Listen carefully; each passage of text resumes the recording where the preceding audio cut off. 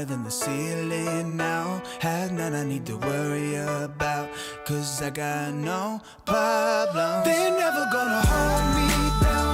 I'm higher than the ceiling now. Have none I need to worry about, 'cause I got no problems. I know it's gonna be alright. It's getting better every time. Nobody's gonna kill my vibe, 'cause I got no problems.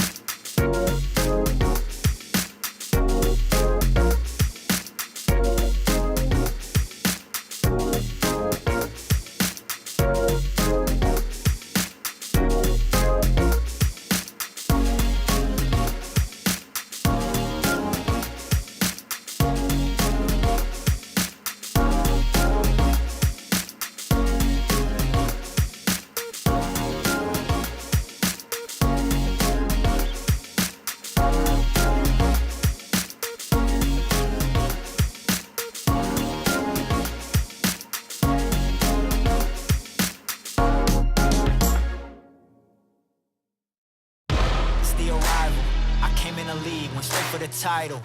No time to idle. I'm finna get it, put that on the Bible. This is survival.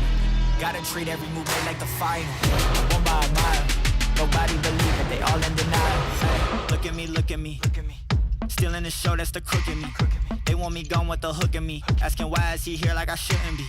I've been on grind since I old. 10,000 hours the motto. They see the bag is coming out, they flocking to me like I won the lotto. Dancing with the devil, there's no recital. I'm killing competition, ain't no revival. I shoot it to kill it, I'm aiming for vitals. I'm showing no mercy when facing my rivals. Snakes in the grass, they getting exposed. I know they be lurking, I'm watching them close. Acting like friends, but really they foes. Saw they be scheming and said adios.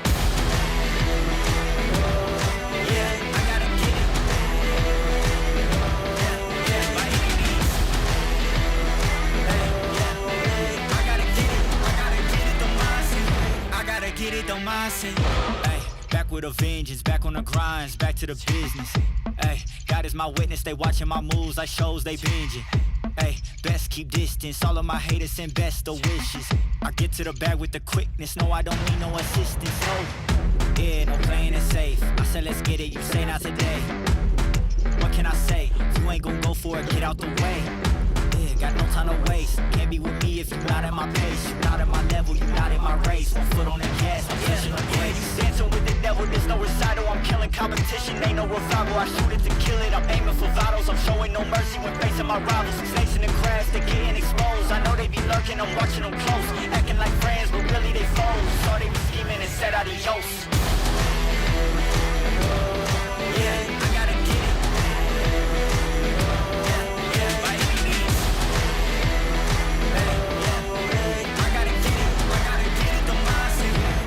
Get it, don't mind it.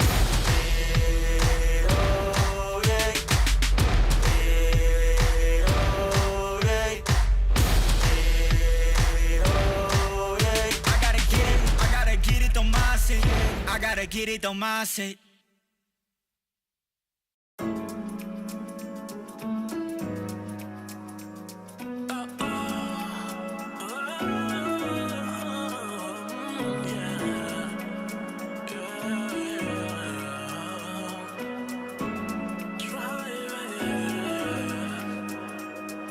Driving down the boulevard, I see you. Looking, thinking, could it be you? Shopping sprees all on my car. If you let me, I would give it all to you. Coasting, open, hoping for more. Dreaming, thinking what I have is yours. Realize, recognize 100 times I've cried.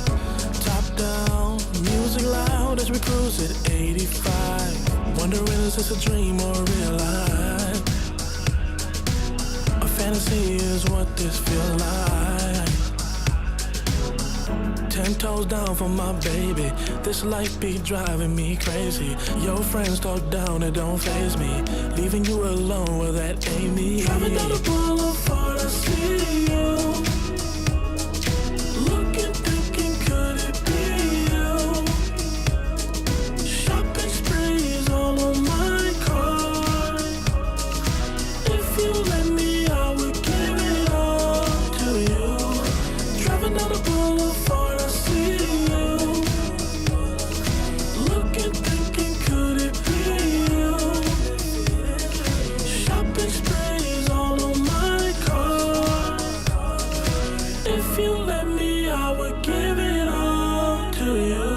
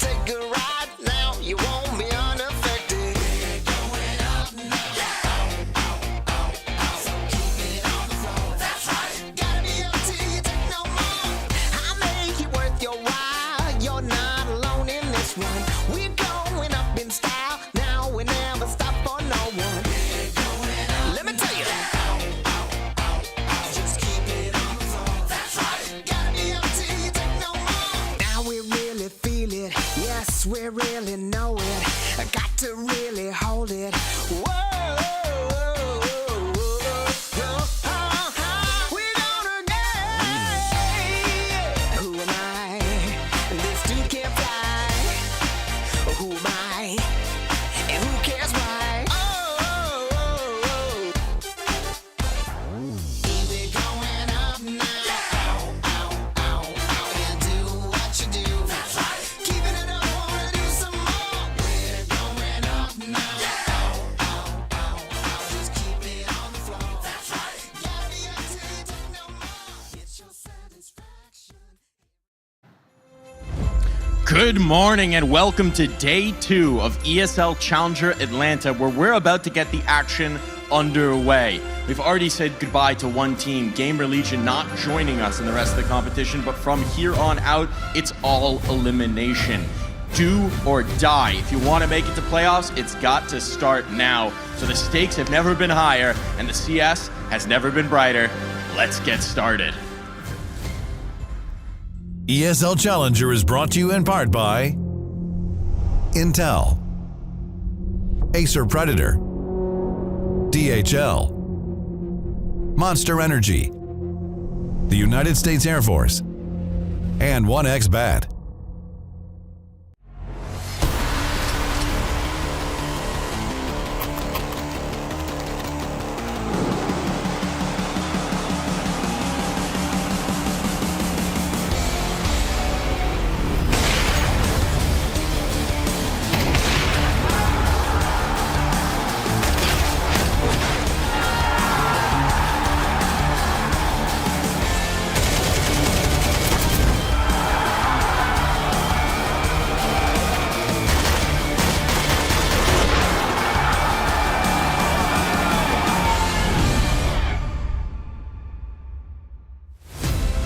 Welcome to ESL Challenger Atlanta. We had such a great introduction from Darth Mike there. He is on the stage with the teams because they are battling it out today and it's going to be tons of fun. My name is Sam. I'm also known as Tech Girl. I am going to be your desk host and I'm joined to start the day with JRT and Paladin. We're coming to you live from the Stockholm studio. We're going to make sure that we can analyze all the plays and have a bunch of fun. Gents, getting into that Christmas spirit once again. Paladin, we got you in a green sweater. JRT, another Christmas shirt. This is like CS fashion with Tech Girl. That should be a segment. He swayed me over. You know, I'm Team Christmas now. I gotta get out the green sweater, get into that festive spirit as much as I can. This was your thing. You said you were going to get us all festive and excited. Yeah. Christmas is your favorite holiday of the year. Yeah, absolutely. And I've got my socks too as well. I got Super Mario. Are those Super Mario? He has. socks. You can't see this, but he has Super Mario Christmas I socks think it's on. underneath that. Fantastic. I like this. I like the vibe, and we obviously got the Christmas sets. Of course, Christmas is a time of joy and happiness. Today, we're going to kick out a bunch of teams, so there'll be no joy and happiness for some of them. Hey, but we got to give playoff spots off. Maybe that's the present that some of these teams need. Maybe. There we go. That was a very positive spin on it. You know what the best part about DreamHack Atlanta is? It's DreamHack. It's a festival. It's the end of the year, so everyone gets to celebrate. So what we did is we took Darth Mike, we threw a camera at him, and we sent him around to showcase exactly what's going on at DreamHack Atlanta. Let's take a look. Oh, hello there. I'm here at DreamHack Atlanta, ready to explore a little bit away from the Counter-Strike floor.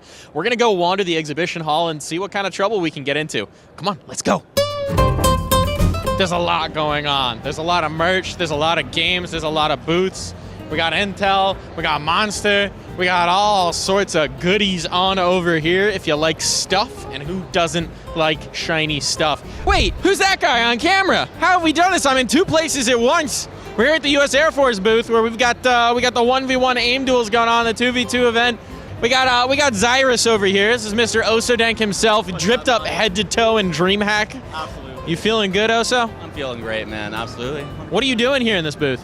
Well, we got Counter-Strike 2 here. We got 2v2 Wingman, so you want to come play with your friends and play against each other? Absolutely. Now, for anyone who doesn't know, who are you, Zyrus? Who is Osodank?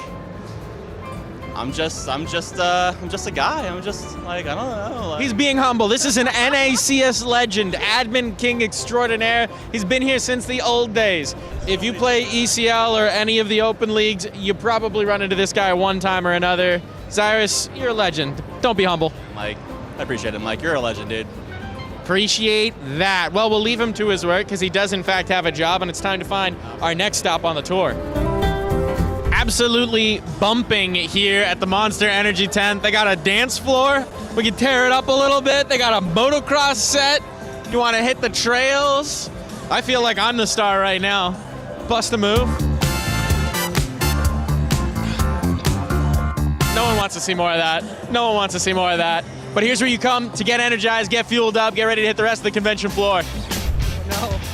All right, I've managed to catch him in the wild. He's been trying to dodge me all weekend long. Here's another NACS legend. This man, Alan Shakezula Hardiman, known for his time on the Bad News Bears, known for his time on a few other rosters, singularity of note. Alan, you're a Georgia boy, right? I am. How you like DreamHack Atlanta this year? It's pretty good. I mean, I've only come for the one day, so, you know, it's pretty good. And now you're retired, so you're full-on civilian in the Counter-Strike world these days. What are you thinking about CS2? Retired? That's what you told me. That's your words, not mine, man.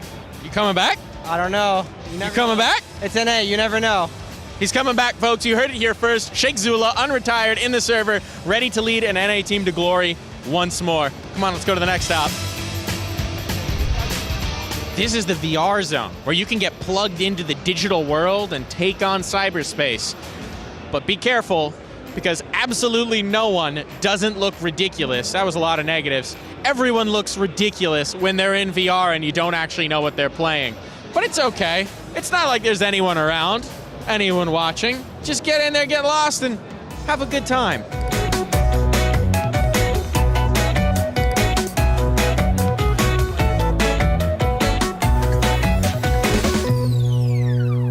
We're here at the beating heart of DreamHack.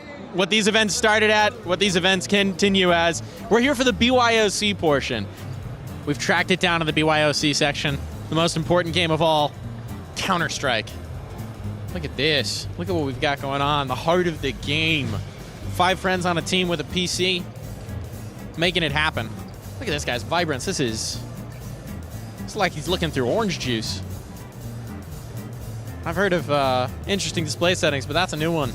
Up 10-5 on Mirage. Looking good right now. Let's see. Can I clutch this round? Not so much. All these journeys across the exhibition floor here at DreamHack, and somehow we found our way home in Atlanta. We found our way to the Counter-Strike stage. And now it's time to get back to work, because there's a game going on now and there's a whole lot more games to come. So let's get excited, let's get ready, and let's get back into the action. I can't believe we had to start our morning by watching Mike try dance. I don't know how I feel about that. Can we talk about that ridiculous orange juice screen as well? What was that? That was violently orange. Like, I don't know if I could possibly even look at my screen playing the game like that. I don't know what the reason is. Maybe they feel like they have an edge if they do it, but man, that is crazy. Look, I used to have that much vibrance, and it took a toll on my eyes. Why? Why? Explain it to me. I need to see the players pop out of the screen, but now at this point, the game is already so saturated that like you turn it up, I was like, I'm too old for this. I can't do this. I was trying to work out what was hurting my eyes more, the orange screen or Mike's dancing. Oh, no. Jury's out on it. It's just fun. You know what's fun is he's not here to defend himself, so Yeah. we could just have a lot of fun at Mike's expense. Anything you've ever wanted to say? No, they don't. No one's taking the bait. I'm in a naughty mood this morning, man. Okay. We need to talk about what happened yesterday, because the first thing is that the hometown heroes, North America Complexity, they lose to the MongolZ at the start of the day. Then they come back and JT does this weird Captain America. I actually saw the meme on Twitter last night where the Captain America one, what he started as and what he ended up, that was JT's role. And a bunch of other stuff as well. It was such an interesting day. Yeah, honestly, I mean, we talked about complexity. I think that, honestly, I was surprised they lost to MongolZ and they came back, and all they needed to do in that BO3 was win one map, and then I felt like they were going to be able to get that third on Overpass, because they haven't lost an Overpass yet throughout CS2, and they didn't yesterday either. It was a stomping, I think 13-2, so that was great. And then, of course, we had M80 on the other side in North America. They came out and looked strong against a VP roster that's also incredibly good right now. I think the underdogs really surprised me throughout all of yesterday. Bestia showed that they had what it took to just at least compete at this stage, even with the two stand-in situation. You look at MongolZ, of course, having the upsets that they did. That was fantastic to see. And of course, M80, in the technical sense, they are the underdogs in the sense they aren't the favorites to get out of the group, and still they showed that they can hang with VP for as long as they did. So these best of threes, I think they're going to be very competitive. I think there's a lot to give for both of these teams, and every team in this tournament is going to be as hungry as possible to stay within this tournament for as long as possible, stay in Atlanta, stay in those stages and get as much experience racked up. Today is a tough day because there's a lot of eliminations that are going to happen. This is where we say goodbye to more teams. And of course, there are those 2 spots for the playoffs. We have a jam-packed day, 3 best of threes that you get to enjoy. The first one will be our first elimination game, which we'll get into in a little bit. You'll also get to see Complexity play a little bit later. I know that a lot of you want that. And Monte, if you're a big fan. I want to talk about the 2 semi-finalists that we have guaranteed their spots yesterday. Virtus Pro, who looked strong. And then Apex, who I would argue was a little bit of a surprise. No one really thought they'd be in the semis, but very much deserved. Yeah, absolutely. I mean, look, Apex against Gamer Legion, I think that's a tough matchup for them every single time, and they recognize that. But after all the experience they gained playing them, they finally were able to eke out a victory. But again, like you mentioned, alluded to, it was very sloppy, very scrappy Counter-Strike on both sides. So then we got against MongolZ, who surprised Complexity. They got that 16-14 win. Then you had Apex come out, and I mean, we were all questioning if they'd be able to do it. But I honestly felt strong for them because I mean, the MongolZ were tired. It started to impact them towards the end of that BO1, and I feel like Apex just capitalized on the opportunity. And I think players like Sense really stepped up big. I was very surprised by how fantastic he was. Jacob showing the consistency on lane. He's such a rock for that team, so aggressive, so in your face. So Apex, very happy with them, and I'm very surprised with how consistent VP were across the board. There were really no mistakes I could really point out particularly. The defaults were solid. They had the mix-up and the timings of how they were approaching sites. They would be willing to approach in like a minute left on the clock, 45 seconds left on the clock. And so that makes me really excited for what they're going to show in the playoffs. And that's when their bread and butter really starts to get rolling, when they have those best of threes to really rely on. Were you as surprised as the rest of us with Virtus Pro shaking things up? Because for me, seeing them change pace in a game, I was like, wow, this is so much fun. I think it's that CS2 change. I think James has slowly started to realize that, look, guys, I think a lot of teams are figuring us out in the sense that we're going to execute on 20 seconds, and now you give them a little bit more to chew on, the other team, and the T-side starts to get a little bit more hard to read. And it gets that much more exciting, because who doesn't want to see, you know, Norbert or Mir just running at you and hitting like a running one-tap or something like that. This stuff like that happens now because they are just so skilled and they're willing to kind of speed up the tempo. Yeah, and there are fewer rounds now too, right, with MR12, so they can speed up the tempo at a point where the other team's not going to expect it, and that could change the entire complexion of the half because of how much less there is to play. So for me, it just makes sense for them to go with this approach, along with what Paladin said about, you know, CS2 just being generally faster. I always used to say Virtus Pro, if you were like a proper Counter-Strike nerd, watching them play was really interesting. But for the rest of us, we were like, please, please, please. Like, this game is so slow. Now I'm like, wow, this is really fun. I'm excited. I might be a VP fan. So there you go. Let's take a look at the groups. If you've just joined us and you missed yesterday, we have 8 teams that started this competition. They split into 2 groups and they had to play their best of ones. They played some winners' best of ones as well, and that's how we determined who our semi-finalists were. You're looking at Group A. It did not pan out the way some of us were expecting. And by some of us, I mean all of North America, because Complexity lost to the MongolZ. This group did not shake up, as you said, as we had hoped, but I think that rematch is going to be very spicy. Now you have a MongolZ that is rested. You have a Complexity that has a chip on their shoulder, that have something to prove and to show that they want to have that Virtus Pro bout in the semifinal. And I don't know, the veto could get really spicy, could get interesting. I know MongolZ kind of float with the idea to play Vertigo, but do they want to play Complexity's Vertigo? There's so many things to talk about when we get into that best of 3, but that's later on. We'll have to actually kick off the Group B proceedings with Bestia and M80.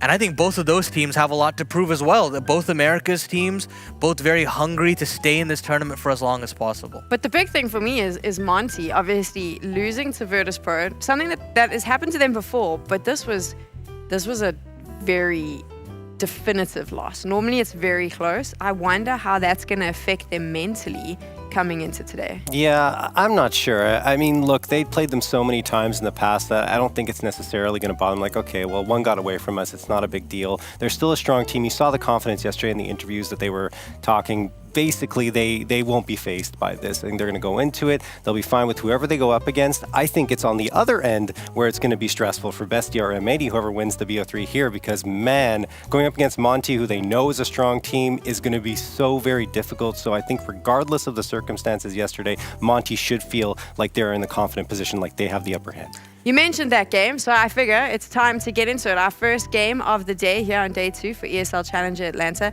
Bestia taking on M80.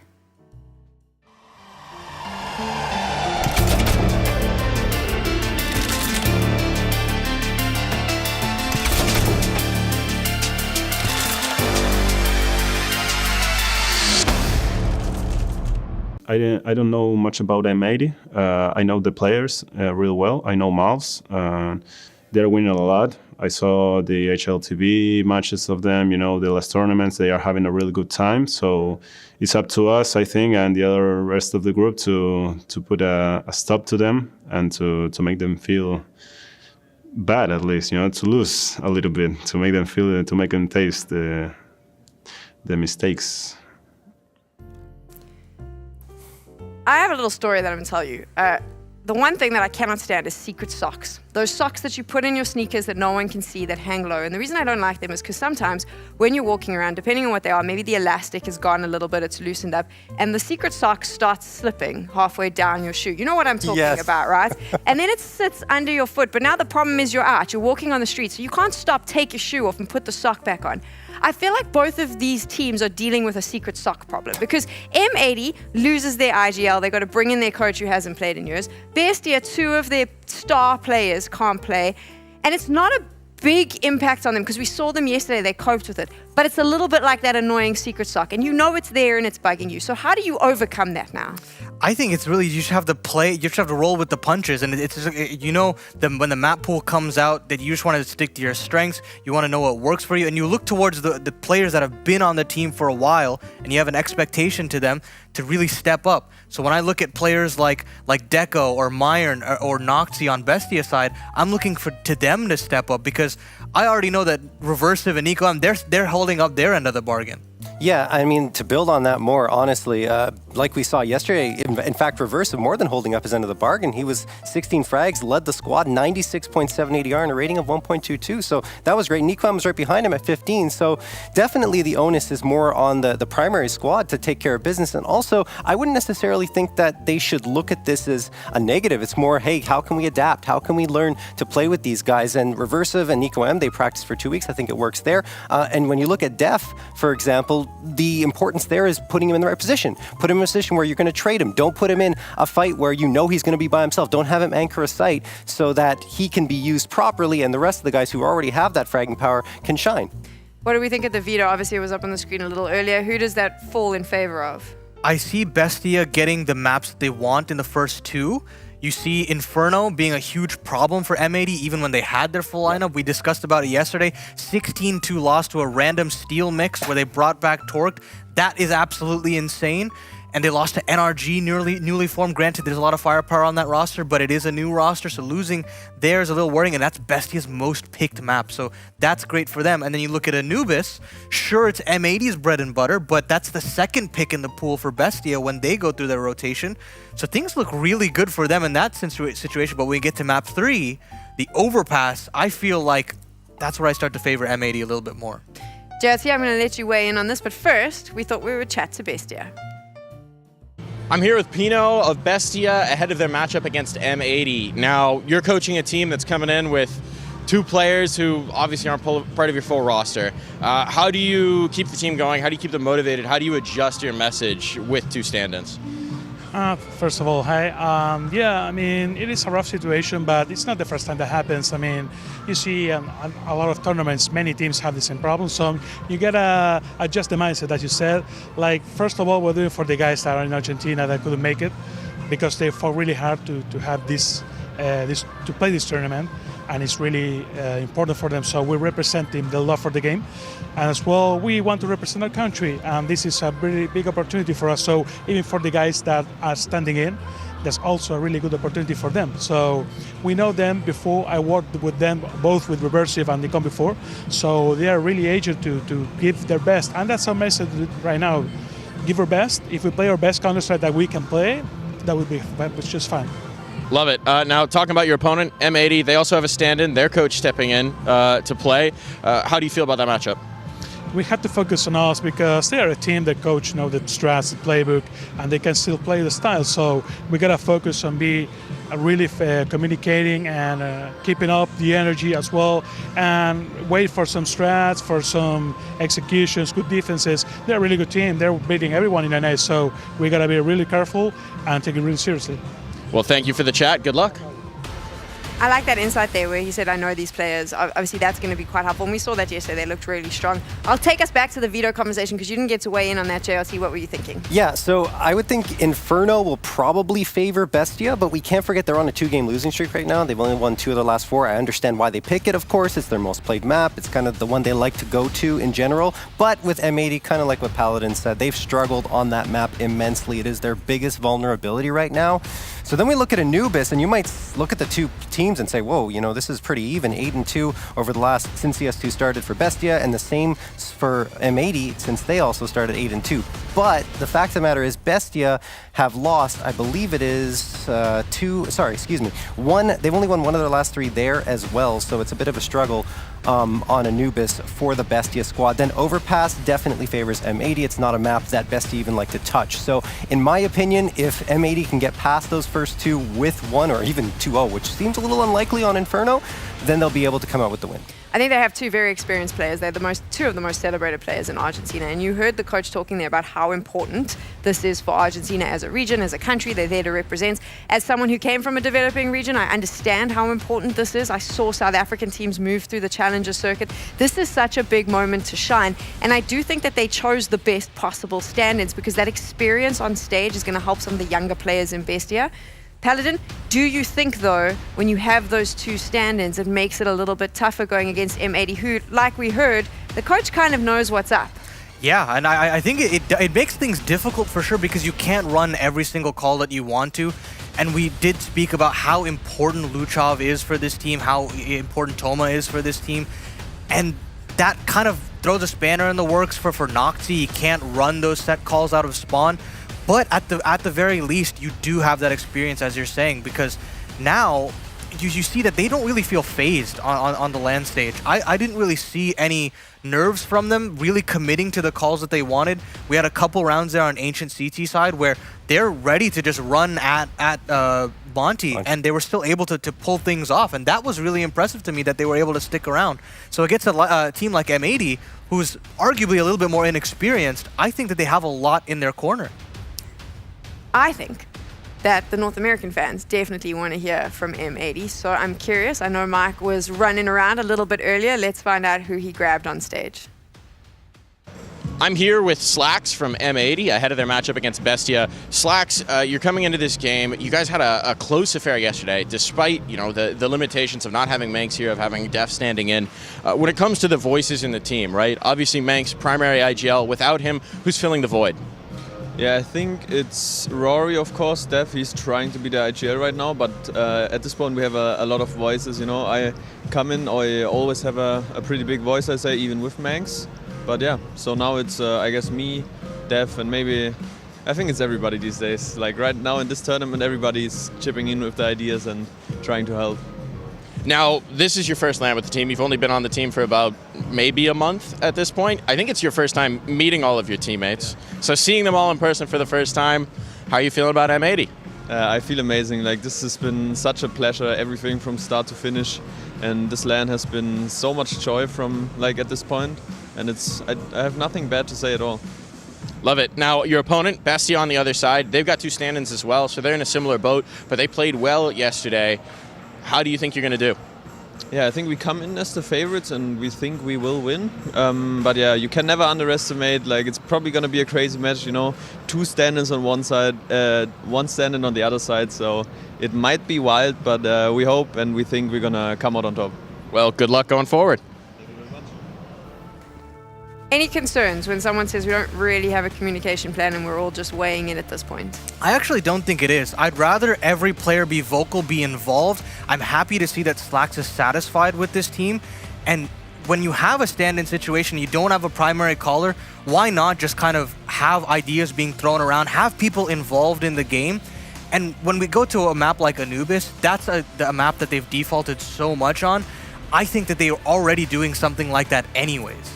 Yeah, and I mean, look, I feel like honestly that the fact of the matter is people talking a lot, or a lot of the voices on the team, isn't a problem. And I mentioned this yesterday. I think it's what they need to do, because Def is probably not comfortable being the IGL. He's the coach. He's the one usually behind the scenes. So he's relying on them to communicate well. As long as there aren't too many people overlapping on each other and you're leaving one voice at the beginning of the round with an idea, and then maybe they can bounce off it quickly and call a timeout if you need to, it's okay. And I even saw Rek getting into it. He was rattling off a lot of stuff towards, I think, the beginning of one of the rounds. And I was like, whoa, Rek's not usually the one to usually talk, and it's good to see that at least they're trying to embrace this and adapt as needed. And that's what I was saying before, adapting. That's the most important thing for these guys, both these teams, to make sure that they can find victory here today. Why is North America so excited about M80? It is all of these players that we've been touting for so long. So you look at MongolZ when he was playing on Team 1, he had that stint on 0-0 Nation. You were worried that he's not really reaching up to his potential, and then that's when Swisher gives him the call and he says, I've been wanting to play with you for so long, even though we have role overlaps. This guy is a prodigy in North America, so now you take a North American prodigy, you take one of the prodigies from South America, you put them together, you take a European IGL who's led Ecstatic to some big deep runs here in Challenger Circuit itself. You pick a talented Opper in Slacks after doing so much work in alternate attacks, and then you throw the Rek, one of the best supportive elements in North America right now, having a fantastic run at the RMR under a random mix, you know? So the fact that you have all of these talents just being sprinkled on in, it's that perfect storm that we are looking for to get that second or third best team in North America, and I think they really found the secret sauce when we saw them domestically. Yeah, and I think it was kind of a fusion of the top talents, like you were saying, but also it took an ATK core that was already performing very well and built upon that and made it even better, and I just feel like this is the best possible result out of that. It's time to predict who we think is going to win this one. It is a best of 3. It's an elimination match. We're going to be saying goodbye to one of these teams after this. So, JRT, where are we going? I kind of agree with Slacks, who said this was going to be tightly contested. It will be, but I'm favoring M80 to take this one. I think surprise American commentator. No. Surprise. Honestly, I would have picked Bestia if I felt they had a better chance, but I think M80 are certainly the favorites in this one. I believe for good reason. They've got a strong core, and they'll be able to capitalize because they only have that one sub versus the 2 on the other end. This isn't going to be pretty CS. It's not going to be the cleanest CS. It's going to be grimy. It's my favorite CS. And you know, that I completely agree. It's so ugly, but it's so fun to watch.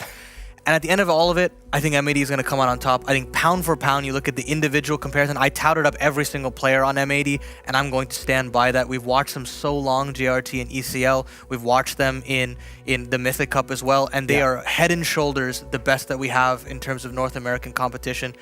I'm going to go with M80. I'm feeling churlish and insubordinate today, so I'm going with Bestia, just to agree with my analysts.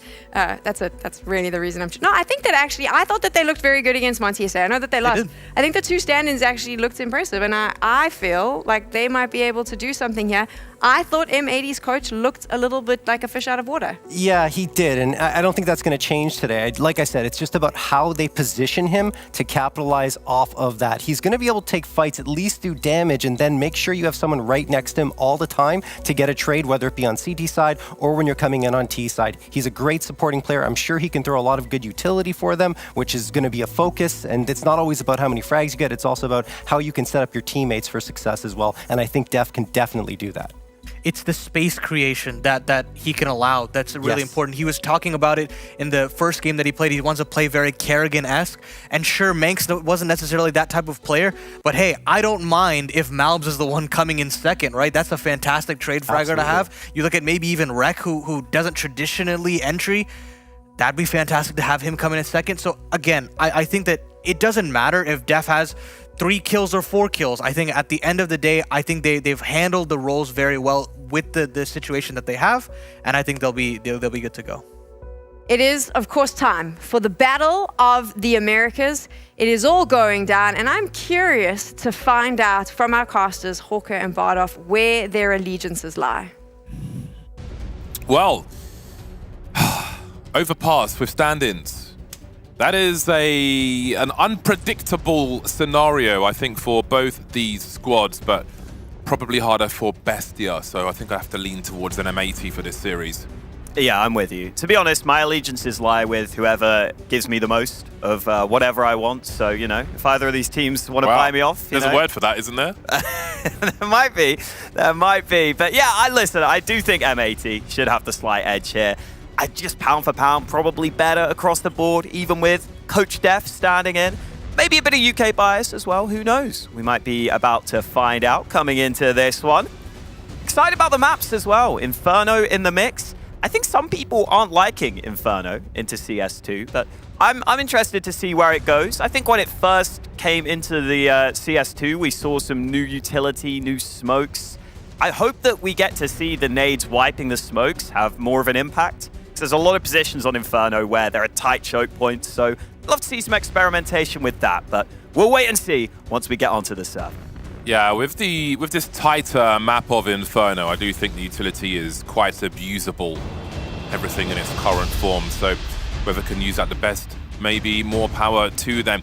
I would like to see something from Bestia. You know, they have had some time to prepare for this weekend's matches, and I'd love to see Argentinian Counter-Strike makes a name for itself at this event. So I'm hoping for a notable performance from the Bestia squad. They'll be starting on the T side of Inferno, as we can see. Match not starting just yet. UK man's there, Def in the middle. Been a while since we saw him on the server prior to the proceedings in Atlanta this weekend. But let's see if he's going to be sharper coming into things today. I still don't know if he travels with his own equipment, if he's using borrowed equipment. You never want to be using a different mouse. Even at the same DPI, often different brands of mice, even different sensors will be slightly different. So if you're a flicky type, then that won't be in your favor. But we will bear witness to what he can do on the server in this series. 2 Julies for the M80 squad. Again, Bestia have had a few weeks to prepare with this roster. So even overpass might not be as bad as you'd expect on paper, but of course Inferno is where we begin. Yeah, we heard their coach saying in the pre-game as well that it's 2 players they're pretty experienced with, that they know pretty well, so maybe can get the best out of their 2 stand-ins. Makes sense that it is Def to drop those dualies over to his teammates. He'll have a flash available, and it may come into play here because he's on the B-bomb site. There isn't that good information here for M80 though. This looks like a fast play from Bestia. Numbers game they will hope will overwhelm. That is the God flashbang from the Coffin's position. Only good for that one frag, but MongolZ is picking up the slack here. He's got awkward angles to deal with, and he'll be dealt with by Deco. Confidant should be good, but it is a 3-on-3 retake. No util for the remainder of M80, but it's a pistol round. All you need is that headshot ultimately. Good angles from Swisher as that smoke dissipates. Good range with the USPs for his teammates as well. But where are these Ts? That's the question. Mayan might be facing 2 angles. He's got to find a headshot, but he's running out of ammo. How awkward is that? Deco and Noxy remain then. And then there was 1 versus 2. Noxy down to 13 HP. He's got to be quick with these wide swings and find these headshots. They're not on the bomb just yet. Swinging together, but time is of the essence, so Swisher will fall back to get that defuse in time as Rek gets that final frag. You can see why he turned away there. It looks crazy when you're swinging with 2, but he realized someone's got to get on this bomb, otherwise we're going to lose the round regardless. Yeah, good understanding of the situation. And I think for M80, exactly what the Des wanted is what happened here. Def just uses a flash and kind of puts himself in position to set up MongolZ for a couple of kills, at least gets them into a 3-on-3 retake, and then just really unfortunate for Mayan that not only he runs out of ammo, but he doesn't have anyone close enough to actually try and swing and trade him at the right time. Yeah. So it doesn't work out there for Bestia, but at least they get a force buy. Caught half asleep with a Glock requiring a reload. Very difficult way to start things. If he's got the bullets there, I think he gets that kill. It took a while for the CTs to frag him, even once they realized that he had run empty. These force buys always dangerous. Great start from Def though with that MP9, absolutely drilling Deco. Not easy to respond to that, but Nico will get an upgrade to the AK-47 at the very least. Now, in terms of util, there don't seem to be any flashes left for Bestia, so it's going to be about these dry peaks with these rifles. Yeah, Bestia testing the waters at B early, testing the stand-in, but Def delivers. They get sent back towards A. And this is where you do have the core of the MAT roster together, so you'd expect the team play to be solid. Swisher, their star man, alongside Slacks on this bomb site. Looks like a pretty good chance for the hold. Rek will just be playing for information. Not always easy to play this long position when you have a rifle. You'd love an AWP hit, just get one kill and drop back, but he has to commit, gets traded, and now CT is open. That gives Bestia opportunities, but the time is running low.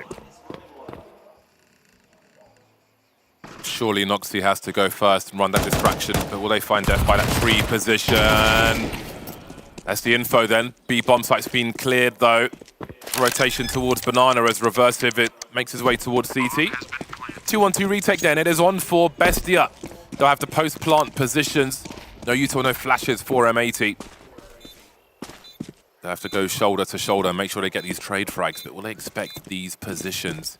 Bestia could play a bait setup if they want to. What a double peek is good as well. Mayan with a great start onto Swisher. Now Rek's got to find two with the FAMAS, and he will be denied. So the force buy works out well for Bestia. Quad kill for Mayan. Big round for Bestia. Stepping up early on their map pick, coming straight in with that force. And that A-long position is always so pivotal on Inferno. If you lose that and you lose CT control, it can cause all sorts of issues. That was the initial trade. Maya picks up the AK, and then you see this B setup. Just not that comfortable, especially when Def only has the MP9. It's not going to be easy for him to fight long range at CT, so he's tucked in, his teammate falls, and you don't want Def to be the final pillar on that site. The stand-in, the coach falls. And now it's M80's turn to try and force buy, but it's nowhere near as good as Bestia's was in the previous round. Yeah, this is a dire situation. Bear in mind, Slacks has left money in the bank for an AWP later on. I love that detail.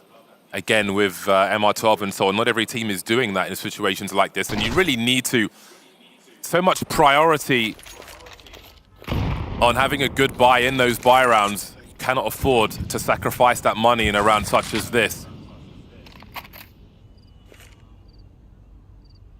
Focus from Bestia in one particular direction.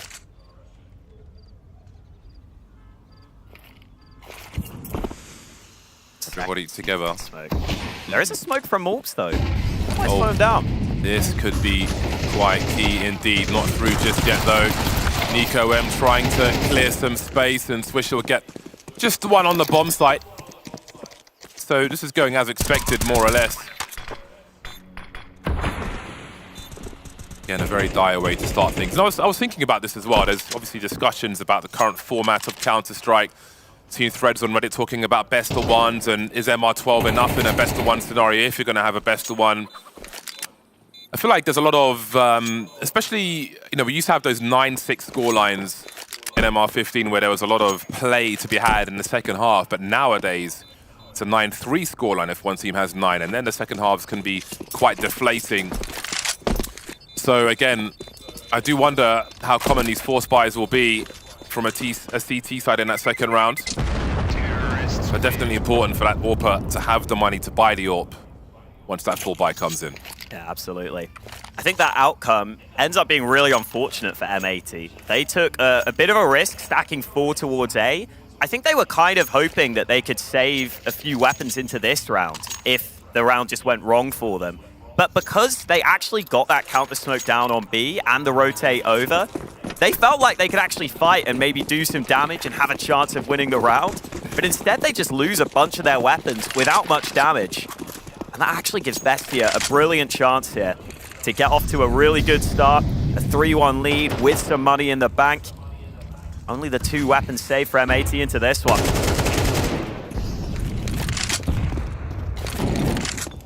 Yeah, I mean, if you're Def here on that B bomb site, you may just want to stay alive, hold on to your... Whoa. All right, never mind, everything's changing now. They've actually got a man advantage, and with Def chilling on that B bomb site with a second smoke, this suddenly becomes very dangerous for Bestia. That was a surely a frag to be found by M80. That could change everything. Rek picks up the AK and makes it winnable for Def, who's on the rotation in library already. He doesn't have the range for this. Nox, he seems to have an idea of, oh no, he was looking library for a second, but Def could be coming from anywhere. Doesn't want to pick up that AK and give the sound cue away. Needs to find Noxy as fast as he can. As he try and draw him out with this, surely doesn't hold. It's such an easy lineup for Noxy. Is he a believer? Playing around the corner of the smoke here. Noxy starting to wonder, revealing himself and almost getting caught. It is a 1 versus 1. Don't worry about the UI bugs. Trying to hold Def, but didn't really stand a chance there. Bestia holding on just narrowly with that close-up action towards top mid.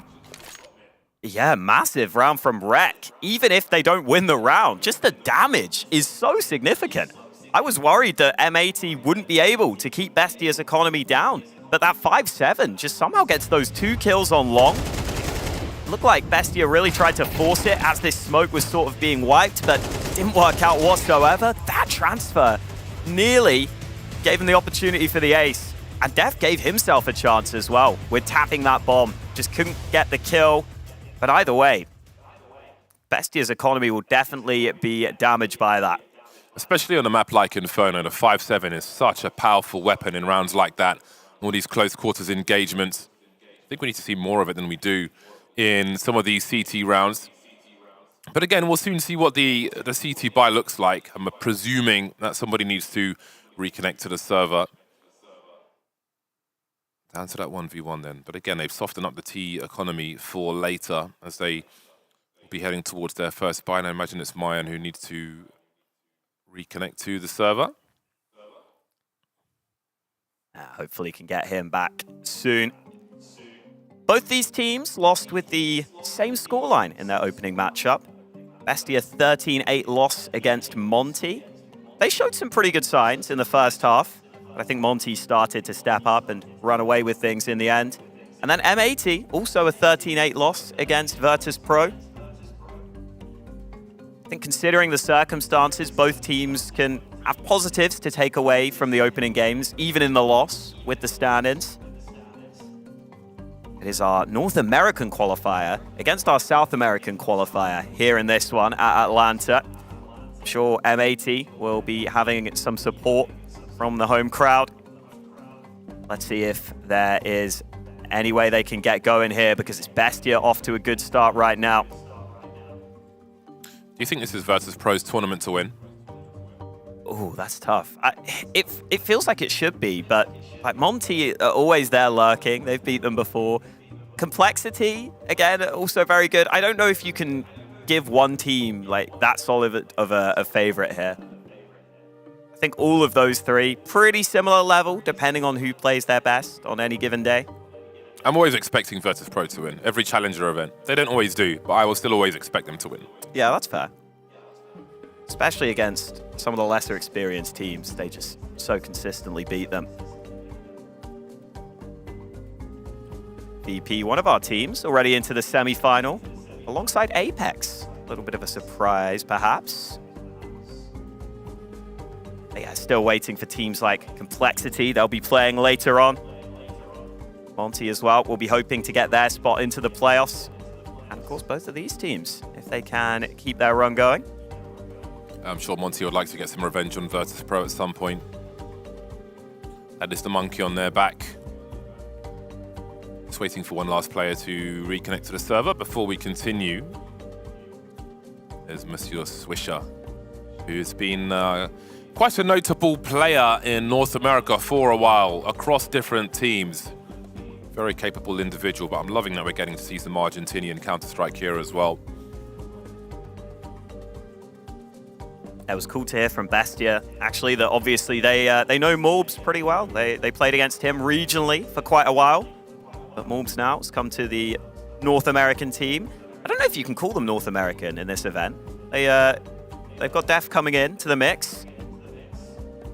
MongolZ still brings them the core of the North American squad, but here we are then. M80 into their first gun round.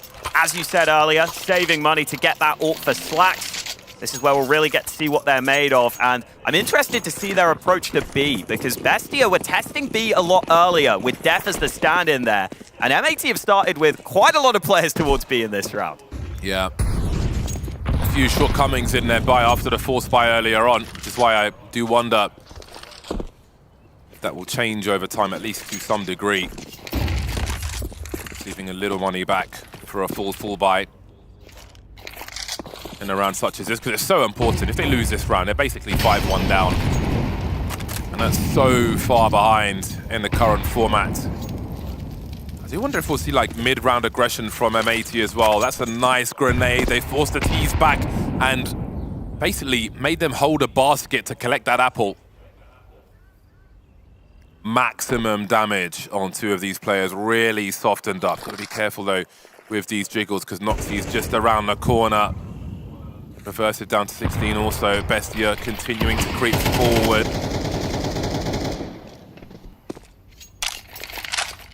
Pretty tense on Banana.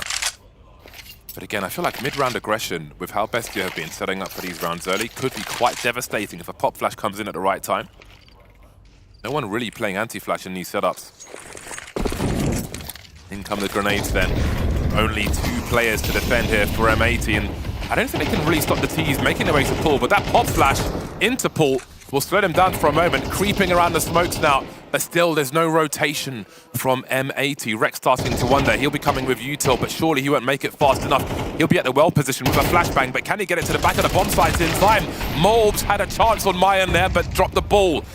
Def now trying to do what he can. He's got T to his left and his right, and this bomb site is collapsing for M80. Time. 3 seconds and no one's focusing on that bomb plant, as you mentioned. Tunnel vision on all these CTs. Quite a bizarre round in the end then. Oh, they got stalled so long, just so long. I thought that M80 had made a mistake by having the FAMAS on MongolZ, who was committed to the site. I thought maybe Def should give his M4 over, because that kill was so close. Having a man survive on the site could have made such a difference, but Def still gets one, and they just get stalled so long, Bestia. They don't have any nades remaining. They went for those B plays earlier, but there wasn't as much counter utility. This time, M80 have a lot to slow it down, but now look at the buys on both sides. SMGs in play alongside the rifles. 3 SMGs, 4 M80, and the nades down Banana do so much damage. An early frag and Def down low. That is such a good start for a T side on Inferno. Both teams are with a mixed bag in terms of the buy. What do you do now if you're Rek? Alone on the A bomb site with an MP9. Where do you go? He's got full util. How do you use it? He's got no one to pop flash him in. Risks have to be taken everywhere. There's a high chance of them losing this A bomb site. Holding down way too many jobs, and that should be the round. The way they are positioned says if he dies on A, the round is over. We save on B. Yeah, I think Rek kind of tried to do all he could there. He was like trying to sell the fact that he was flashing a teammate over on long and just pretend that there were way more players here.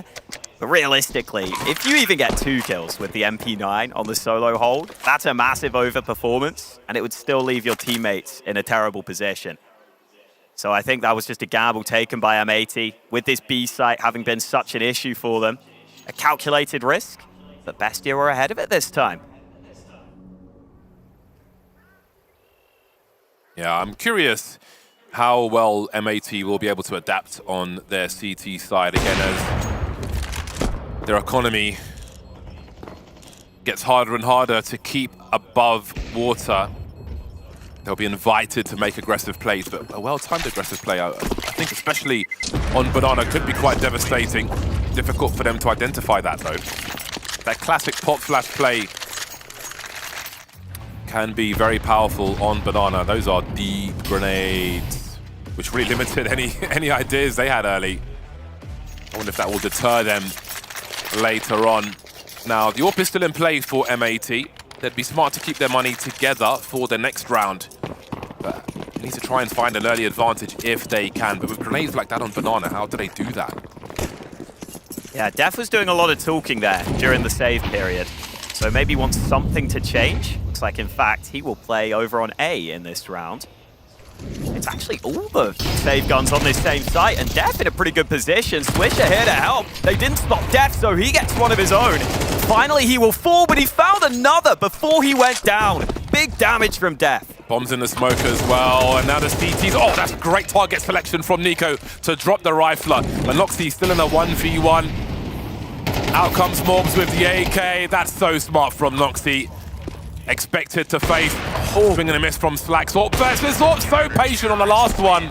And just down to the wire, but M80 survive. And again, they kept their money together so they could buy regardless. Great job done from the long position there. Worked out perfectly with their positions as well. Swisher on the initial engagement as the first two went through the smoke past Def, which gave him a free kill on that second player, as you see on your screens right here, and managed to squeeze out one more before getting traded. Yeah, Def stepping up for his team. And for Bestia, they just go straight into all those rifles. Swisher pulling the trigger first, drawing distraction. Allows the rest of M80 to rotate back and just get there in time. Slax keeps his cool for the final kill. And this is turning into that back and forth we were expecting. Scrappy Counter-Strike, which can be so fun to watch. Slax has that AWP again. Haven't seen it too much. Meanwhile, Morbs was trying to get aggressive on Banana. Oh! Def, you gotta be careful. That's a big risk facing with a grenade like that.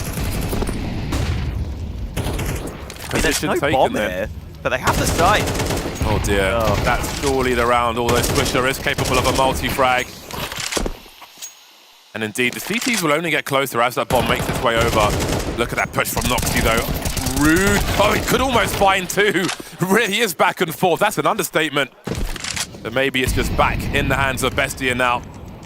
As Rek tries to escape with this AWP. Hold on a second. Bomb just got planted. You're on a 1 versus 2. Not fancying it though. He'll be off to save. High impact rounds, very expensive for both squads. You can see the urgency for Bestia at the beginning of the round to demand control towards Banana as well. A lot of action-packed rounds here on Inferno. I'm a little surprised Bestia left the bomb site so soon as well. They started running into CT pretty quickly. Frag was still there holding. That could have got very interesting. But instead, he will just look to hold on to the AWP. Yeah, I think that B site is where M80 are going to have to find the solutions. And it's tough because, as you said, they might want to try and take Banana at some point, but they've already had a round where they just got naded and mollied so badly that it might make you second guess that. I think at some point, Slax with the AWP could maybe do with putting himself on that B site, trying to find an early kill, just put some presence there with that AWP to make it more difficult. But at the same time, Bestia are pretty consistently going with these nades. This time a bit more contact heavy. They always have that smoke into CT, making it as difficult as possible. And heads up play from MongolZ takes the risk going through the smoke, but the intuition pays off for him. Yeah, Banana's proving to be a big issue for M80. So aggressive from Bestia with the utility as well, really limiting what the CTs can do to try and take control early, but even to get into position to make a play afterwards is awkward. You saw that early swing. It's going to be a difficult puzzle to solve for M80. Even getting into position to deploy the grenades. The airstrikes coming through from that T side are good for 5 rounds from 8 so far. Again, the AWP is still in play, going for that deeper run, but that smoke will deny all vision. Bestia with attention to detail. 3 players for M80. They know that there's high urgency towards this B bomb site. Swisher, oh, sound cute. Can he pick good timing with which to find something here? As players move into the apartments, they could go down past him towards Boiler. He might even get 2. I can't imagine they check this balcony position. Bestia just put a lurk smoke down over on B. Slax is ahead of that with the AWP. Looks like Reversive will be trying to take apartments control. Is this overlooked? Swisher should have 1 for free. Turns around. It's a jump scare onto Reversive. But Slax elsewhere getting into play with that AWP, trying to lock down this B site. No smoke yet in play. Finally it comes up and Slax can do nothing. He'll have to concede the site here. That's an important frag for Rek. That could have pulled them from pillar to post. That'll give them a 3-on-2 before the bomb's even planted. They've got some util as well, as Dev tries to run distraction, but can anyone play off of it? Slack's holding defensively for the time being. He could take a shot and fade away. Now trying to get more aggressive, but the elevation from Deco is perfect. 2-on-2, big flash, big swing. But nobody is home. Nico went behind the wall for the time being, inviting M80 to that point of no return. They'll get more success than they were expecting. And with 2 surviving at the end of the round, they'll take their score to 4. Def having some pretty important kills here, playing much better than yesterday. That was a massive fight in the 2-on-2, one that I did not expect him to win with the MP9. But he had a good idea on the position after seeing the player up top. Figured he must have dropped down into dark. So the crosshair placement on point. And having that orb with Slacks there, just at least to get 1 kill, definitely helps on this retake. As you said, important frag from Rek gives them the advantage. And he's just able to turn back to Banana, realizing his teammate didn't need his help. 5-4 lead, Bestia still with a bye, but they are brittle in this round. Only 2 AKs currently. Then again, these MAC-10s on Inferno can definitely be deadly, and this has been a scrappy game already. Nothing worse than a teammate in front of you jumping as you throw your grenade. And again, it's fast from Bestia, looking to oppress this B-bomb site. And that is a really big frag, which leaves Mobs on an island, and he can't stand long enough for Slacks to help out. He had 2 flashes in CT, but they were just too fast. And again, Banana and B is the solution to Bestia's problems on this T side. Not giving M80 a chance to make any plays, simply overwhelming, swarming with the numbers and closing out the round real quick. It's the second round now where Def has actually had a better weapon than MongolZ on that B site hold. MongolZ with the MP9, Def with the rifle. I think Def will be a little frustrated. He knows he probably should have got that kill on the player jumping through into CT.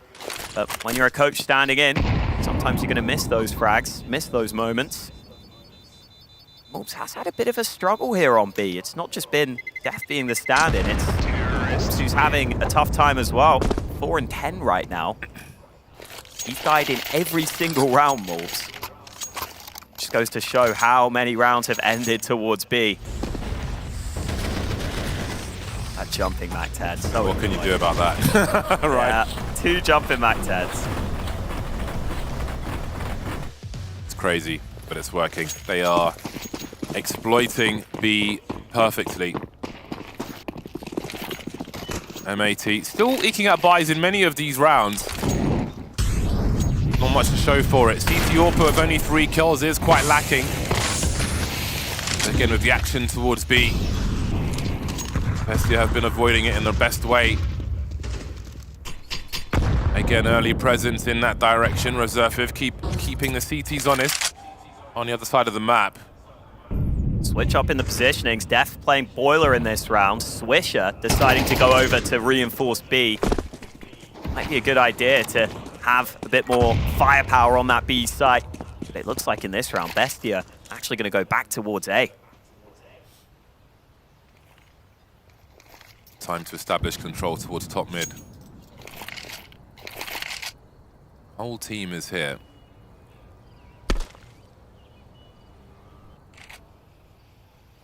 There's 1 flash in the hands of the B players. Not really risking going for a play. Just giving Bestia the space to make a play of their own. And Slacks is going to rotate over towards that B bomb site. But again, such a reactive game. But with the numbers being abused by the T side, this leaves M80 in a lot of trouble wherever Bestia choose to go. Def looking for the push to come through. Here we go. Can he find another one though? No, traded by Deco, and that leaves Rek with a lot to do. He is deleted by Mayan, and again, that's the round over. I think all the action towards B has maybe left M80 a little shell-shocked. But again, that mid to late round pot flash play, at least for information, could be crucial, but maybe they don't think it's worth the risk. But then taking gambles on the rotation without much info leaves you chasing Bestia as they control the game somewhat uncontested. Yeah, Bestia continuing this just heavily grouped up play style. And as you said, if M80 could see the whole map, I'm sure they would be obviously going for these aggressive plays. If they knew every round was like this, sometimes that can be hard to read when you're actually just on the server. Shot from Flax, at least a chance for him to get a kill or two on the board. But Orb has not been as involved as M80 would want here. Bestia now with a 7-4 lead. This is their map pick on Inferno, looking very solid. Red here had the opportunity, just losing that fight against Mayan on the edge of the smoke. Just feels like Bestia are always finding weaker bomb sites here. Def has always had to be involved. I'm sure he'd rather he was on the site that wasn't being hit. Last round of the half then. Can M80 at least salvage something here? Splashes into mid, Slacks falls back. No respect shown from Bestia whatsoever. A minute 37 and they have complete control of top mid. Orb has been neutered for the side of M80. They have taken Banana as in response.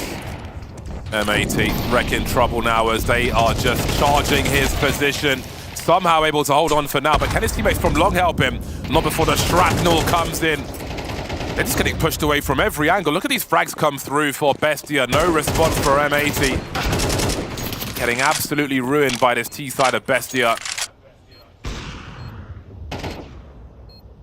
Definitely not sure where to look. These T's could be in so many different places. Such a fast round from the squad.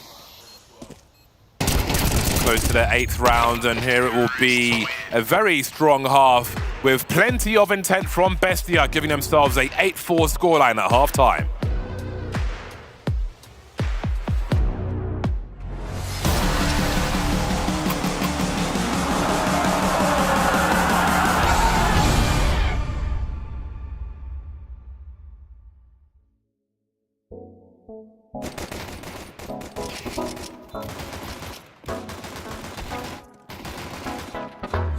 If we could talk, but then say nothing. Maybe you just had too much to say. Cause when you call me up, you just want one thing. And maybe in the end you'll get your way. But I just wanna know, oh, oh, oh, oh, yeah.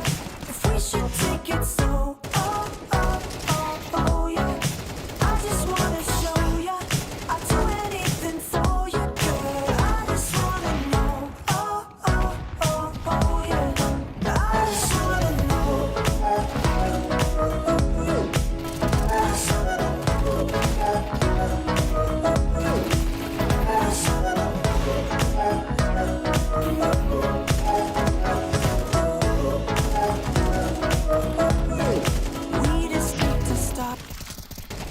Take a moment to slow things down, work this out. I got your love on top. We're in the moment, and maybe that's what we're about. Tell me what you want me to be, baby. I promise I can be the one you're craving. Cause I think that I know what you've been chasing. Girl, I'm sick of waiting. I'll be yours for the taking. But I just wanna know, oh, oh, oh, oh, yeah. If we should take it slow, oh, oh, oh, oh, yeah. I just wanna show you, I'd do anything for you, girl. I just wanna know, oh, oh, oh, oh, yeah. I just wanna know, I just wanna know.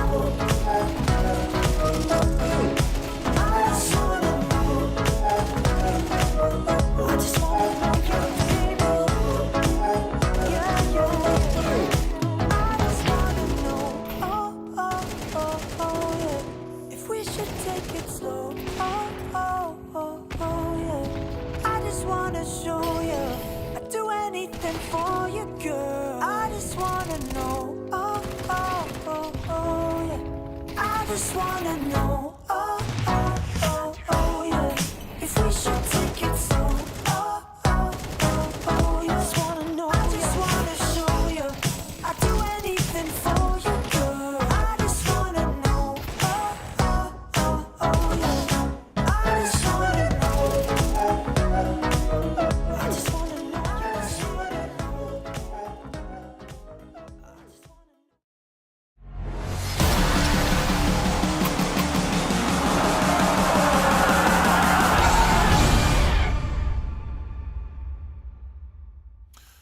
think it'll be a relief for M80 that their CT side is over with. 4 rounds gives them a little room to breathe, but of course the pistols are also important in CS2. On the T side then, let's see what they have to offer. Are those HEs being dropped? What do these CTs have in mind? Some dirty tactics to come later on, I wonder. I mean, Nico M solo towards B right now. I wonder if those nades will come in case there's a bomb plant, try and delay. They have a kit as well. Yeah, he's literally playing from the angle where if they take the bomb site, he'll bounce the HEs off the wall for that default plant spot. So I don't know, can you get them down in time to deny the bomb plant? Or would the kill come after? I think afterwards, yeah. I think probably after. Oh, this aggression down mid from Bestia. They're going to have a fast flank on this as well. Oh, here comes the smoke then. Let's see Nico. There's the first one, and there's the second, but maybe not all the damage he was hoping for. Got flash as well. Hold on a second. They just come out of nowhere up Banana like they're on segways. 5-on-4. They're here immediately. Deco's got a smoke to drop on the bomb and go for that smoke diffuse as well. This could be quite exciting. Where's the... Oh, everyone's almost dead already. Nico M and Mayan. Wow. Everyone's dead. That was... that was fast. That was very fast. Yeah, crazy. I mean, M80 thought they had a bouncer on Banana. Clearly the bouncer was tipped off or something, or paid off, because he just lets everyone pass. They actually had no one there. But it doesn't matter, because there's only the 1 kill for Bestia off the back of the Banana play. And then there's a bit of a team flash in there, and M80 are able to just reposition in and around the ruins, get into good positions. And so they're still in this game. That was an important pistol for them. There is a force buy for Bestia. A couple of those 5-7s you like. The scout not having any success though. Slax will land that headshot onto Noxy. Looks like M80 might want something fairly fast here. Oh. Outside of Honor at Impact last week, I haven't seen much success with a scout in general in CS2, or for a while really. Often lacking. Go for the Mag 7 instead, I say.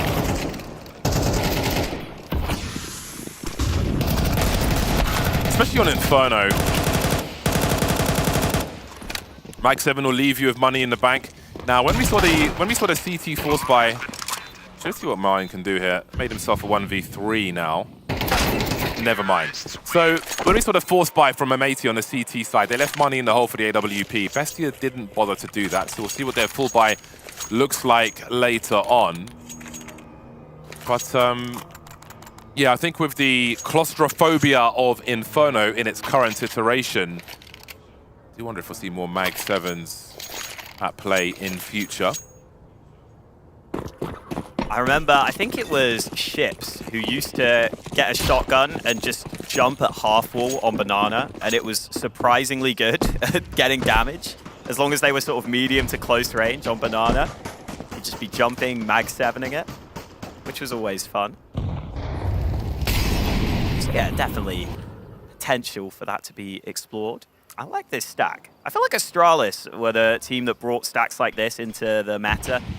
Just have everyone on different angles of elevation. Hope you can all land dinks.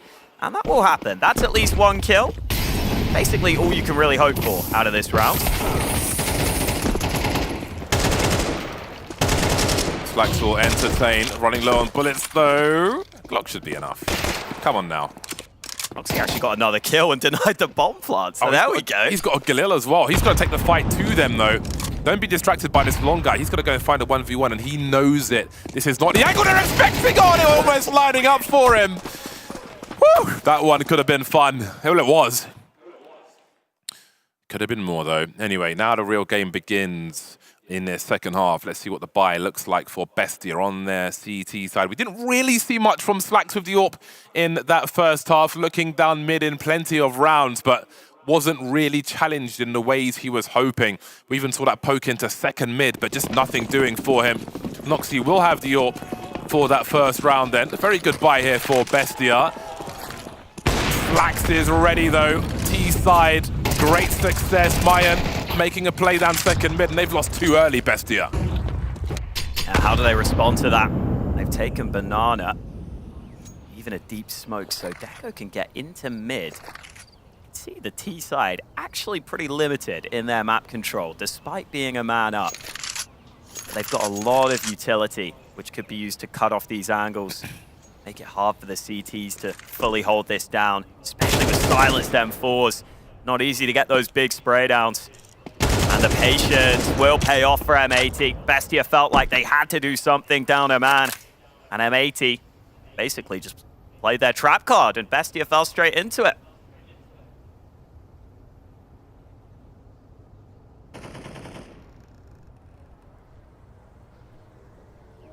Slack still on the ramp with the bomb. Someone missed a smoke. Waiting for the bomb site to be secured, but how long will it take? Because Deco's getting closer. Ooh. He won't get close enough anymore. Should have spotted Swisher there. There's another smoke, which... I'm looking at the radar at Slax's smoke, and I don't know why they would do that. It looked like it bounced off the wall, so... I think they were maybe going for a coffin smoke, maybe want to practice later. Yeah, maybe they're practicing lineups now. They know this round is guaranteed. Wow, M80 about to tie up the scoreline. It was looking bad for them coming into this second half, but they win the pistol, they keep going. As you said, Slacks didn't have that many opportunities in the first half. Both these teams, though, happy to go for the T side AWP on Inferno, which is not that common, I would say. I know that Zywoo, for example, will often just rifle on T side. Doesn't think it's that effective. Yeah, post-plant really is where the power is with the AWP on the T side of Inferno. Yeah, this time for Slacks, though, he gets given that fight down mid, gets given that chance. Yeah, you know, I think historically in CSGO, it was all about post-plant. But again, these channels are so much narrower in CS2 Inferno that I feel like the AWP might have more utility on the T side than it did previously before you plant that bomb. I don't think you're always going to get swung by a CT while you're at the bottom of T ramp like that, but yeah, I do think there'll be some more utility. We'll see. Still very, very early here for the lifespan of CS2. We definitely were seeing quite a lot of CT aggression as well at the start of CS2. I think that's maybe slowed down slightly, but if you have an AWP holding, as the CTs go aggressive, it'd be a good way to counter it. Bestia realizing they are going to have to get their heads in the game here. They're going to have to grind on their CT side. Still have pistols in this one. 5.7s and beads. Alongside that one rifle. This is quite an investment from Bestia, even with leaving money in the bank, and it looks to me that they're trying to hold on to their smokes for as long as possible and put M80 in a situation where they'll make a mistake. And then these pistols can get working. So if you pay attention now, minute 15 on the clock, and that is the first of 4 remaining smokes. That's the last one on the B bomb site, however. All the other smokes are towards A. Apartments unchallenged at present for M80. Now, Reversive's going to be rotating over, presumably, to give them one more extra smoke. You can see the bomb is on Banana as well, so this could be good timing for him.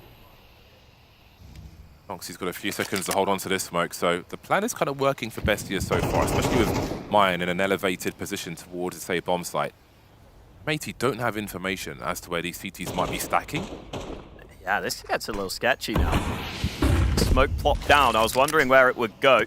Ooh, Death's angle here. This could be the difference maker if he can find a kill. Has he been spotted, though? He's going to end up getting sandwiched by these players. And now they've lost their lurker on the A bomb site. In towards B they go.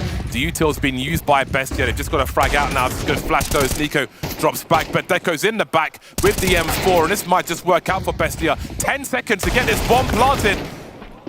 Surely there's a play through the smoke here. It's the right play to make, but it won't be. Oh, he's so close. He was so close. A great effort from Bestia, a good plan. But it may have come to an end now. That said, Rek and Slacks are very low health. You can see Slacks holding the angle. Delivering fast enough. That was a nervous one from M80. A noble effort from Bestia. Yeah, definitely cool to see. They have ideas for that round. Still trying to make it close. Those smokes that they're left with on A actually help make sure they funnel M80 into that one rifle that's on B. It does some good work. and I think M80 might have lost track of the clock slightly there. Even the spacing as they approached that B site was very uncomfortable. They are able to get the round win. They do need another rifle, which they will go back for. As Bestia back to a buy themselves. Deep smoke was deployed down onto Banana early. And M80 were maybe a little late out of spawn. So they're having to put T-side smokes on Banana to try and take it back. More utility exchanged on Banana. Looks like Bestia really want to take that position over. Looks like it's worked for them. Nico M pushed down deep. Oh, somehow found a kill through the smoke as well. Banana continues to be a huge flashpoint in this series.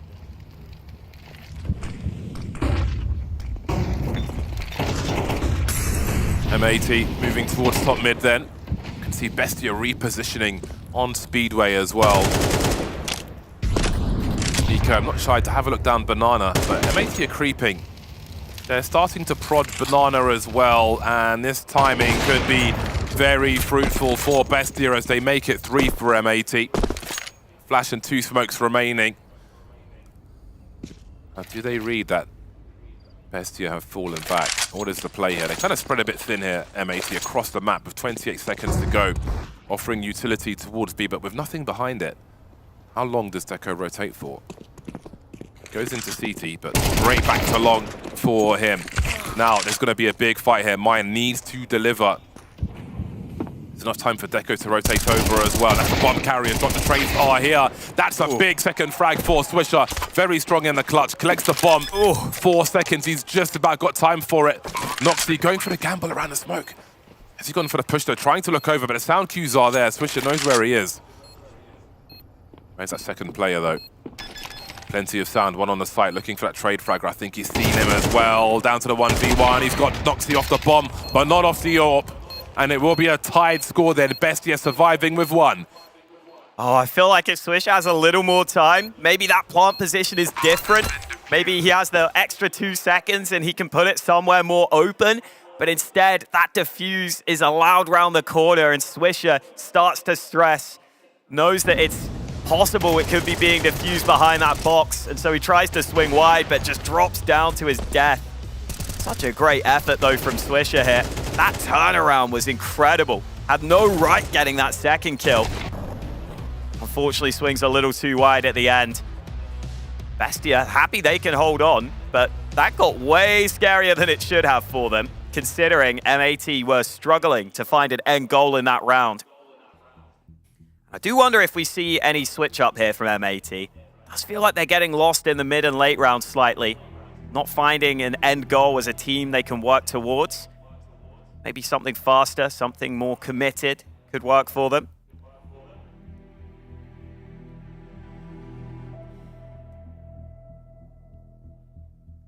Heading towards the clutch rounds of this game. Both teams on the bye. Quite lacking for Bestia's util though. Those flashes, those 4 flashes they've got, make it 3. This will be very, very crucial indeed, and just as was done to them, M80 charging straight up Banana. Nico getting barbecued. Leaving Deco on an island. He has a smoke. Noxy on the way. Is there a pop flash for him? Quite a rudimentary flash there. Not quite the pop flash from the well and the swing. He wants to get his AWP into position. That's the priority for him. So far, so good.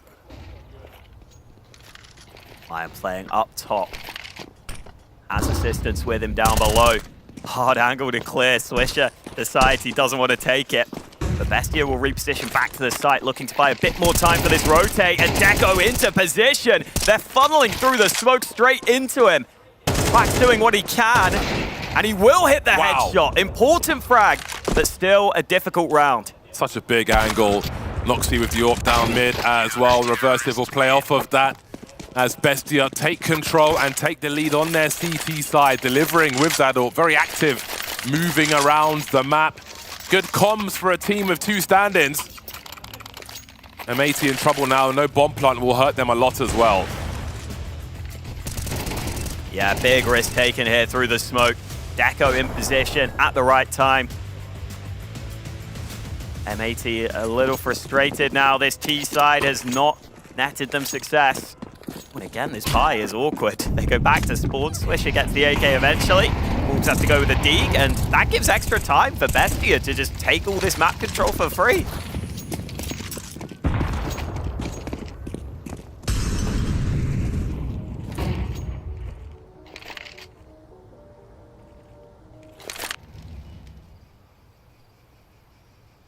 I feel like Sanji and the Mac-10 would be so good in CS2 on Inferno.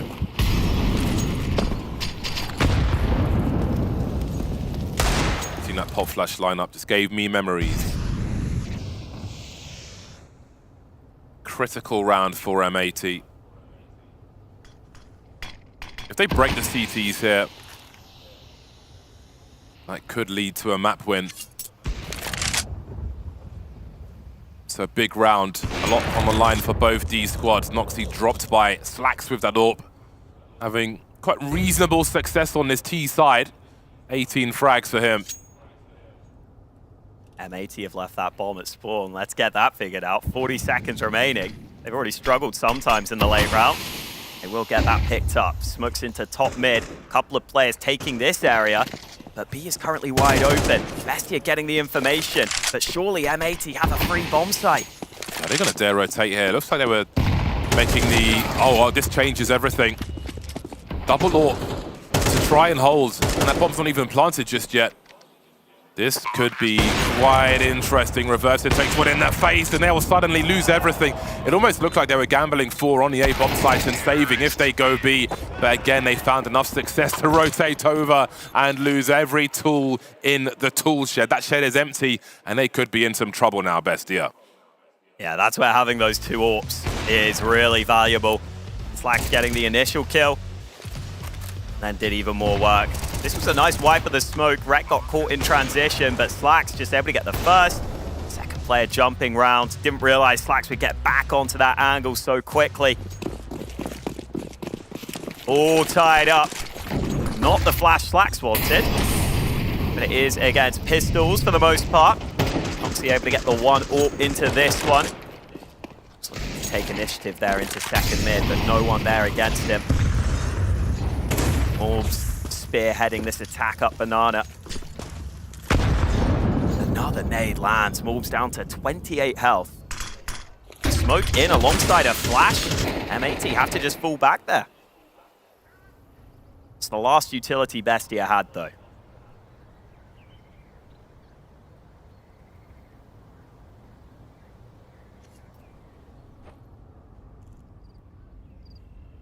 One of those rounds where you have to play to win as opposed to play not to lose. A flash here, again, could have been so interesting for Bestia with these 5-7s roaming. Look at that peek from Mobs. That is such a big entry frag. Talk about an impact frag. Oh dear, Nico M. Does he any way he gets a third hit? No.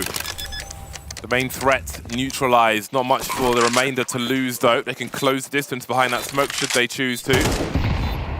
HE may send guns further away.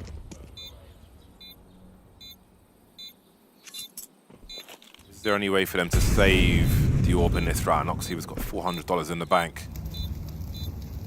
Might be hoping. Maybe the explosion sends towards CT or something. Nothing else really to gain from this round at this point. Again, M80 breaking that CT economy at a crucial time. To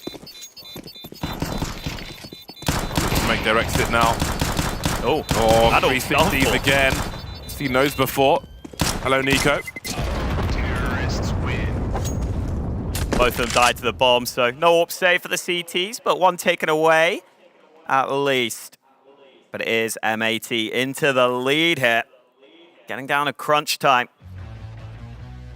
That's the peak. Oh, the transfer was so clean as well.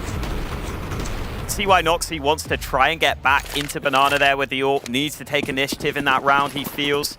And they just used some utility to try and clear it out, but M80 retook it pretty quickly.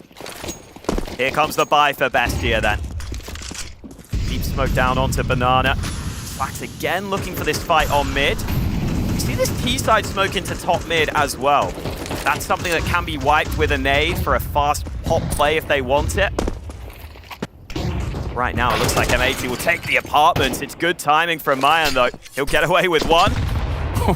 We have seen terrible grenades in this game, honestly. All over the place. Smokes, flashes, HEs. Just some fireworks to celebrate the frag. He's got his team into a 5v4. He's done his job. Yeah, that's really important for Bestia in their current situation. And again, M80 won't be in the most ideal situation should they lose this round. They'll have to wait out these longer smoke grenades. This will really kill their time. And who knows what's behind it?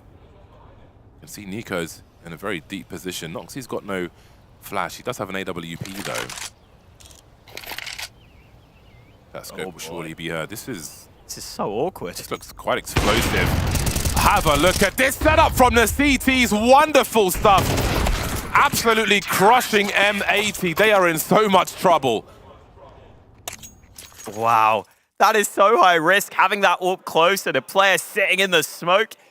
I thought M80 were going to get something out of that, but no, it's just so unexpected. The AWP's able to get the first frag, and then Nico M unloading. That was the good timing. Waited for the flash, peeked when he knew the players were about to cross. And then Nico M, he peeked in. I think the players weren't 100% ready for that position so aggressively. Bestia take a risk that pays off. Oh my God. M80 with a terrible buy. You can't even call this a buy. They got almost nothing. What a sick setup. Dismantling M80.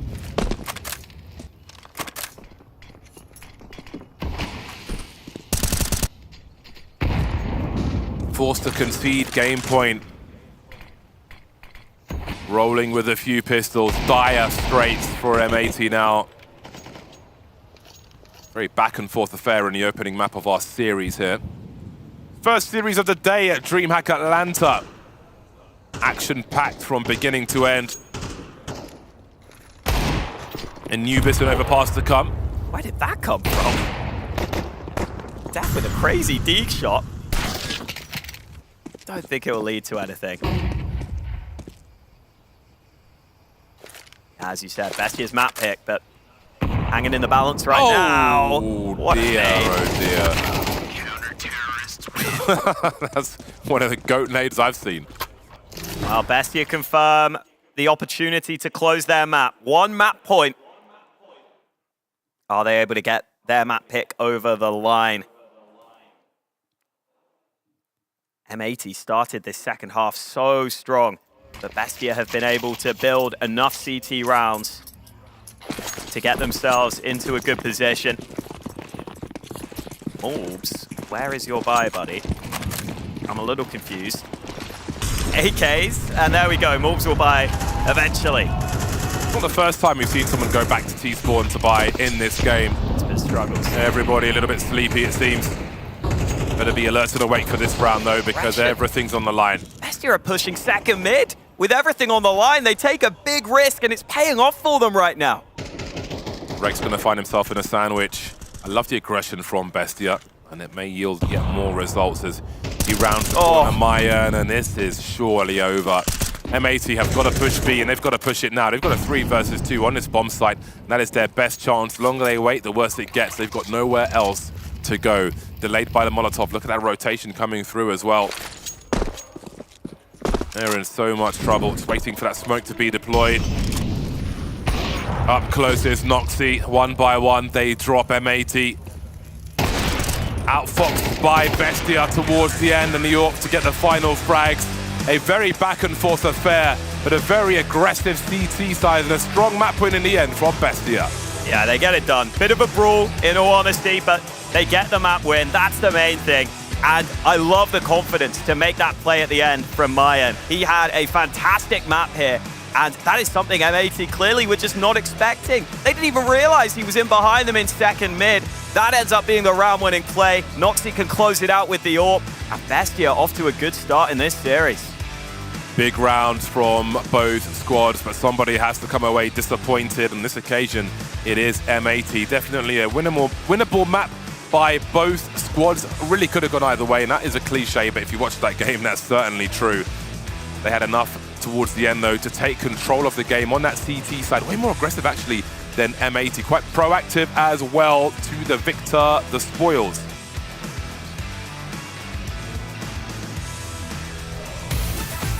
Bardov said it, and it is a cliche, but it could have gone either way. At one point, M80, they move on to the T side. It looks like they're going to start bringing it back. So Paladin, what did they miss there that they weren't able to claim that map at the end? I'll be honest with you, I was in the same boat. I felt like M80 had the momentum in their favor, but there's a second win that comes from Bestia there, where Noxy, Myron, they step up big, they start going aggressive, they start taking banana, they're phasing smokes, and M80 have no answers. All this slow crawling default that they had, even though they were getting the ball rolling, the game plan just went out the window once you realized that you couldn't get the first phase of your default going, and then your second phase, you're down a player, you're down 2 players, and things get really ugly. Yeah, I mean, I thought M80 played a really solid T side overall. And I mean, yes, they had some defaults there. They did mix in some aggression as well. I think it was just Bestia that took the match into their hands. They said, we're going aggressive these last few rounds, and it worked so well. Completely unexpected. That smoke fade at the bottom of Banana. So sick. Absolutely fantastic play from Bestia. Caught M80 completely off guard. 3 players were to lead in less than 2 seconds. I mean, it was fantastic. And then they go into the next round, and M80 don't have any guns to work with. Another clean one. And at the end, they continued that pressure. They send one player down alt mid, and he's on the flank. Mayern gets a free frag after they already won the opening engagement. I mean, it's just Bestia that took an opportunity and said, guys, we can't stay back. We can't keep doing this. Let's go up, get in their faces. And it was absolutely the right call at the very last possible minute. We'll talk a bit more about the game, but I do believe Mike, who's on the ground in Atlanta, has someone that he's been able to grab and wrangle out of the audience. So Mike, who you got for us? I do indeed. I'm here in the audience at ESL Challenger Atlanta, and I've got Mr. and Mrs. Swisher with me. They're attending. Now, correct me if I'm wrong, but this is the first time you've ever been able to watch Swisher at Atlanta live. Correct. Yes. What's the experience of live CS? So awesome. Really fun. Now, after that map 1, I was a bit of a nail biter, right? How are the nerves? Well, settling in, but we'll take the next 2. I was talking to you during that first map, and apparently when they're losing normally, you walk out of the room. Can't do that here. What's the adjustment? Just sweating a lot. That sounds about right. I've seen a few nail biters in my day. All right, so we're going into Anubis next. Full faith in the team? Yeah, absolutely. We got it. And as supportive esports parents, a lot of NACS fans might be familiar with seeing the Mama Swisher account pop up in the chat for M80 games. How do you support Swisher? What do you talk to him about for competition? What's it like being the parents of a CS player? It's a lot of fun. I try to watch every game. When he's home playing, it's a little more stressful because I can really hear everything. But it's great. He's a good guy, and proud of him. Well, we're very lucky to have him in the CS community. Very grateful to have him. And hey, good luck to M80. Yes, thank you. M80 all the way. M80 all the way. What do you think, Sam? I thought that was so wholesome. And of Yeah. course, the boys are explaining to me that his mom is always in the chat. I love the fact that this is the first time she gets to see her son on LAN. Don't love the fact that she had to watch M80 lose that map.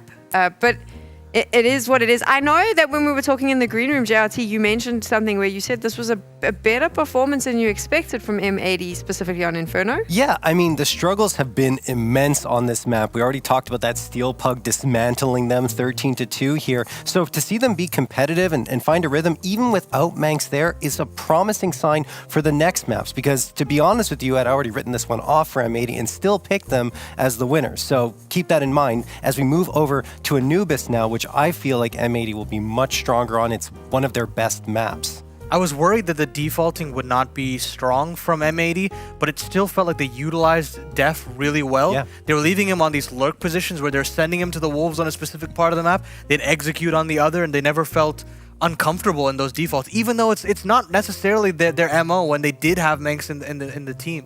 Yeah, no, and I love that Def was supporting so well. He got that on CT side, yeah, right away on CT side. Throws a perfect pop flash. MongolZ gets a couple of frags, and it's just a fantastic play overall, and they end up winning that round. And then afterwards, he's just behind the smoke on the edge of it as the third man in that crossfire on the A site at Bracket, and then Swisher attracts all the attention. There's a flashbang, he can't see anything, but it doesn't matter. Everyone overlooks him. He gets a 2K, and that wasn't the only time it was impactful. I don't think Def was necessarily a weak point, nor the reason why M80 lost this one, even though we saw Bestia trying to abuse the A site because they know in the past Manx has played there and Def is filling that role. But still, right, you have to give props to Bestia for stealing the game away. As you're saying, it's not M80 losing the game per se, it's more so Bestia saying, look guys, we got to stick it to M80, make them feel uncomfortable, and they really earned that win. Agreed.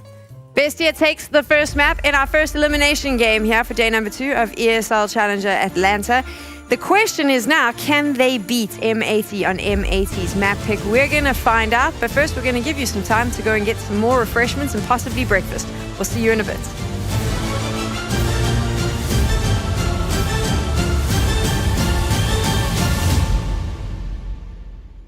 So what sets us apart is basically our structure recently. We've kind of adapted to a different play style, a more European style of play. So at least the NA teams kind of don't really expect it. And we've kind of have a lot of firepower on the team with myself, Rec, MongolZ, Slacks, our newest addition, Opper. We're all super, super strong riflers and shooters in that sense. And we're excited to play.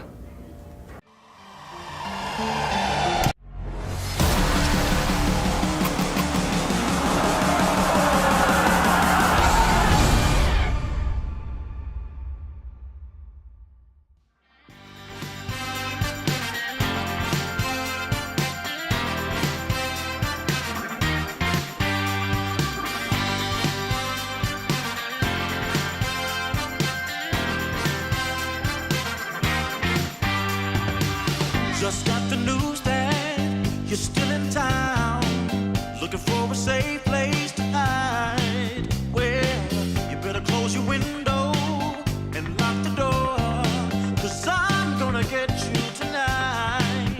And I know where you are, so look sharp, 'cause here I come, I'm close, so get ready and watch out.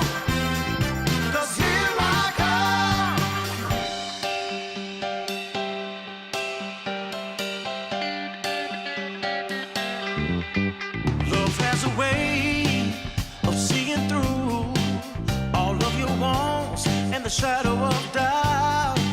So just get dressed and know for sure I'm on my way to take you out. And I know where you are, so look sharp, 'cause here I come, I'm close, so get ready and watch out, 'cause here I come.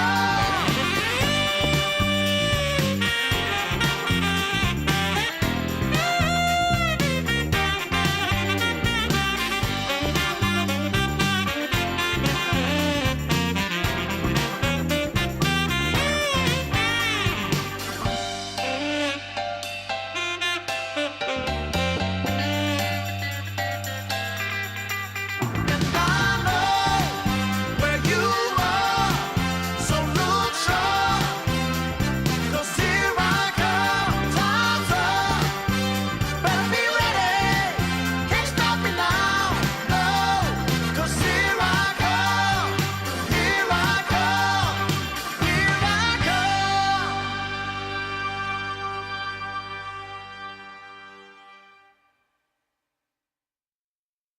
Some days you wake up like the world is on fire. Last call came late last night, you're caved in and tired. One more lover that will never be found, just another body in the cold, cold ground. It's a game show world if you think you can dance. It's good to be alive, give it one more last chance. I know the words burn you down.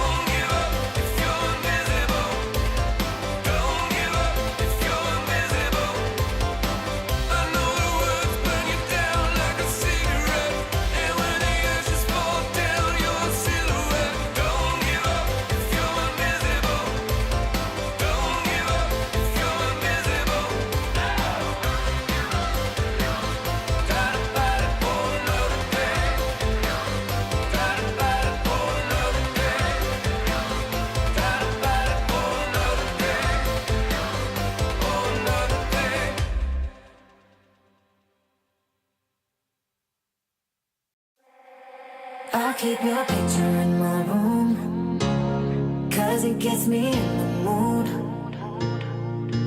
You're still live free in my head. You got me so confused. My mind is full of you. Still want you in my room. Don't wanna get rid of you. On my mind, but I am not too late. You got me so confused. I'm down here on the Challenger floor, and I found Leo, a fan who flew in from Uruguay to support Bestia. Leo, what brought you here to DreamHack? So they made the effort to qualify. So, man, somebody has to come and cheer them on. They can't have an empty stand. So somebody has to jump around and yell, and I'm willing to do that. So as came in, they played a great first game. Country lost it, but I'm happy to be here to support them. I love it. I mean, they played well despite having 2 stand-ins, right? Were you proud of the boys? I'm always proud of them, man. Nikom stepped up, huge lead at 1v3 clutch, amazing. And the boys, I mean, they practiced a little bit together with the subs, so I'm sure that they're gonna get the feel of it fast. I love it. I know you're a one-man cheering crew. Do you have any particular Bestia chants that you could share that people might need to learn? I don't know, man. It's just whatever. It says just yell Bestia out, jump around for them, cheer them on, because they're gonna need it. We're gonna need that strength and power. I love it. Well, I'm sure you're gonna be giving them that power. Good luck to your boys. Thanks for coming out, man.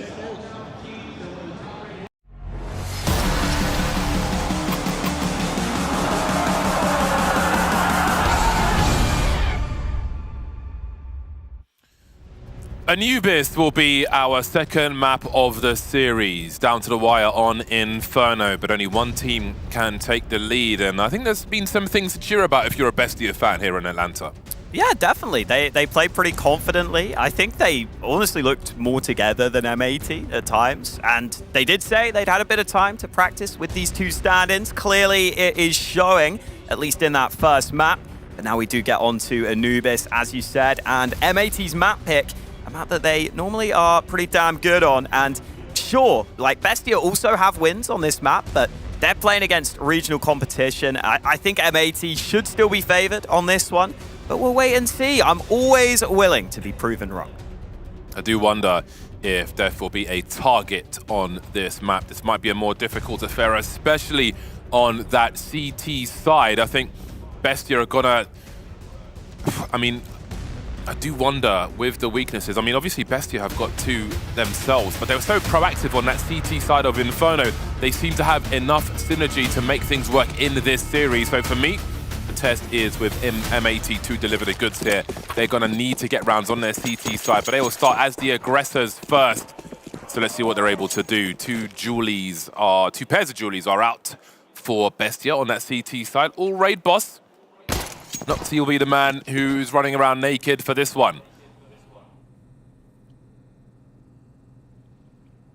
Mid-control slowly being established then.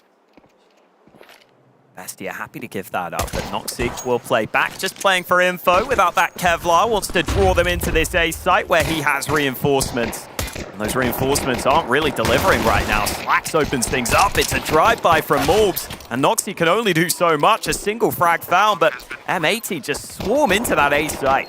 Start full of promise for M80. This could really lead to a good run of rounds as well.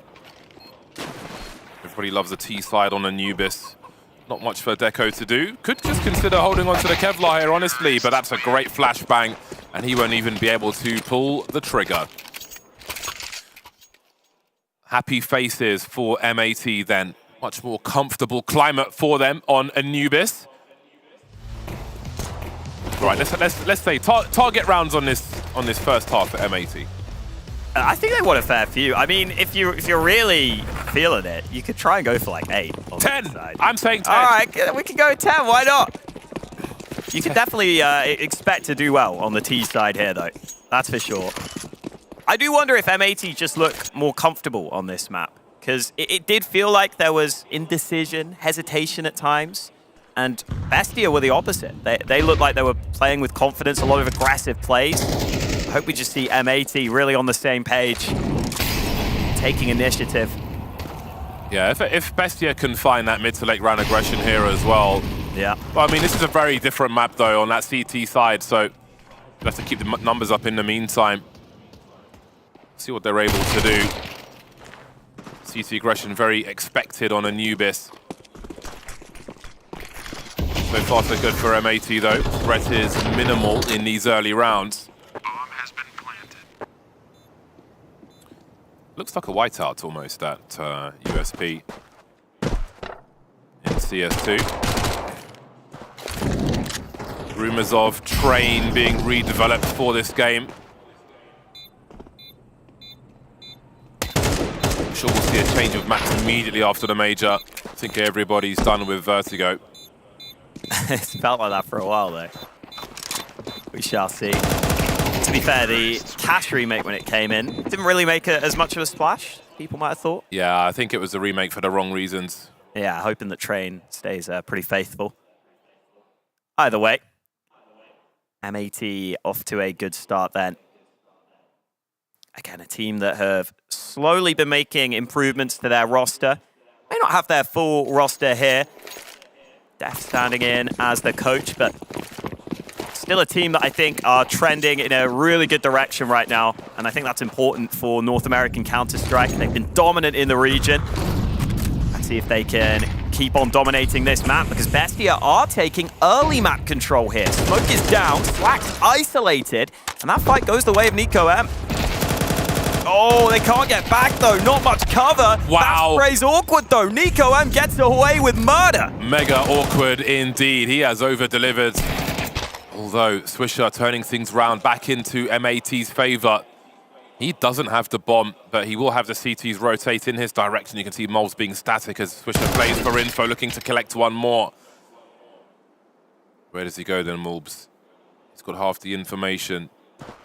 CTs are choosing to split across both bomb sites.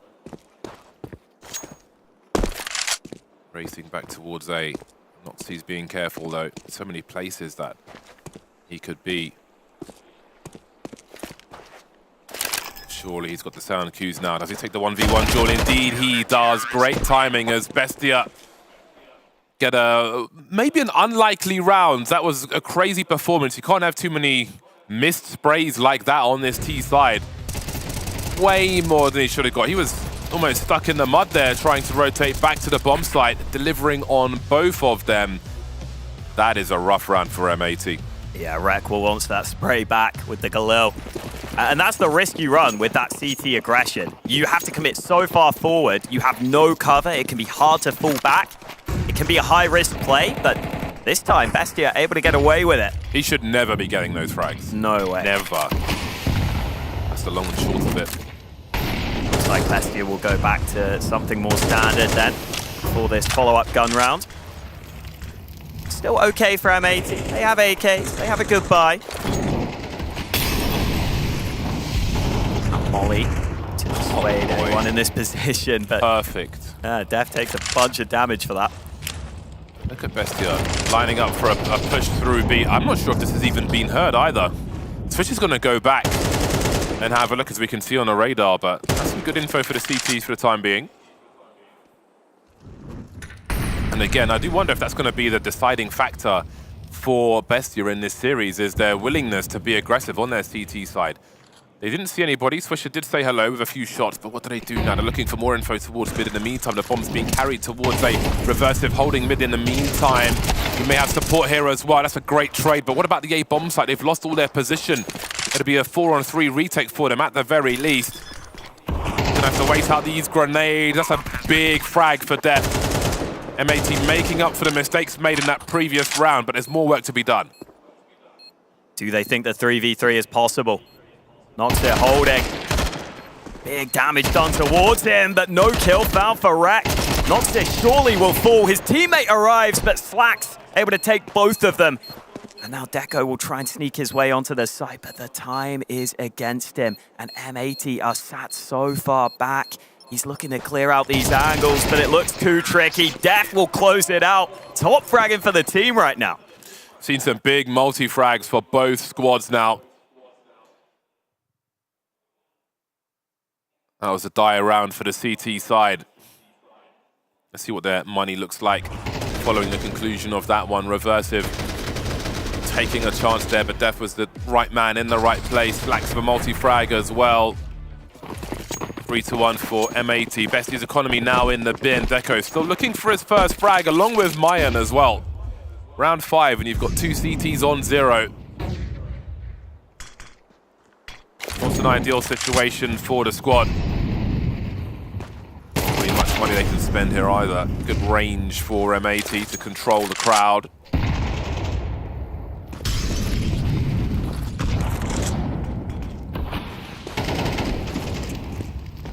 Looking safe in this round, M80. No drama for them in this one. Again, the save of Bestia. 4-1 lead secured. As you said, Bestia willing to play for info, willing to play aggressive. But it didn't look like in that previous round they were willing to 100% play retake on A. They had that one player try and fight, and that meant they didn't have the man advantage anymore. Ended up being a 3-on-3, which is a hell of a lot harder. Let's see if Bestia take any risks in this one. Just the one MP9 in the mix. The rest able to get rifles. Bestia actually starting with a much heavier stack towards A. Maybe they're going to look to go aggressive on that side of the map instead. Yuto in. Looks like Bestia will push this. Very nice. Oh. That is a great result at the beginning of this round. Catching M80 off guard and crippling them for this round. That's one of the fun things about Anubis. That's like a set play on the CT side. They had to play it back on the A side, putting in a molly, putting in a flash to help. They can wipe that smoke, but look at M80 taking a risk, going contact out to A, and it might work for them. Mayan able to get one, but traded, and now they have the bomb site at a minimum. This will be a bomb plant here. It's still tough, but it's doable. See a flash on the floor. Smoke would be ideal for them, but not what they're rewarded with. Oh no, Switch has found one actually. Can he get it down in time? Here comes a push from the CTs and absolutely works in his favor. Great transfer. Bestia tried to split the difference through that smoke. That leaves Nico M alone. 1 versus 2. He has a kit. No one showing though, and they will wait enough time to stop any kind of ninja defuse from happening. Big round for M80, and again, that piece of utility was found at the perfect time. Made all the difference with the numbers advantage for the CTs, ruined a choke point for them, and their chances of securing the round. And it's Swisher, the man to do it. So often, the main man for this M80 lineup. Bestia won't believe that though. They had a 5v2 at one point, but they figured that their A site was safe after the early success they found. M80 taking a really nice risk there. They figured, okay, maybe they will have left A after going for that earlier aggression. So they just sneak their way in, they get the bomb down, and Swisher even finds that smoke, and once they go streaming through that smoke, he's happy to just try and spray them all down. Solid lead now for M80. This is looking much more controlled, but this is where Bestia will feel like they should have had. Yeah, that is a rough way to get ruined on a bomb site. Very rough indeed. Can't afford too many scenarios like that. Literally, look at their buy for this round.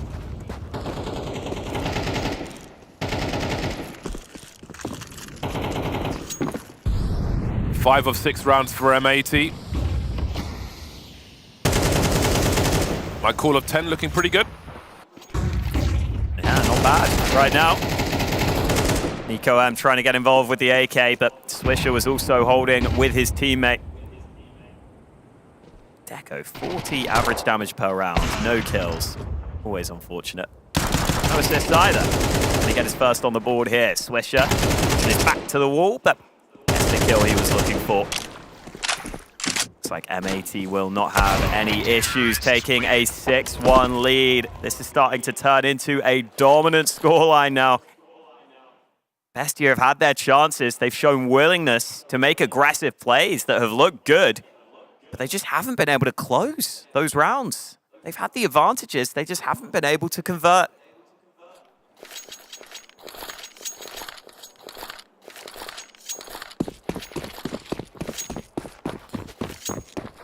See if they can change things back into their favor then, Bestia. Again, they have been proactive on their CT side.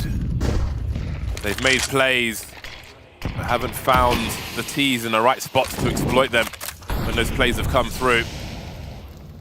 Big focus on mid from M80. Nice boost for the all-power and reversive. Not expecting him to be there that fast, maybe.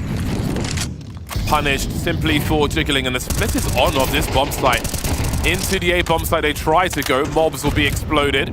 Mayan trying to fall back. He has got limited space to try and defend with, but Deco's on the way. Can't get there in time as M80 swarm the bomb site. Numbers dwindling for Bestia. Not much left for them, but they'll keep the numbers close before the bomb's planted. That said, they seem to also be done with this round. This A site has just been run over in so many rounds. Not even run over, though. It's just been taken. And Bestia, even when they've had numbers up in the retake, haven't been able to be successful. In this one, they lose the early player on mid. It just puts so much pressure on that A bomb site. It's been a non-starter here for Bestia on this second map so far. Such a contrast to the first map as well. Played every single round of regulation. Bestia had to grind their way to their map win. If this keeps on going like this, M80 might take us to overpass way quicker than anticipated. Yeah, this could be a fast-forward map. Unless Bestia can find some late rounds here.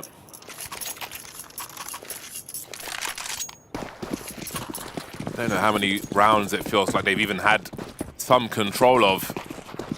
It's been an avalanche round after round. Buried by M80. Look at the size of that molly. Massive.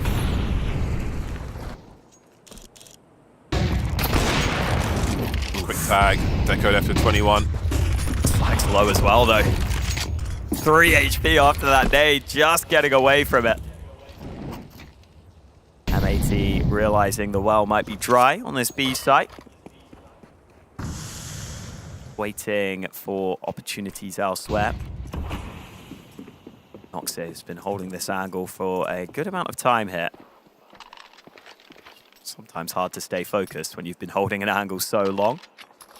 Quite a tight one as well. Would need fast reactions for that shot. M80 still just biding their time though. One player down below, Def. Might look to split onto this B site, and Bestia second guessing things. They're rotating over to A. The aggression will come in. Rec caught out. Now they know that A is clear.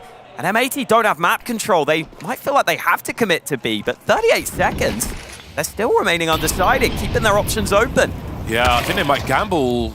Rotate through mid to A, expecting that rotation. Wow. And they've made the right call in that respect. They have outmaneuvered every single CT. The bomb site's going to be uncontested. And they'll have the high ground as well, unless Deco can do something with it. 20 HP, it's swinging a miss from Slacks. And now you wonder if they'll even get the bomb planted in time. This would be a much needed round for Bestia, and they will do it with 4 surviving. A desperate second round for them towards the end. But there'll be no shortage of pressure to come from M80. Yeah, if Def could have got something more done over on that B-bomb site, maybe it causes a bit more chaos. Maybe that rotate isn't as fast. And maybe they have a better chance at holding it down. A good call from M80 to get onto the clear bomb site, but Bestia still with so many numbers up. Such a fast response on the rotate. That's Bestia. Again, playing with that confidence that we saw much more of over on Inferno. They've been willing to fight here on Anubis as well. Just hasn't always turned into round wins for them. Let's see if that can change now towards the end of this first half. Very standard nade thrown there. Mayan takes a bit of damage from it. Meanwhile, Slacks finds the pick in mid. So man up for M80 very early on. The ball is in their court.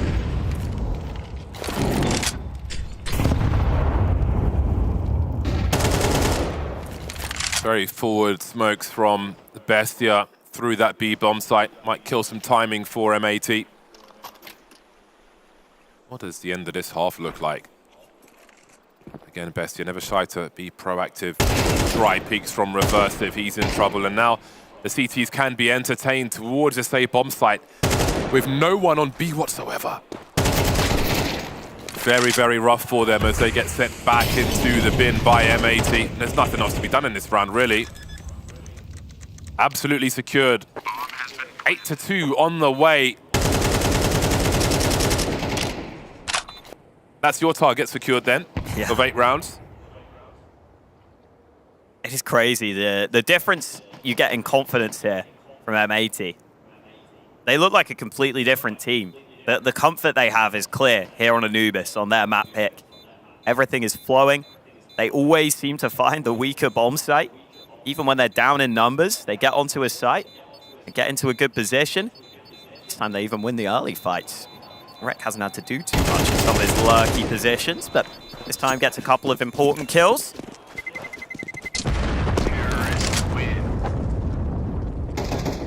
Eight to 2. Great measure of success for M80. Overpass to come as a decider, should we go that far? That would be very curious. Oh, very cheeky, wiping the smoke just as the opposing AWP peaked. Slax was ready for it. Lovely way to get an opener.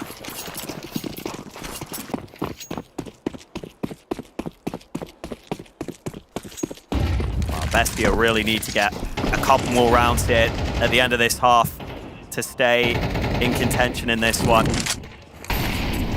Otherwise, they'd be leaving themselves with a lot to do. EcoM maintaining map control.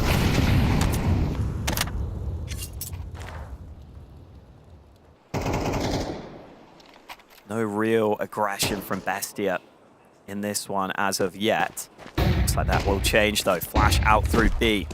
They're committing fully to this. Swisher has slinked back. They will also decide to retreat. They were just checking that it wasn't a burst onto that B site being prepared. Noxie allowed to hold the other angle because his teammates cleared long entirely.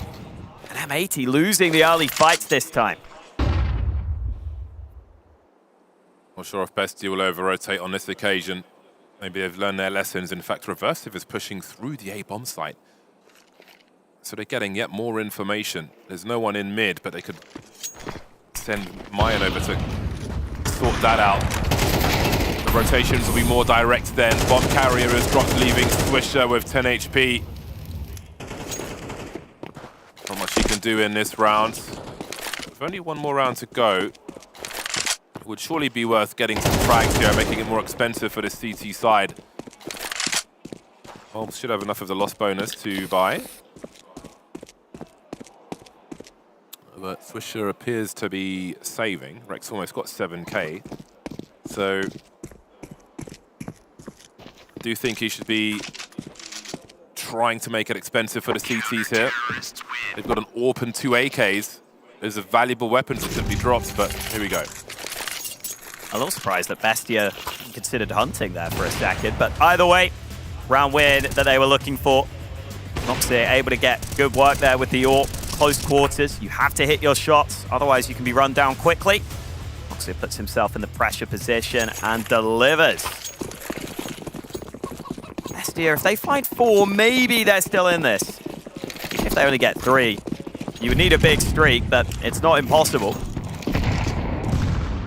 Yeah, I think that was a missed trick. You can see Rex got 3k after the 4-buy, so wasted opportunity there. Let's see if Bestia can put those AKs to use then, as well as that AWP that was saved. Last round of the half.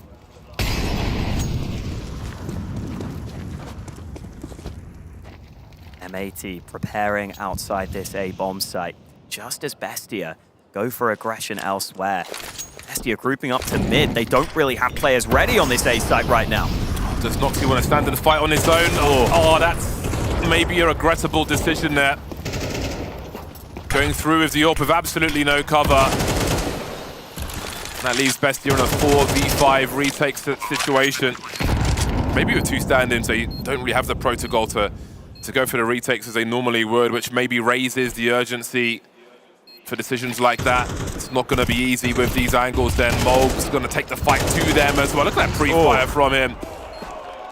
Bestia walking to their doom in this last round of the first half. Nico M versus the world. M80 on the cusp of 9 at half-time. 9 it will be then. That is a very good half indeed. A great response after losing the first map.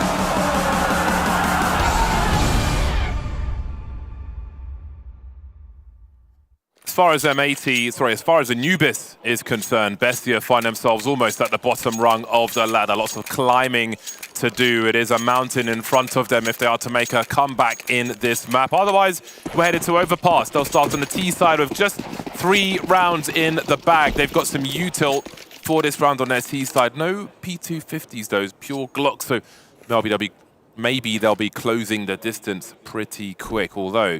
Oh boy. There is no challenge on this bomb site whatsoever, is there? No kit either. M80 are going to have to be fast as hell on this retake. They are trying to get back into position now. Drop down looks likely. Bestia taking this control. Here comes the drop. Oh, it works for Def, but his teammates are falling. It's into a 2-on-3. Both players retaking from the same position. This is going to be so hard to clear all these angles. Flash is going out, but not before Death is dropped, leaving MongolZ now with 4 HP in a 1 versus 2. Down he goes as well. That's an important pistol round one. That opens the floodgates for them if they've got enough in the strat book with their current roster. And again, M80 have looked very comfortable on Anubis, but maybe they had an easier time of things on their T side. See what they choose to do on their CT side. Not hopping into the force buy, it seems. Yeah, I quite like this decision. You've got a pretty big lead here. It's your map pick.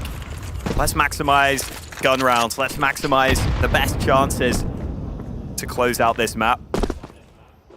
Only downside is, of course, damage will be difficult to come by in this one. It's a single flash to death. I think where he's positioned, it's going to be so hard to blind this player, though. He turns away. Oh, wow, 2 kills on mid. Could this actually become something? That's the bomb. Mayan is going to be committed to the double doors there, and he will be traded. Maybe there was a chance for him to drop into the water there, and he's left that bomb in potentially an unrecoverable position. Not what they were looking for. Deco will be dropped as well, and they will lose absolutely everything. Success is short-lived on the second half of Anubis. Boys are back in town. They are pea shooters, and somehow the pea shooters come out on top. That is crazy. The USPs stacked on mid. Oh, the flash actually works. I thought they would turn away from it, but the one flash from Def does enough. The bomb gets dropped. They hunt down that player, and then the crossfires at the end, too difficult to overcome. I don't think there was a good option for Mayan there, really. Even if he drops in the water, he doesn't know what's on the bomb site near him. If he runs to the other bomb site, he's exposed from up top. If he holds position, he loses the bomb. Disaster, I think, is how we can describe that situation for Bestia. Oh, boy. I mean, if it wasn't hard enough already, it looked like they were about to get off to a good start, try and build up that win streak. Snatched away from beneath them. Slax has found himself an AWP already. That is very early doors. Sacrificing the helmet to get his main tool. Against 3 P250s, this could be quite interesting, actually. It's the right kind of mix-up. Yeah, Bestia probably have to win this round at this point to have a realistic chance here. Doubt we'll see a fight at range, considering the weaponry Bestia have. So Slax will get the info. His teammates on A need to be ready, though. Bestia trying to be as silent as possible, hoping that these flashes are going to allow them to pop onto the site quickly. They better have retake protocol then, because MongolZ has lost his angle. If they can hold the high ground of the bomb site, that would be something at the very least, because the rotation will take a while. Many targets, but not any kills just yet. Running low on the ammo as well. Snowwalker, I switched rifles, but that one's empty. Look at these frags come through. This is absolutely chaos. It's like free-for-all deathmatch. Down to a 2-on-2, spotting ahead. Great scope in, but no kill. How have they won that round? What is happening in this? Unbelievable. The flashes get them into the bomb site, but from there, you feel like the rifles are going to be able to just get a kill or two, get them into a good retake position. But it was so awkward there. Def not really able to get a clean kill. His teammate alongside him you thought would be able to clean up, but not meant to be. Gives Bestia the chances that they needed to steal the round back. Complete chaos at the start of this half. Who's it going to favor, though? M80 now with a couple of rifles still. But Bestia, in theory, should have the advantage in this round.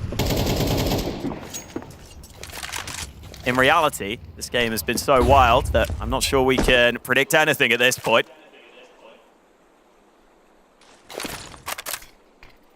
Oh, he hears those steps. Decides to drop back. Just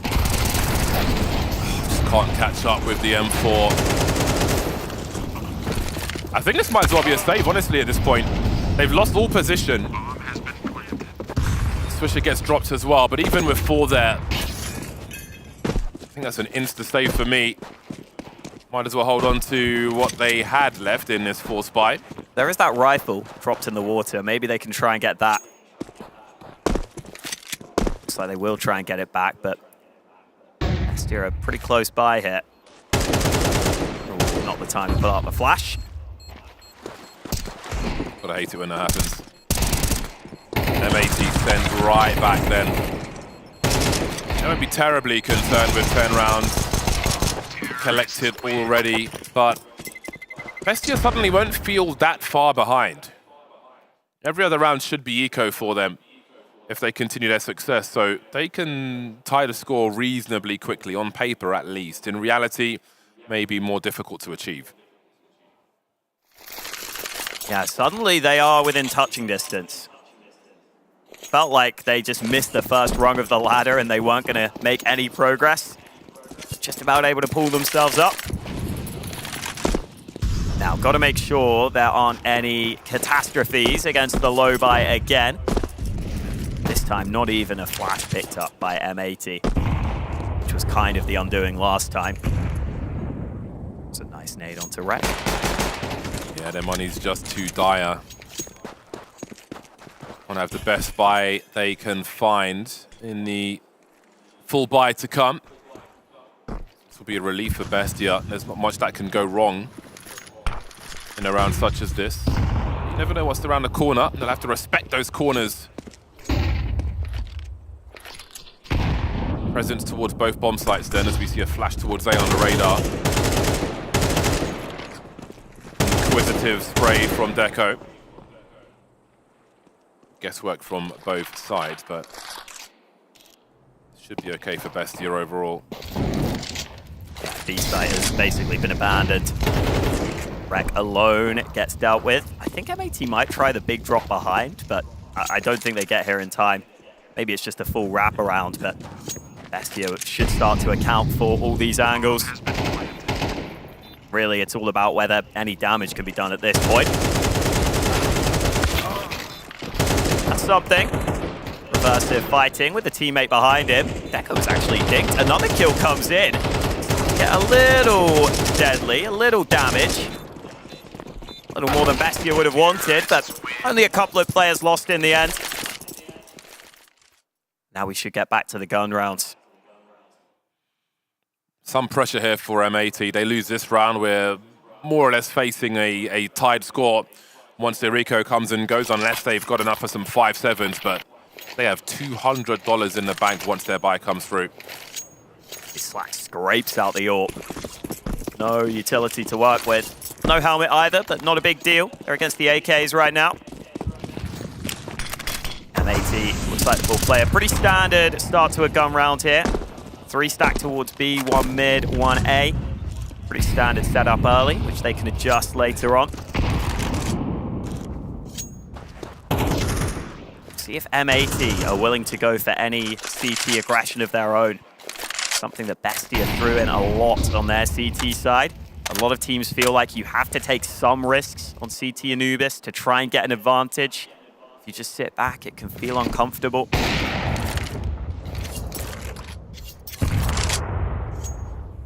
Meanwhile, Bestia happy to play patiently. We've seen this grouped up style be effective for Bestia in that first map.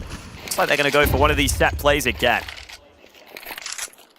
Yeah, not being so proactive on the CT side for M80 was a problem for them on Inferno. Was that jump peak spotted by MongolZ? I think it was, but now the utility's starting to come through. It is a 2 versus 5 for M80 on this bomb site. They're in so much trouble. Super blind as well. And with Slacks falling back, that's surely the round. It's not worth throwing everything else at this. Again, they've lost position. You've just got to concede the round and try and keep these 4 guns up for the next one. I think it is playing into Bestia's hands when they're being allowed to go for these executes. They look really well drilled on a lot of these set plays. And you even saw the awareness that once they molly the site, if MongolZ repositions, there's a good chance he'll try and run to the side like that. They really just hard cleared that position. They forced MongolZ out. They made him uncomfortable. Even though it looked like MongolZ knew what was coming and dodged some of the early nades, it's just so hard. Once that flash comes in, you've got to try and play anti-flash at the right time.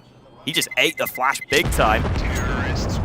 Now Bestia with a well-drilled execute only need the 1 kill, and that's another round. And suddenly, this game is close. That was not what we were expecting. That first half was so convincing. 9 rounds at the half for M80.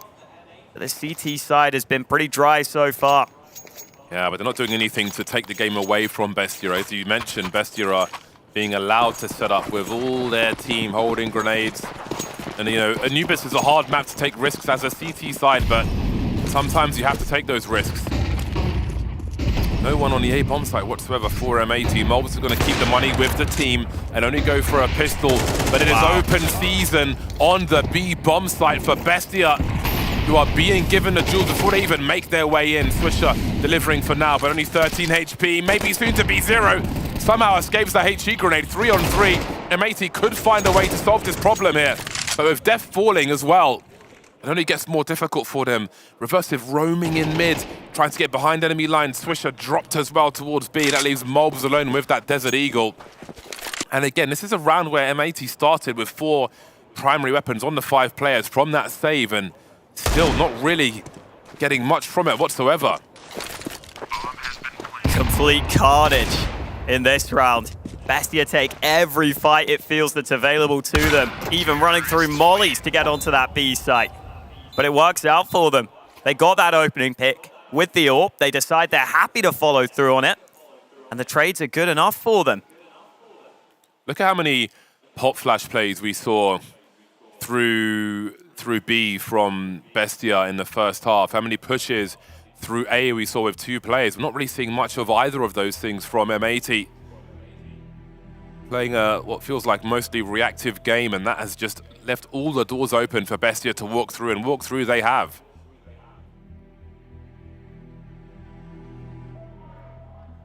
You wonder if some of the players on the M80 side will just take matters into their own hands at any point here. Swish has had a good game, 18 kills for him. But the lead has dwindled very quickly. And I mean, the M80 round was, what, the USP round, where they basically had nothing? That's their only CT round? Absolute madness to think that's their only success here. Something's got to change for them in these gun rounds. AWP of slacks could definitely be helpful. A chance maybe to get an early frag, get them off to a good start. That push through the smoke, that one pushes through mollies. Bestia very happy to just take fights right now. They are playing with pure confidence. M80 have got to do something to stop them here. Got the early molly from Bestia towards B to stop any funky plays from M80. We have 3 players in situ on B. Where is the play they make? Bestia maybe looking for a response from M80. At some point, they've got to try and take control. What better round than now with your backs to the wall? If you lose this round, you're basically conceding game point. You've got to assume that.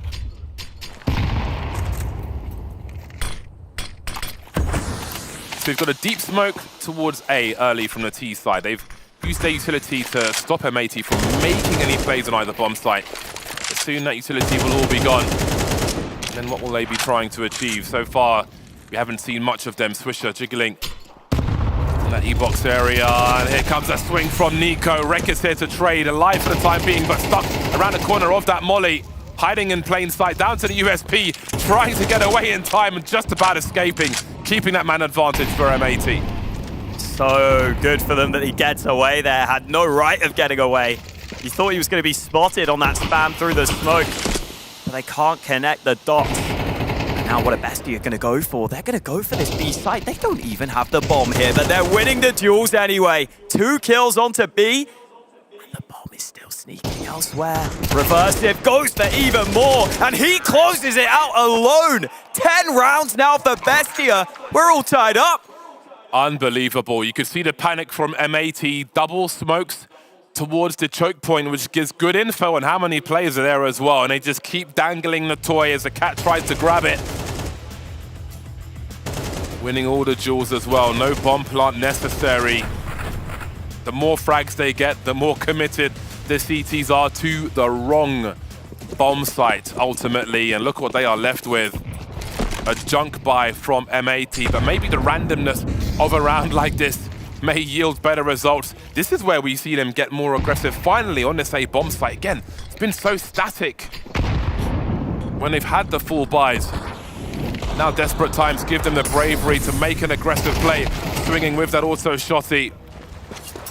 No one to follow up though.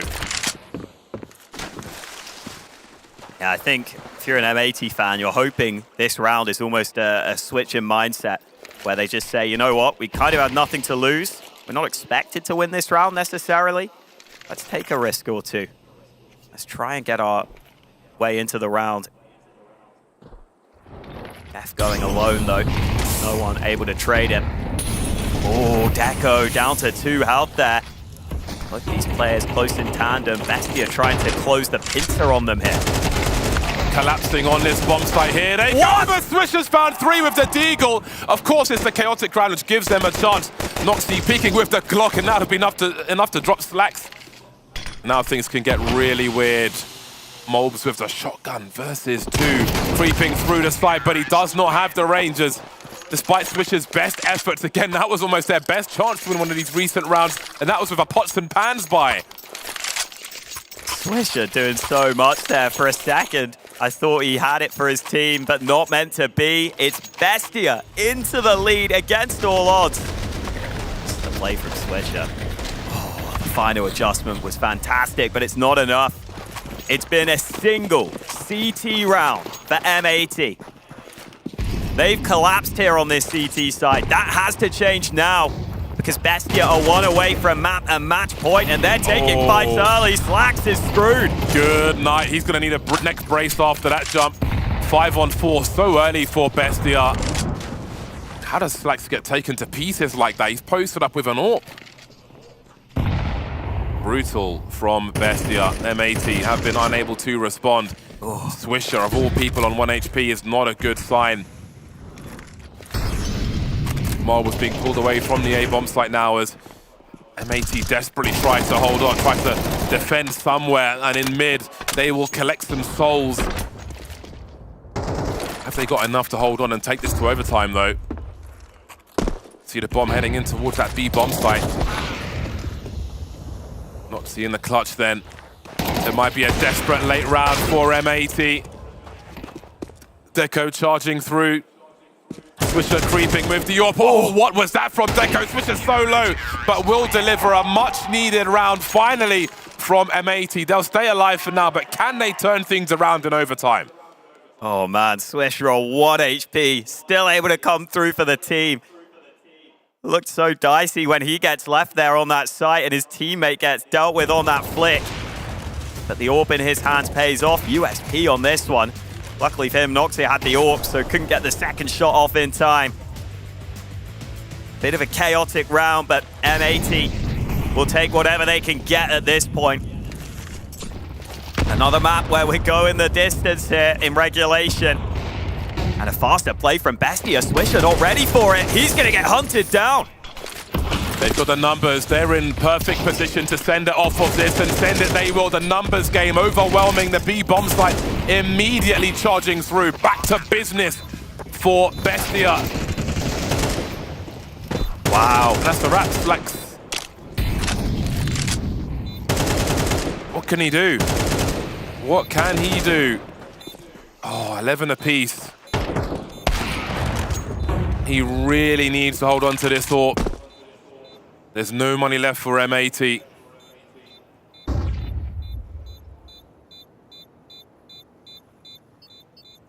They're in so much trouble now.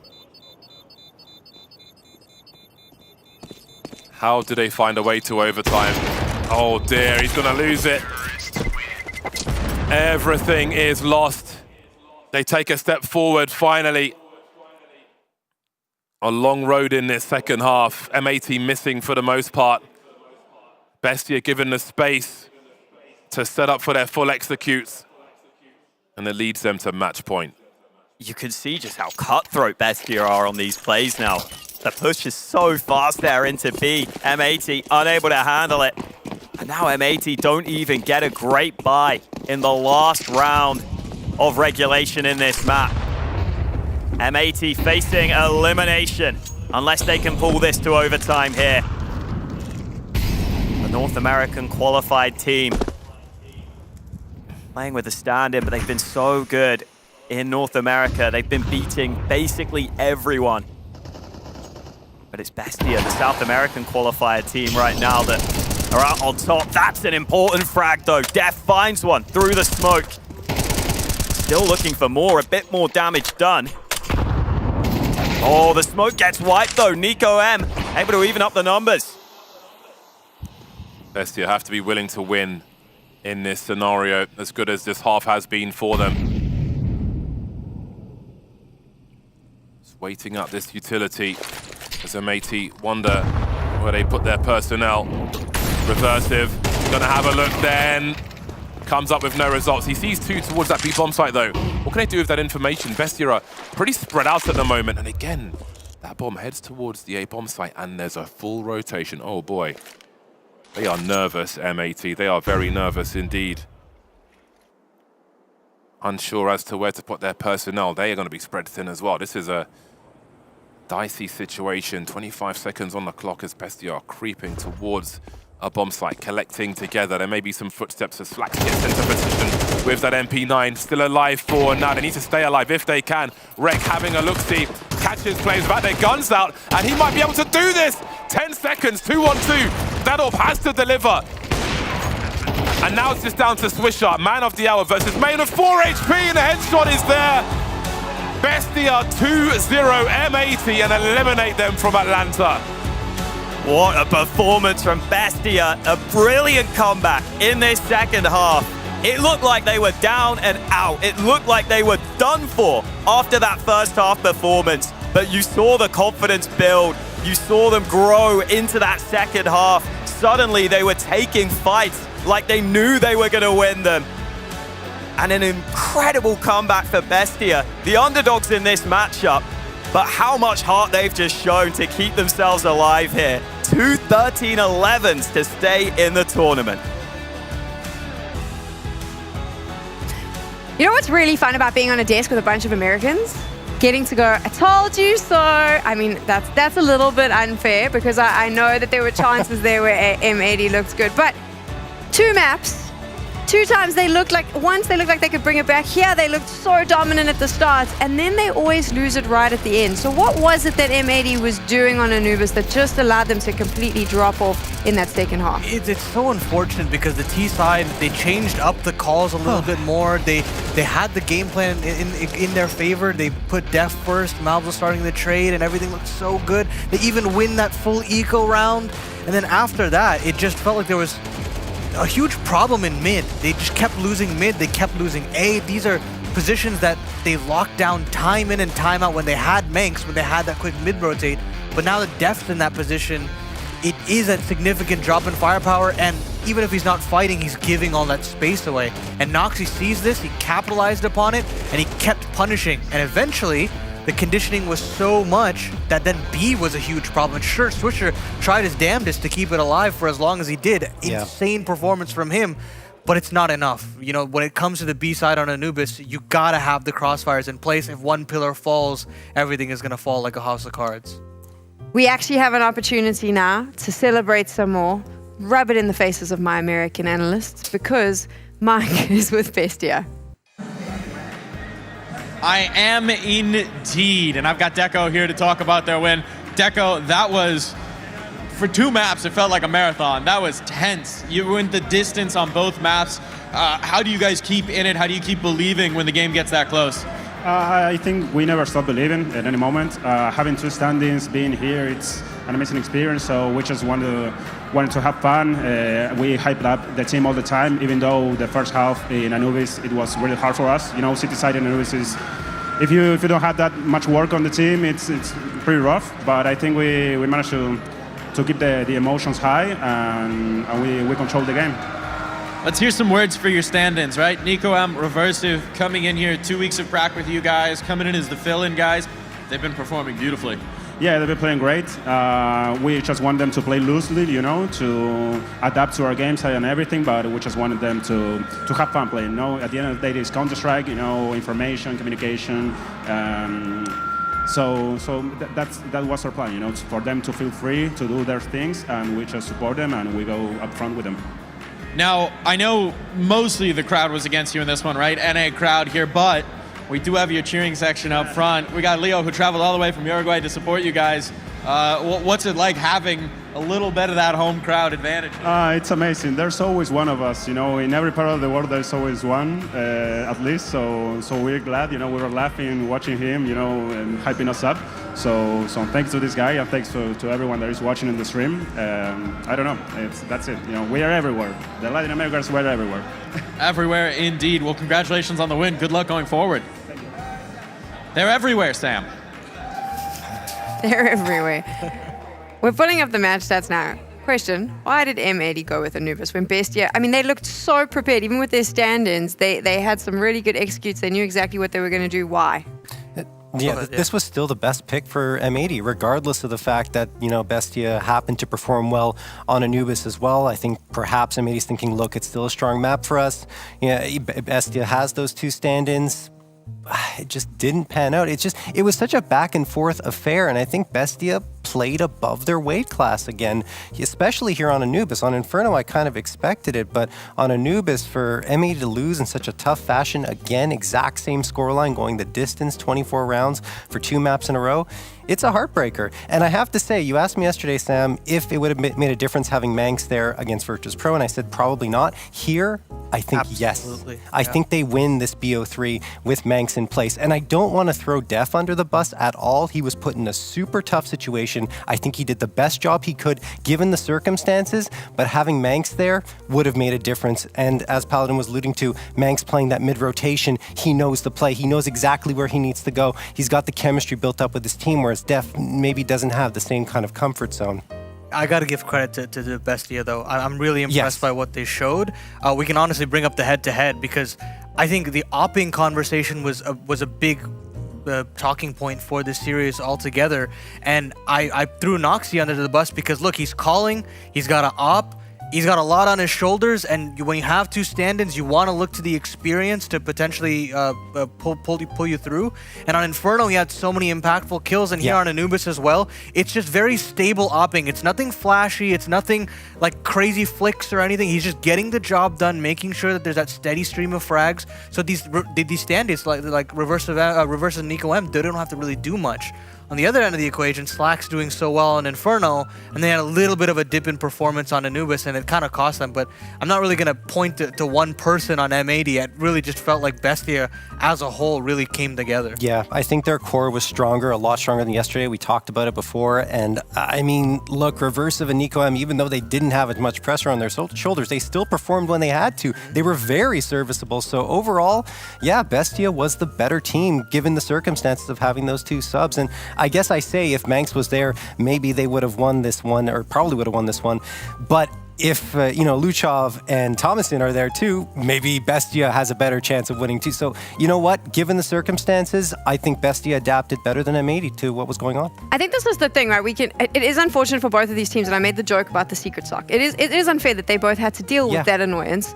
But unfortunately, you got to play the cards you've been dealt. That's competitive Counter-Strike.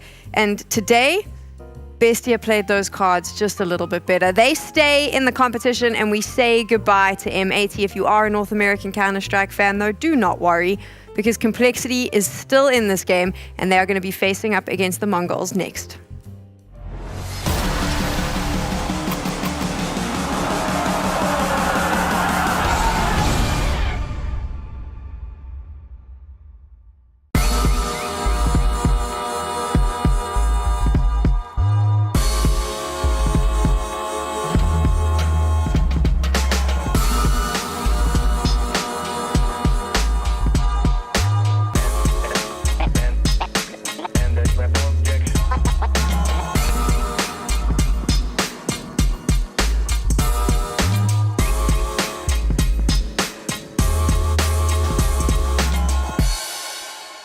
Meet Bob.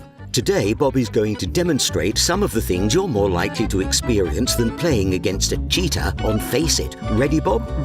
You're more likely to get a blue screen after updating your PC, find a 4-leaf clover, land 5 bunny hops in a row, meet 2 people who share a birthday when you play in a lobby of 5, score a hole in 1. You're also more likely to unbox a redskin than play against a cheater on Faceit. Life is full of absurd possibilities. Your matchmaking shouldn't be. Oh!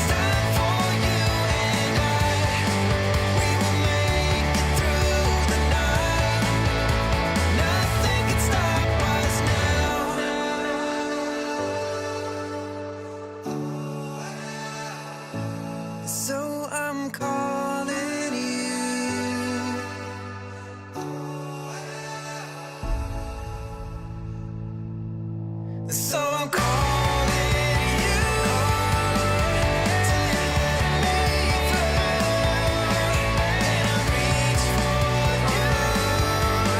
This time I won't let go. So I'm calling you to let me through. And I reach for you. This time I won't let go.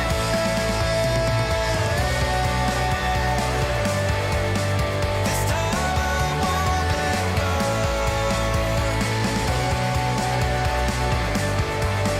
This time I won't let go. Together with you, it's alright. Now it's time for you and I. We will make it through the night.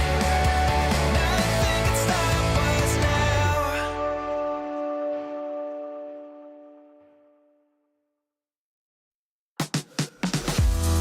That same old feeling. Don't know what's right or wrong. Searching for meaning. I've been thinking about it way too long. So whatever you long for, don't give up along the way. Just don't give up along the way, you know, and cherish the moment. Come on up and just let go. Come on up and just let go.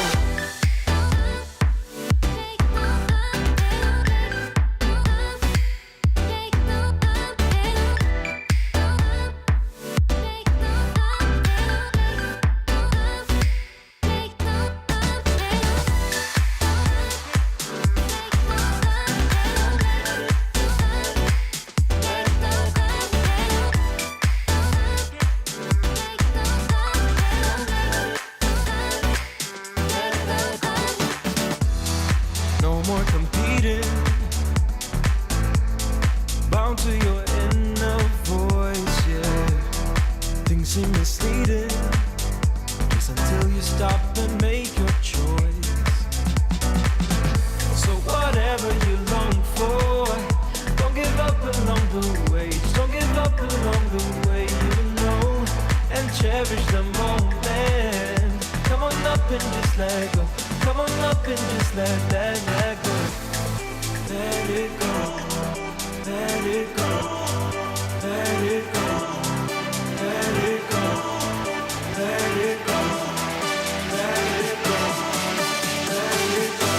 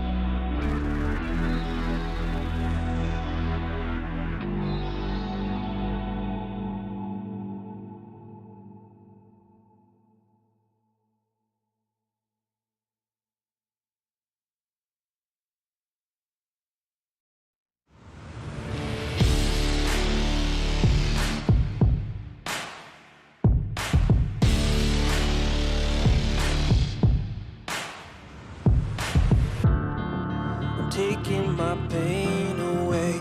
Nothing else more to say. Everything that I have, I'll give. First, you gotta pick a side. Now you got a team and you're rolling with the pride. Wanna play the game, make it to the end. I wanna bring it back again. I feel it inside. I'm reaching my stride. I'm standing my ground. I won't give in. I'm moving ahead. I'm back from the dead. I'm ready to fight again. Raising the roof, raising the roof, raising the roof. I'm raising the roof. All the mistakes I made, now I can change my fate. No one can take this heart away.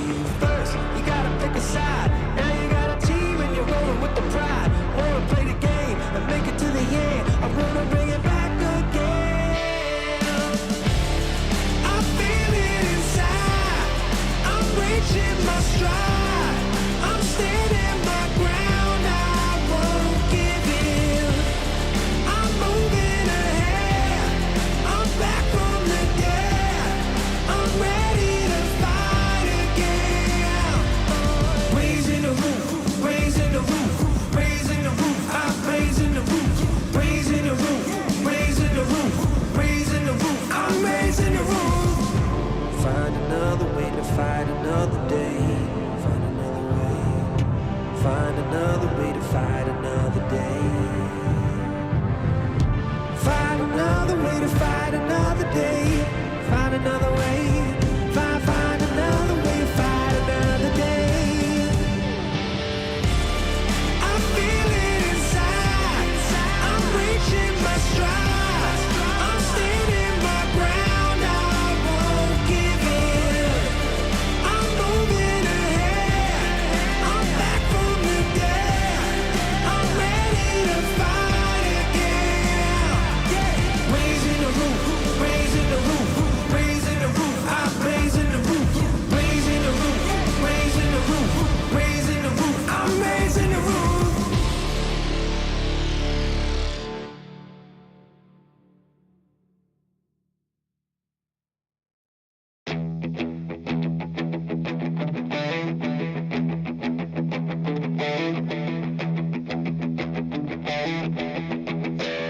Within the body of a woman lies the heart of a man. It's a feat of engineering you could never understand.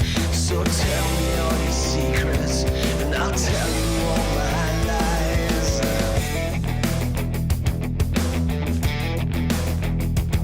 I've been walking with the angels. I've been talking in my sleep. An electric conversation, pins and needles in my feet. It's a full-on fascination with a twisted combination. We can catch the lightning. It's the perfect crime and does it hurt so bad when we touch too much?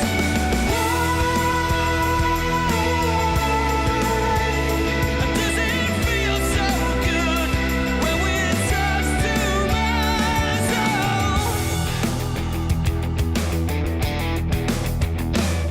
You could follow every instinct.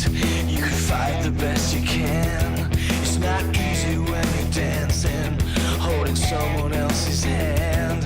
I've got nothing more to tell you. I got nothing more to say. No. We can catch the lightning.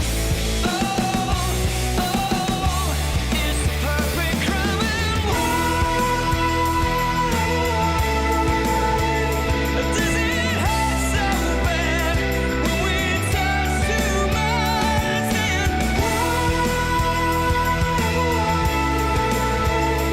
Does it feel so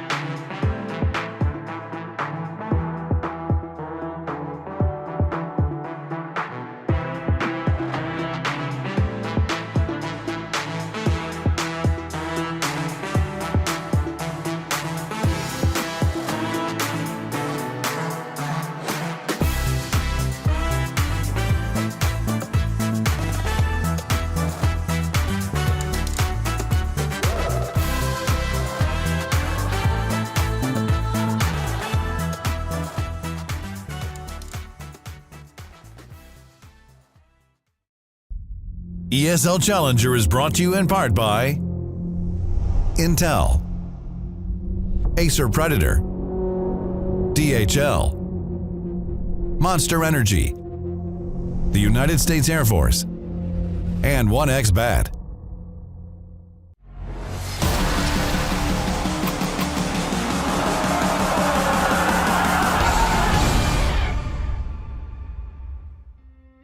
Welcome back to ESL Challenger Atlanta. We've already said goodbye to a team at the start of the day.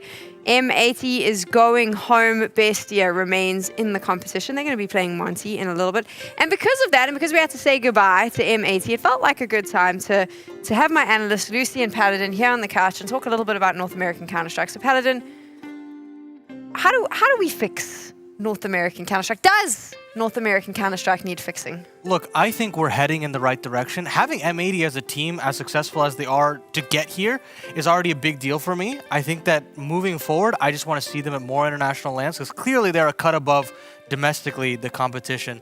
But it's just a question about getting international reps, making sure that the whole 5-man unit is here to get those reps. So as far as M80 is concerned, I'm not too worried for them. I think that they're looking good. And you look down the road, there are a lot of teams that are developing at this point. You look at NRG, newly into the scene right now, so that's a new core that's having to develop. You look at Wildcard, that is a team led by Stanislaw. That's also a very exciting roster. And then you have some more stable rosters that are still learning, like Boss, formerly known as the previous Wildcard roster. And then you look at Nouns, who have also had a little bit more time internationally. So there's a lot of teams that are developing, and there's even some talent. Obviously, if Evil Geniuses will not be carrying on with their roster, there's so much more talent to go around with them as well. So I just feel like we have a lot of talent. We're all consolidating it slowly but surely. And as soon as they start getting more LAN reps, things will start to get a little bit cleaner for them. And that's what I'm looking forward to, just seeing them at LANs more consistently. And I think things will start shaping up, because I think the structure is already there. I think what's also good is, we've got these new organizations like M80 coming through, and even Liquid's approach to the game. It's taking NA Counter-Strike in a new direction, where it's not just getting 5 NA players and sort of doing your thing locally and then going internationally and maybe getting wrecked. They're actually looking abroad for the key pieces, particularly the IGL. That was the idea with M80. I read an interview with I think the CEO or COO of M80, and he was saying that they always wanted to get a European IGL so that he could bring across the ideas of what it's like to play in the meta over there, as well as against Tier 1 opposition. So Manx was obviously the perfect addition. Bit sad that we couldn't get to see it here, but even with M80's display without him, it was quite strong, and you can see the fundamentals of those ideas coming across from European Counter-Strike. So it's great to see those elements coming through to lift up the whole region. And that's how you develop the region beyond that. If you want secondary stars to potentially be IGLs down the road, or bring that conversation to other teams, there are still IGLs out there, but they just don't have the experience. You look at players like Ben Leet on Party Astronauts right now. You look at maybe a Carson on Nouns. These players don't really know what it's like to be a proper IGL. And frankly, our region is known to just run and headshot, right? It's not really all about the frags. It's not all about the frags. They just run and headshot. We're going to talk about this a little bit more, but of course, it's also time to have a little bit of fun for you. So I think the DHL drop needs to happen right now. Do you think you know everything about CS? Then stay alert and look out for the DHL drop quiz on the ESL CS Twitch channel.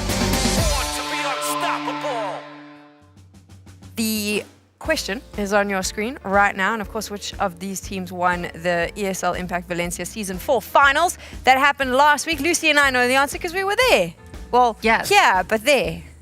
And we can't say a thing. I know. But I hope if you don't know the answer, I'll be very disappointed in you, because you should be watching ESL Impact. It's really great. I like that. There we go. Good sales pitch. Lucy, what is the plan for North American Counter-Strike? Do you import a European IGL like we were talking about to America, or do you pick up the whole damn squad and ship them off to Europe? No, I think that just damages the region more. Obviously, you come over for all the lands, you do big boot camps, that's all key. And this requires more investment than just relocating completely. But I think you need to stay domestically just to give the kind of tier 2, I guess, of NA competition to play against, to scrim against. So I think it kind of shoots the region in the foot if you have an NA team that's not based in NA. the most important part when we were in the golden age of North American CS, when we had EG and Liquid both on top, is they would still come back to North America. They developed that tier 2 scene as you're talking about, and they'd get stronger. They'd finally learn the tools of the trade of what Europeans do so well, and eventually that's how you do nurture the new talent, nurture the new IGLs.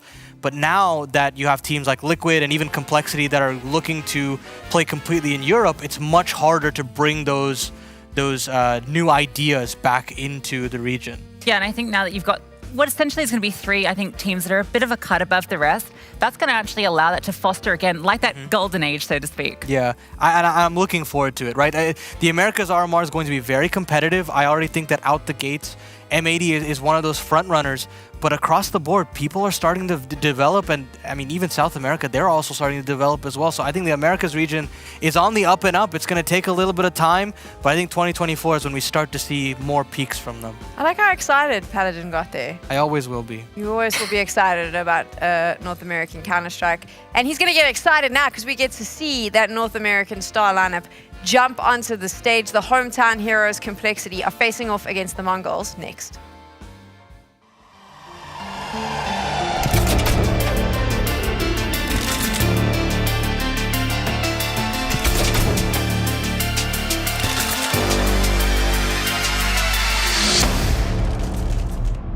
It's a rematch from yesterday's best of ones where the MongolZ shocked us all and beat Complexity. Can they do it again in a best of 3? Oh, no. Frankly, no. I mean, it was pretty impressive that they were able to come in and win that best of 1, considering the situation where they literally just got off the plane, really showed that they've got the guts to do it. But doing that again against Complexity, it's going to be a bit more prepared this time. They're not going to be coming in looking a little bit flat to start with. I just can't see it happening. And I mean, best of 3s just favor Complexity every day of the week because you have so many more maps in your pool that you can go towards. You can really ramp up into the game. Maybe they might have a slow start on map 1, but you have that map 2, map 3 in the bank. So I was we heard Floppy yesterday, and he was very much like, yeah, I don't really feel phased by the MongolZ matchup. We have the BO3s in the tank, and I think that's where we flourish. We've obviously got we've got it coming up right now. So tell me, what are we thinking about this? Yeah, this looks really good for both teams. I think specifically Complexity because, as you mentioned, they got a deeper map pool, but they get Overpass coming through here. They absolutely demolished Game Illusion yesterday, and they're going to be feeling really confident off the back of that. It's a map that they just know that they can win on. I think Inferno is a good pick for MongolZ. Domestically, they've been doing very strong on it. I still think Complexity are probably the stronger team on it, but if you're a team like MongolZ, you want to come in on a map that's your comfort pick, something that you know that you've got all the protocols locked down on. And then Ancient, it couldn't be a more perfect decider. Absolutely. I mean, on Inferno, MongolZ are flawless in the last 3 months domestically. Of course, it's domestic. Sure, you're playing Tyloo maybe 3, 4, 5 times in 3 months. But regardless, I still really think their fundamentals are really good there. And Complexity have been struggling as of recent. They're on a 3-map loss streak. Ever since they switched over to CS2, they've been kind of found out on that map particularly. So they've got to find a solution there. I'm sure they were expecting this map in the pool, so they have time to prepare. And then you look at Overpass, you're exactly right. They looked so dominant yesterday. Halzork was absolutely just killer on that CT op, going down into connectors, getting those opening frags. And I mean, I hope we get Ancient. I really do, because I love when we get to see a rematch. I love when we get to see whether there are new ideas being put into store, how the loser has adapted, and whether the winner, the previous winner, can actually adapt to find new solutions. Mike is obviously at Atlanta. He's on the stage with all the teams, so let's find out who he grabbed to chat to before this matchup. I'm here with Techno from the MongolZ ahead of their rematch up against Complexity. Techno, you guys played these guys before. You beat them in overtime. Are you going to be able to do it again today? Yeah, I think so. Love it. You've got your fan section here. They've been cheering. They've been loud. They've got the flags. They're dedicated. How does it feel to have a little bit of the home crowd all the way here in Atlanta? We're so happy to we have seen our cheering for us. Yeah, that's it. What's going to be the key to victory today? We need to believe ourselves. Yeah, that's it. I love it. Good luck in the game. The thing that I'm worried about for the MongolZ is that you heard Floppy saying yesterday, and I think JT said as well in a pre-match interview, we made mistakes. We know what mistakes we made. We're going to fix them. I don't know if they will fix the mistakes. This is the thing with Complexity, is this has been a reoccurring thing for them for feels like forever now. There's a lot of inconsistencies in this team. It's something that comes up in every single interview. JT mentioned it as well. And that's the biggest concern for me, because this is the team that has gotten to these really clutch situations and then just loses it out. They get the advantage and somehow it slips through their fingers. We saw it in that best of one. That's what allowed MongolZ to capitalize on the mistakes the Complexity were making. I'm not 100% convinced that they're going to be able to fix them all. Hell, I mean, there are so many situations where they would win the gun rounds in like those clutch situations, and then they lose the anti-force buy, right? And those are the unfortunate scenarios that would come through for Complexity, and you'd expect that this is something that we'd be able to fix at this point, but there's just some sort of block that they have. And look, man, MongolZ are definitely the type of team on those low buys, on those hero AK situations that could surprise. And if they start hot on Inferno, who knows? They can run away with the game potentially. You never know with this team. You never know what type of MongolZ you're going to get. And I'm just really hoping that we get the fiery one, because that's when the sparks are going to fly. We're going to have a close best of 3. And I really just want to get to that map 3 when we see the Ancient take place. I hope we get there. And I think what I'm particularly excited to see today is what MongolZ bring forward. Now that they've actually had a proper rest, they've been able to maybe spend a bit of time running some strats, get comfortable playing here. And, it's not just straight off the plane. They've had a bit of time. We saw yesterday, it felt like Blitz was able actually to carry the torch throughout, kind of leading from the front. Senzu actually also kind of performing on both maps. The other 3 did drop off, and I think you can't really blame them individually. I think it was just the fatigue of all the travel and then all of that game, a day of gaming. So today, now they're rested, I'm looking to 910. He was really prolific and was actually, I think, coming out ahead of holZ in that head-to-head on that matchup. And just out-rotating, out-maneuvering him. So I'm really looking to him again as well. On Inferno specifically, I need 910 to be more active. He is more active on that map. We'll see him on Apartments. We'll see him in Banana as well. And Mazzino, he has some tough roles on this team.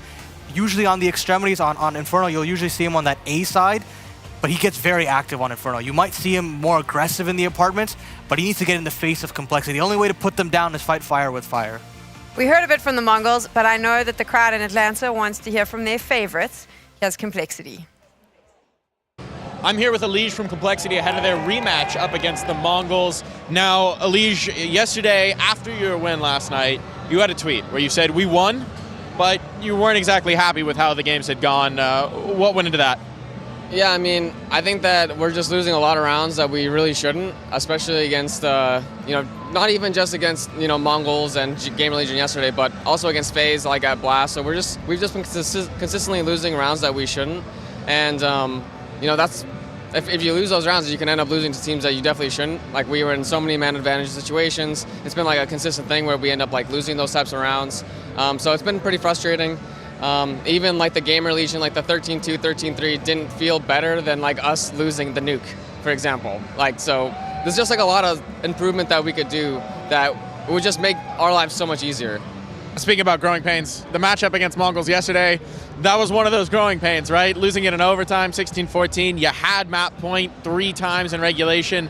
Now you've got a rematch. What's the expectation this time around? I mean, my expectation is we should be in the finals. So I think that we should be winning. I think we should be winning 2-0. I feel confident. I think that like we can do it. As long as we're just not throwing away rounds that we just shouldn't be throwing away, then I think that we're playing really well. Like, I think that we are like a good team if we just, hunker down in those man advantage situations and are able to, close them out. Well, thanks for the chat. Good luck today. Lucy's like a mind reader. You basically said everything Elige just did. Yeah, I mean, they know that this is the issue. JT said the same thing in an interview yesterday, and it's consistent inconsistency, which is not good. And I think this is also where not having TC can actually be a bit of an issue, right? Because this is where the coach is meant to come through and help you iron out those issues and try and bounce back from it. They don't have him here in the flesh. I heard that he is sort of, providing the strategies from afar and helping them out that way, but yeah, there's a big difference between someone sort of sending the message over a call versus being right behind you. I am very happy to see how Elige is perceiving this Complexity roster, though. They have this expectation that they want to lift the trophy, saying that they need to be in the final. That's a big deal. Like, I do really like that he's leading them in that sense.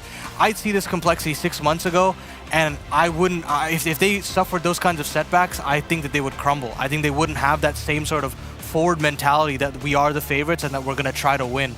So I really do like that they have that sort of leadership, even though TC isn't there. But yeah, this is one of those big tests, because I feel like MongolZ at this point are a perfect gatekeeping team to show what kind of complexity we're going to get today for the rest of the tournament and what we might see if they do make those playoffs. I do think we speak a lot about complexity. MongolZ yesterday was a best of one. If we switch over to MongolZ versus Apex, though, I think that there was a lot of holes that were shown in MongolZ playstyle, which if Complexity did their homework overnight, that they may be able to use to their advantage. Yeah, they should be able to. I mean, MongolZ, their style is a little bit one-dimensional in a way, and I think that is very easy to adjust to. Apex kind of came out the gate trying to fight fire with fire, and it didn't actually work. They almost lost an anti-eco in like round number 2 of that Bestia 1, and then the whole thing could have crumbled. But once they started playing their Counter-Strike and playing the fun Counter-Strike that Jacob was saying, you know, it felt like they were really back into their zone, and MongolZ were really just running into the same wall over and over again, relying on Blitz getting these crazy multi-kills to set them up for anything. So, you know, I'm more looking towards MongolZ trying to adapt a little bit, but I doubt they will. I think they'll probably just play their game, and I'm not sure that's going to be enough against Complexity. It does beg the question, how much stamina does this MongolZ roster really have? Granted, the jet lag situation is terrible, like nobody loves that, but if we get into a deep best of 3, we're going pound for pound, 24 rounds, maps 1 and 2. When we get to Ancient again, I feel like that's where I'd give the edge to Complexity. Being in these best of 3 scenarios for so many tournaments, I mean, they've done, even in terms of the tournament format as well, they've always done it the hard way. When you look at their Sydney run, when they made it all the way to the final, they dropped down to that lower bracket, having to beat Cloud9, having to beat Monte at this tournament.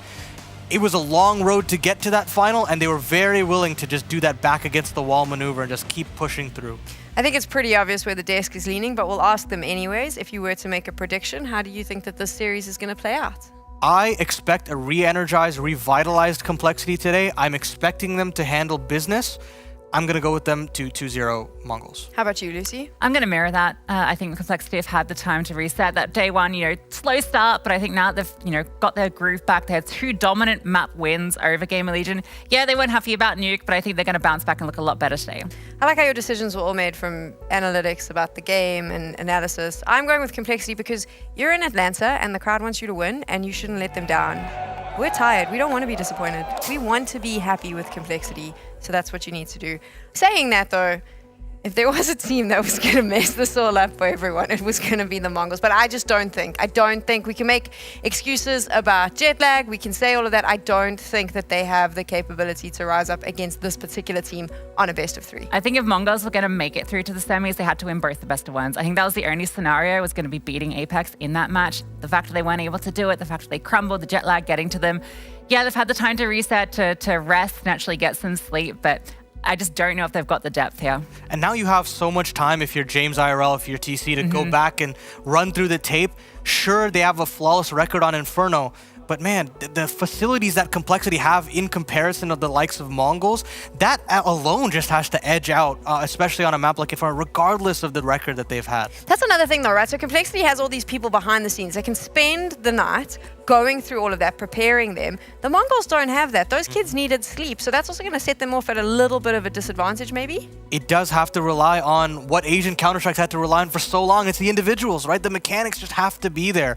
And you can go down the list of all these young players, and they are very mechanically skilled. I couldn't tell you how many times, even in that Apex game, where they're just doing the wrong play macro-wise, but they win the round because their headshots are just so clean. So we need that in this series, a dime a dozen. But the problem is you're going up against a North American team who they also really do love their individuals and their mechanics. That said, though, I feel like Complexity individuals have been a bit up and down. You know, I think when you have JT as kind of the second star of the squad, it's great that your IGL can do that, but that should never be the case. It should be Floppy up alongside him. Should be MongolZ. MongolZ, to be fair, has actually had a pretty decent run of form here. Has been struggling a lot, I think, in recent history, but this tournament is stepping up. But I'm looking at Floppy and Grim. I said this yesterday. They're the 2 I need to see a little bit more from. And I'm going to stop you there because no one wants to hear us talk. It's the desk. We want to go into game. So that's exactly what we're going to do. One of these teams is going to the semi-finals and another one is going home. That is absolutely correct. North America rises again to deliver for the live crowd in Atlanta. Bylov and Hawker to take you through this series. I think an upset is absolutely possible here, especially with the form that Complexity confess they're in at the moment. Not always a confidence performance from them, but I would expect them to rise at some point back to their peak. The question is that going to be now? I hope so, because listen, JT was playing incredibly well in their previous best of 3 they played, and I feel like when they had a lot of their success at Sydney, JT was up there fragging with the rest of the squad. So if that can continue, I think they do have a good chance here. And this time, the rematch, obviously fatal for whoever loses it. So the Mongols may have drawn first blood, but Complexity have the opportunity for revenge here. It's going to start on the Mongols map pick onto Inferno. We heard Elige saying he feels confident they should be able to 2-0 this. But the Mongols have always been a good team on this map. So we've got to see if Complexity are going to come out the gate strong here. They might need to, because this is a big strength for the Mongols, this map. Yeah, Mongols in CS2 on Inferno. I think they'll have good discipline for a map such as this. We spoke about it in the last series, this one as well. The war of attrition with utility is so important, and I think they will bring a strong game in that regard. But first, of course, it comes to the pistols, although there's a lot of utility here for Complexity starting on this T side. Let's see what they have to offer. Focus on the Glocks, no P250s necessary. This looks like a not live to me as they all go back towards T spawn, so something I'm sure needs to be corrected. Indeed. Oh, Jesus. Half-Life sounds. Yeah, full start of this one. We'll get into it shortly. I think looking at the Complexity side, always Elige, the main man you are really looking at, but I think the entire team will be hoping to show up here. You kind of expect Elige to show up, right? You want to have some of the other players perform, because the Mongols honestly bailed themselves out of so many positions in that previous matchup against Complexity. They just out-aimed them in a lot of rounds. Oh, wait! The Mongols are sharp. Whoa, whoa! Get that sign in the bin, you waste man! How dare you? I know Flom's co-streaming. Shout-outs to Flom. I almost called him Clom. Clom. Oh, that's very We love Flom. What a bell end. Think of the most British insults possible for the NA crowd. Absolutely, yeah. Why not? How dare you? On behalf of Flom, stick that sign up your ass, Sonny Jim. There we go. Well, Complexity, just waiting to get into this one. I love that we saw Complexity at Sydney, because they showed so much grit in that final. I know they lost it against FaZe, but they were down so much. I was worried they were just going to get blown out, and then they grinded so hard to get back into that. So I think that's the sort of grit you want to see from a team that maybe lost their opening matchup here, but can fight back in this tournament. And as Elige said, they should be making it to the final. They should be. Love the signs. Great crowd here to watch Complexity do their best versus the Mongols. I think someone's logging back into Steam before we get started here, so a slight delay at the beginning of this series.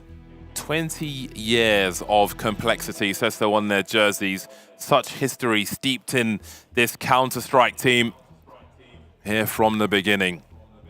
The Mongols have perhaps most of the history to be written ahead of them. Yeah, very young team, spearheading Asia right now.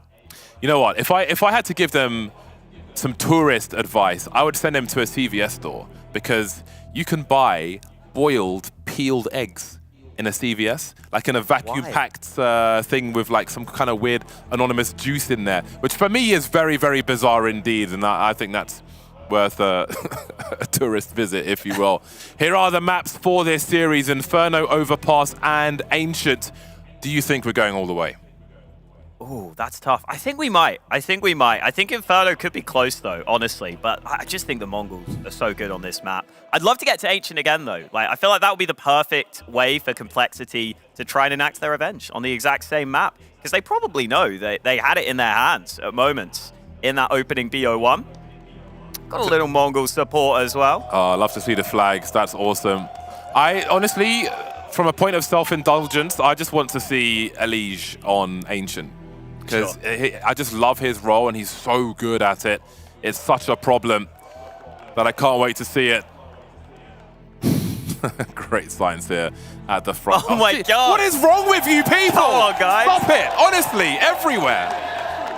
Weirdos out here, man. It's also Flom of all people. He's actually just so nice. I know, it's cruel. It is brutal. And perhaps finally we will be into this series then.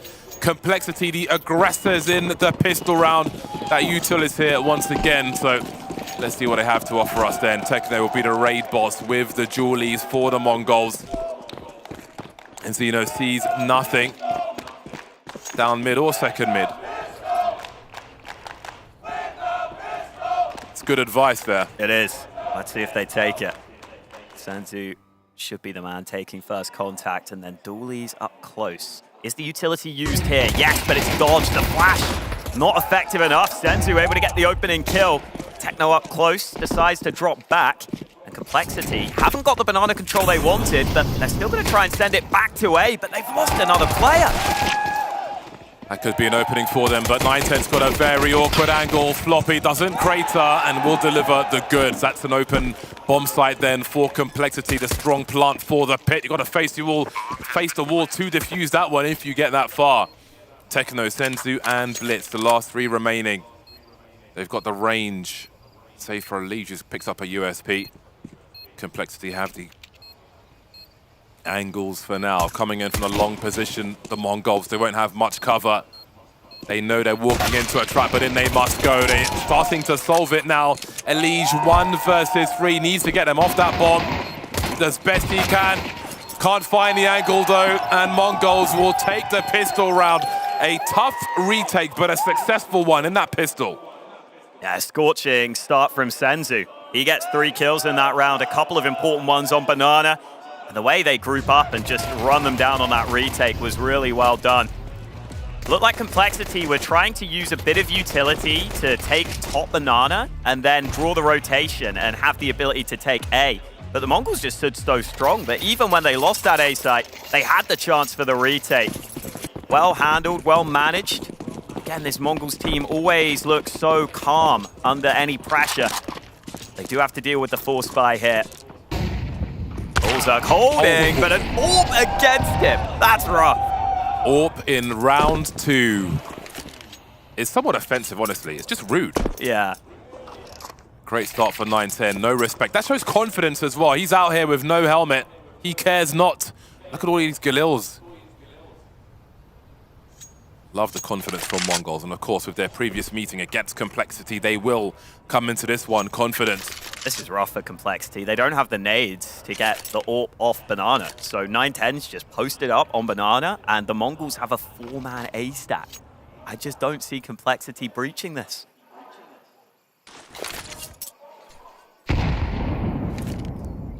Almost.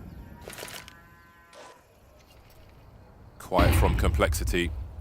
They dropped that incendiary as long as smoked off. Still holding for that. Oh, there's another one. Oh, that could be chunky.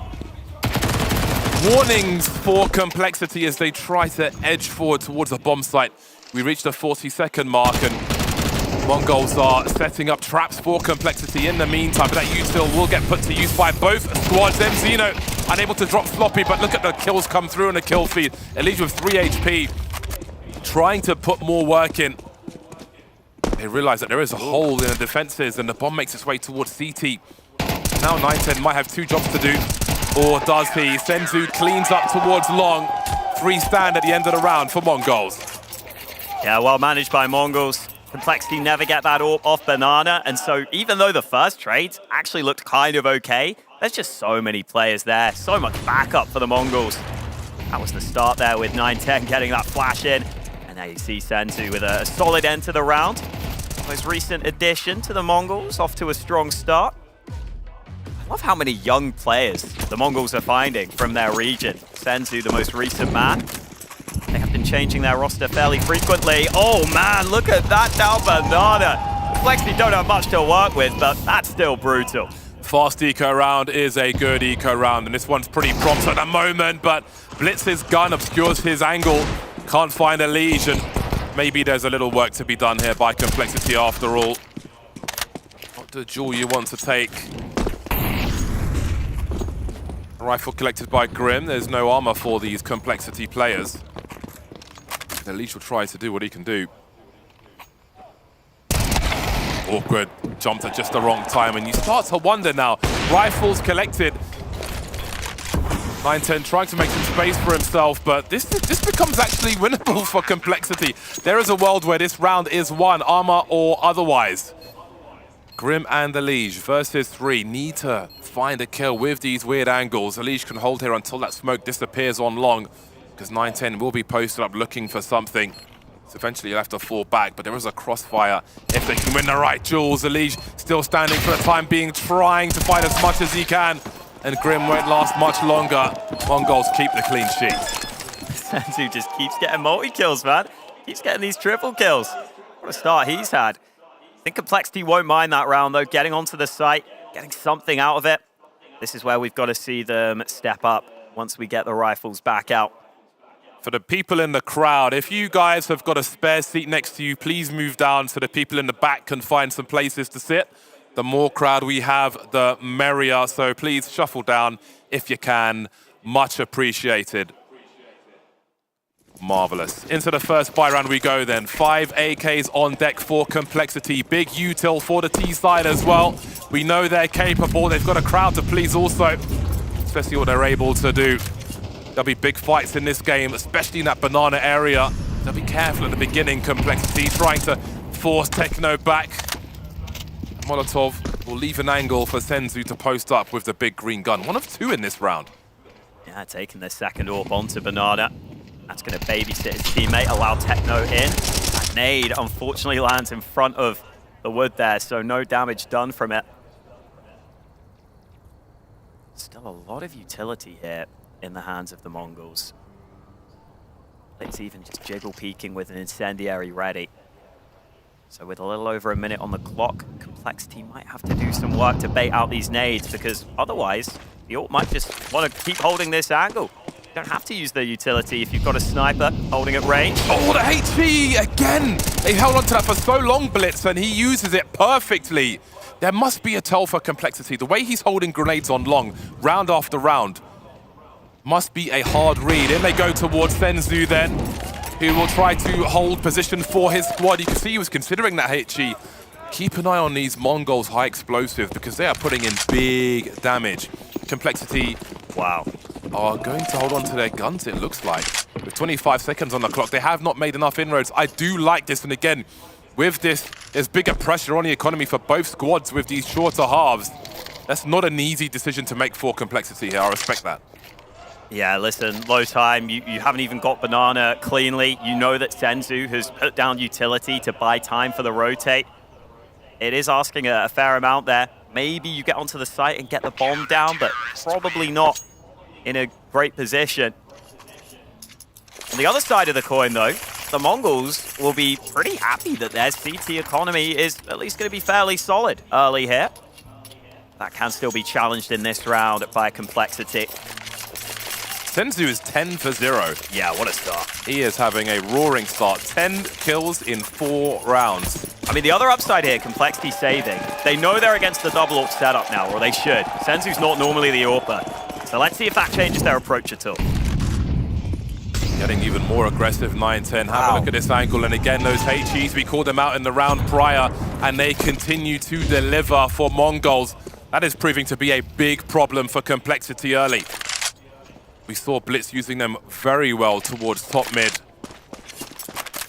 Will be a 4-on-4 though, as they have lost Zeno around that top mid area. So again, Senzu will be relied upon, having a great time of things so far, but we have seen flashes for his positions also. I mean, this time he's completely alone. Again, he has nades to try and stall, but it's important that he doesn't miss this first shot, otherwise he could get run down quickly. Blitz is starting to rotate. If he can get to that well position and give a flash, he could buy time for the squad.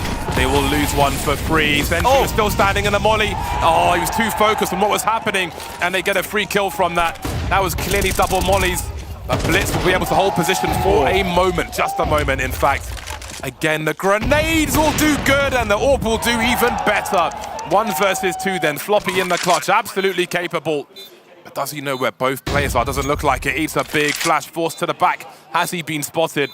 They didn't commit through the smoke. Techno boosted up now, trying to clear these angles. He's got the intro at the very least. 910 now with the AWP versus Floppy stuck in the corner. Trying to buy time as 910 comes in. does exactly what he needs to, picks up the M4 and keeps the clean sheet. They move to 5. Oh, so close from Floppy. He got tagged down to half earlier on, so that means his spray to the body, so close. Maybe if he had full health, he just gets that, but instead can't convert. Closer from Complexity. The Mongols just keep finding ways to win these rounds. And again, it's impressive. You know, they're coming in here against the home crowd. They're always a team that just don't seem to get stressed for whatever reason. Their mentality seems really strong.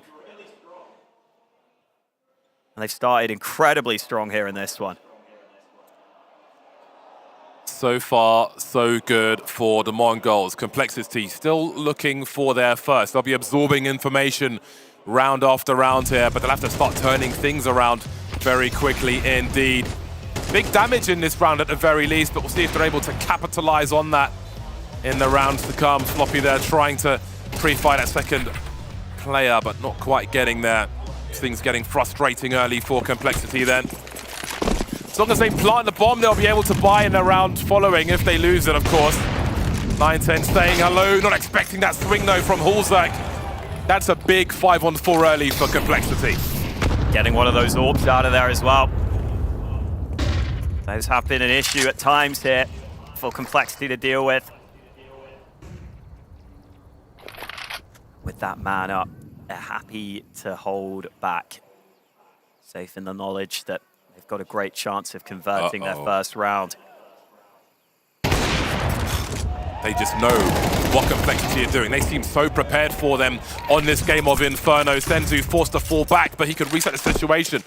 One shot, one frag is how he seems to be rolling. 14 for 1, and MZNo's try swing through. Doesn't quite get MongolZ though, but the smoke is enough to force Complexity back. They've got Floppy on that A bomb site. They've outmaneuvered Mongols in the meantime. This might just work out for them. I think it will. I don't know if the Mongols can even try this retake. It's not like they have massive money in the bank, even with all these round wins. So keeping their options open, Complexity, has paid off for them. Again, Senzu having a ridiculous game. I don't know where the Mongols keep finding all this Mongolian talent from. It's incredible. Probably from Mongolia, Hawk. Well, you would think so. Blitz is actually giving this a look. I thought this was a save for sure. Oh, okay. Goodbye, MongolZ. Maybe just damage. That just bitter apple towards the end, just to make things a little more painful for Complexity, but they are going to find their first round. JT and Grim have combined 0 frags as we head towards round 7. They're going to have to find a way to turn that around, otherwise I don't know how many rounds Complexity can get with only 3 players fragging. Definitely good to see Complexity able to play across the map when they get an early man advantage. They don't panic there. They know that Floppy is going to be able to get onto A. That's Artosis, isn't it? I was just fully expecting the sign to get turned around again for a third time. Yeah, I just assume every sign, probably even in the StarCraft booth, it says F-Flom at the back. Wow, let's see if Complexity can find another man advantage early. They've been putting that T-side smoke down on Banana to try and stop the Mongols from taking control early. The Mongols themselves putting this deep smoke down that makes it difficult for Complexity to move forward. Elige, no fear though. He's given so much freedom on this team. Moving into top mid initially, but the Mongols are really passive on this A site, giving up this control here. Blitz reading it. Oh, that's such a big fight to get. That is an important area to hold, and the grenades are starting to stream in by both teams now. Bliss has been so good with these HEs, continues to show presence. He's got no more util really to hold this position, and he is alone. He's a target in this long area. See, Banana will be secure for the time being. I don't know how much Grim can do here as he looks for his first frag, but they need some kind of presence on Banana if they are to threaten both bomb sites. But Techno's got all the info he needs. Bliss is still rotating towards B though. This is leaving A vulnerable. They know it's not A, but they're switching positions. The AWP is on the way, but this is going to allow a window of opportunity for Complexity. This leaves MZino on an island. Maybe MongolZ trying to do too much as the flank comes in towards top mid. Here's MZino. The dream is collapsing for Complexity. Stunted growth on the T side of Inferno as he has surrounded JT. 6-1 MongolZ. Oh, that 1-2 punch on Banana, even when the AWP misses. It's just that rifle up close that's never expected. You see, they had no clue he'd be down so deep. In prior rounds, it's just been the AWP holding there.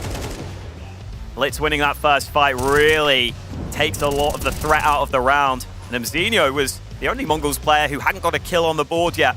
From that pit position, he was playing far back. He wasn't needed in earlier rounds. This time he steps up from that anchor spot for a double. Complexity down to pistols.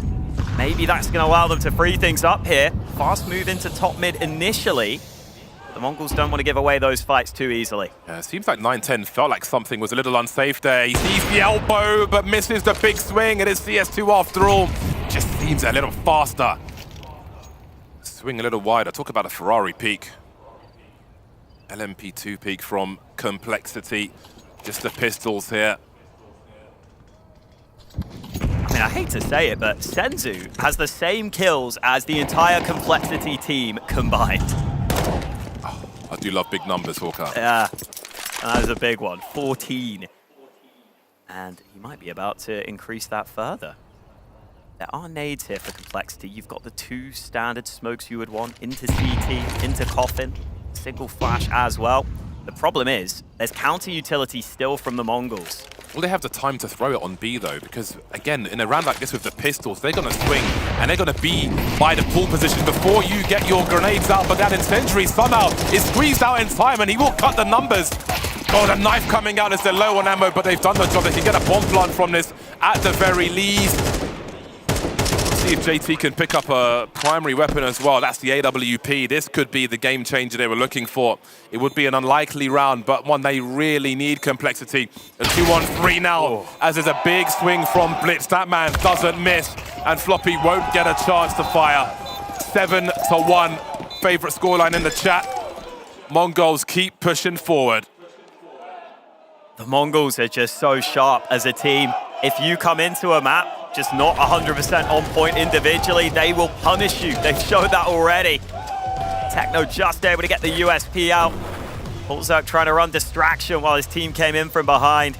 And then JT had the chance with the AWP, but didn't expect that swing so quick, so wide.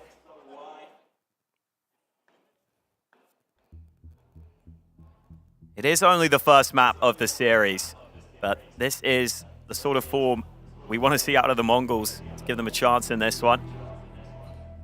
This is the pick of the MongolZ, and they are showing us why. Complexity chose Overpass as the second map to come.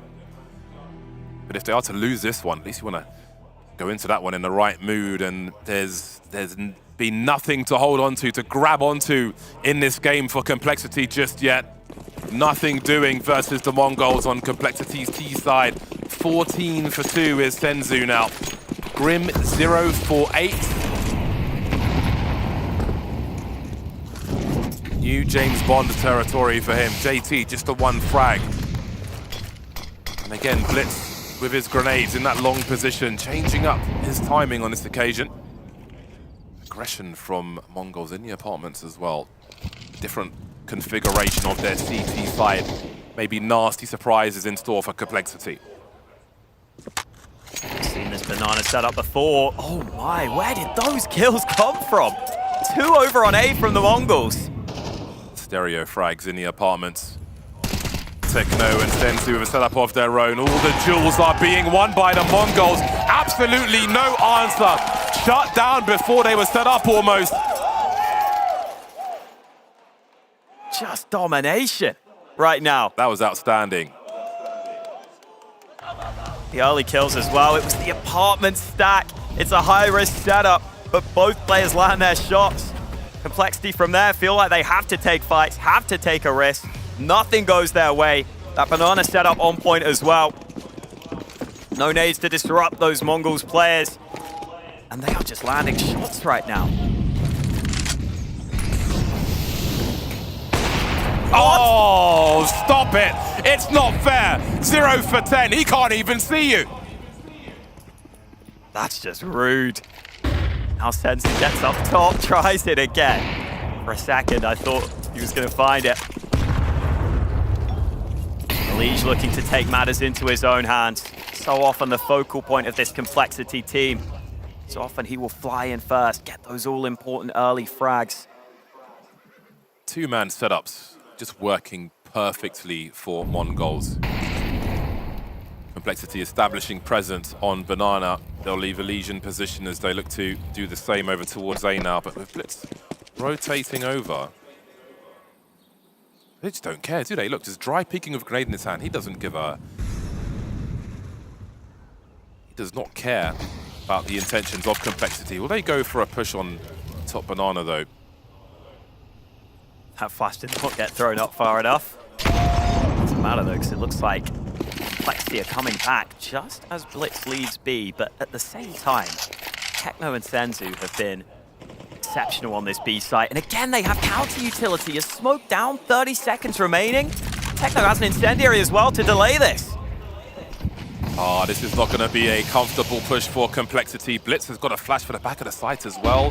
He's deploying it early as they start to come through, and it's a shooting gallery once again for MongolZ. Target practice for them as Techno starts to build his frags as well. Senzu 17 for 2. Complexity running into brick walls. Both those B players continue to deliver. Blitz even there to help out the team. They needed some fantastic flashes there, and the flashes just weren't good enough, clearly.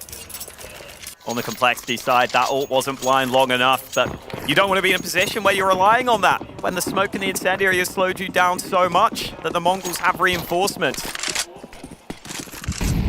How many frags does Grim have? Oh, man. 0 is the answer. JT doubling his score in round 11, just to show how impressive it is. MongolZ so strong on their CT side. Complexity lacking solutions on the T side of Inferno. MongolZ came to play.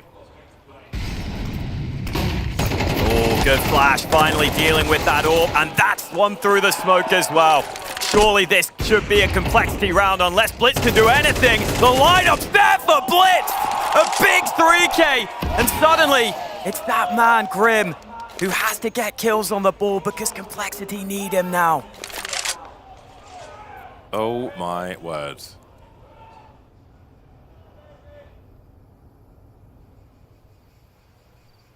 It's down Big noise. Yeah. Oh, but Blitz is too far away, I think. He's essentially flanking at this point. Or maybe it's just a big brain play. Why would Grim ever check? It doesn't matter. Senzu up to 18 frags. The Mongols unstoppable, untouchable right now. Unreal. That flashbang, have a look at this. Put them in a box like breakfast to go. Utterly savage, just when you thought it was time for Complexity to win another round. Denied. Last round of the half. I mean, you can say that it's the Mongols map pick, but even then, you have to just stand and appreciate what the Mongols are doing here. Absolute domination. Complexity waiting for early fights, but Mongols have been pretty good at just holding back in these crossfires, holding back where they're comfortable. Shifting their setup slightly. Again, it's Blitz, the in-game leader, who has that free roll. He's backing up B this time. Oh, they're playing... Have a look at this formation for MongolZ on B as well. And again, the utility just isn't being used early by the Mongols. They're never stressed. Look at this setup. Last round of the half, and they are making it look very nasty for Complexity. What? Indeed! Wonderful stuff. It is sublime from MongolZ. A masterclass of a half. Complexity never got started. Brutal scenes on Inferno.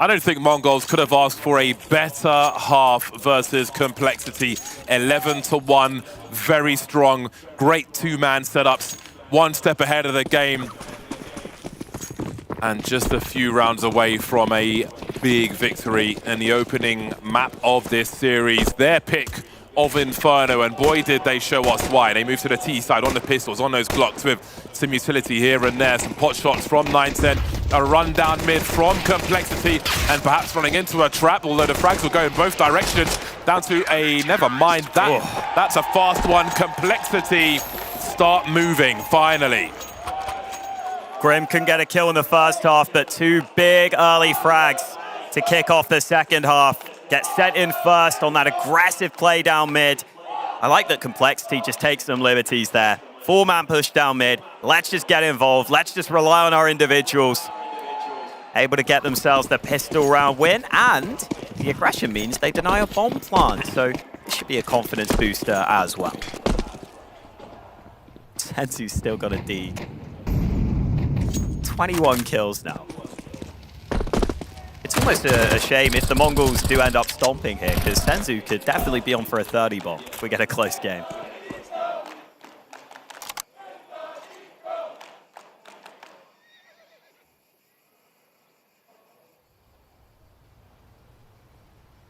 All quiet on Inferno. There are some Desert Eagles here, though. MongolZ is so close to his screen. Oh my god, his hair's almost touching it.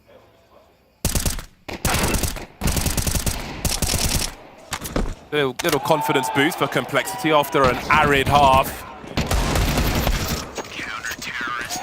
That was a swing and a miss with the Eagle. I don't know how he doesn't get a frag there. Floppy and Elige on 11 frags. At least those two are warm. But I'm sure they'll warm up quickly if they can continue this run. However, now the buy comes through for MongolZ. We know how prepared they are for this map. They had such good use of their high explosives in that first half as well. A great detail to see how drilled they were on this map. We'll see if Complexity can do the same. Yeah, it is 3B early for Complexity. Smokes down on Banana as well.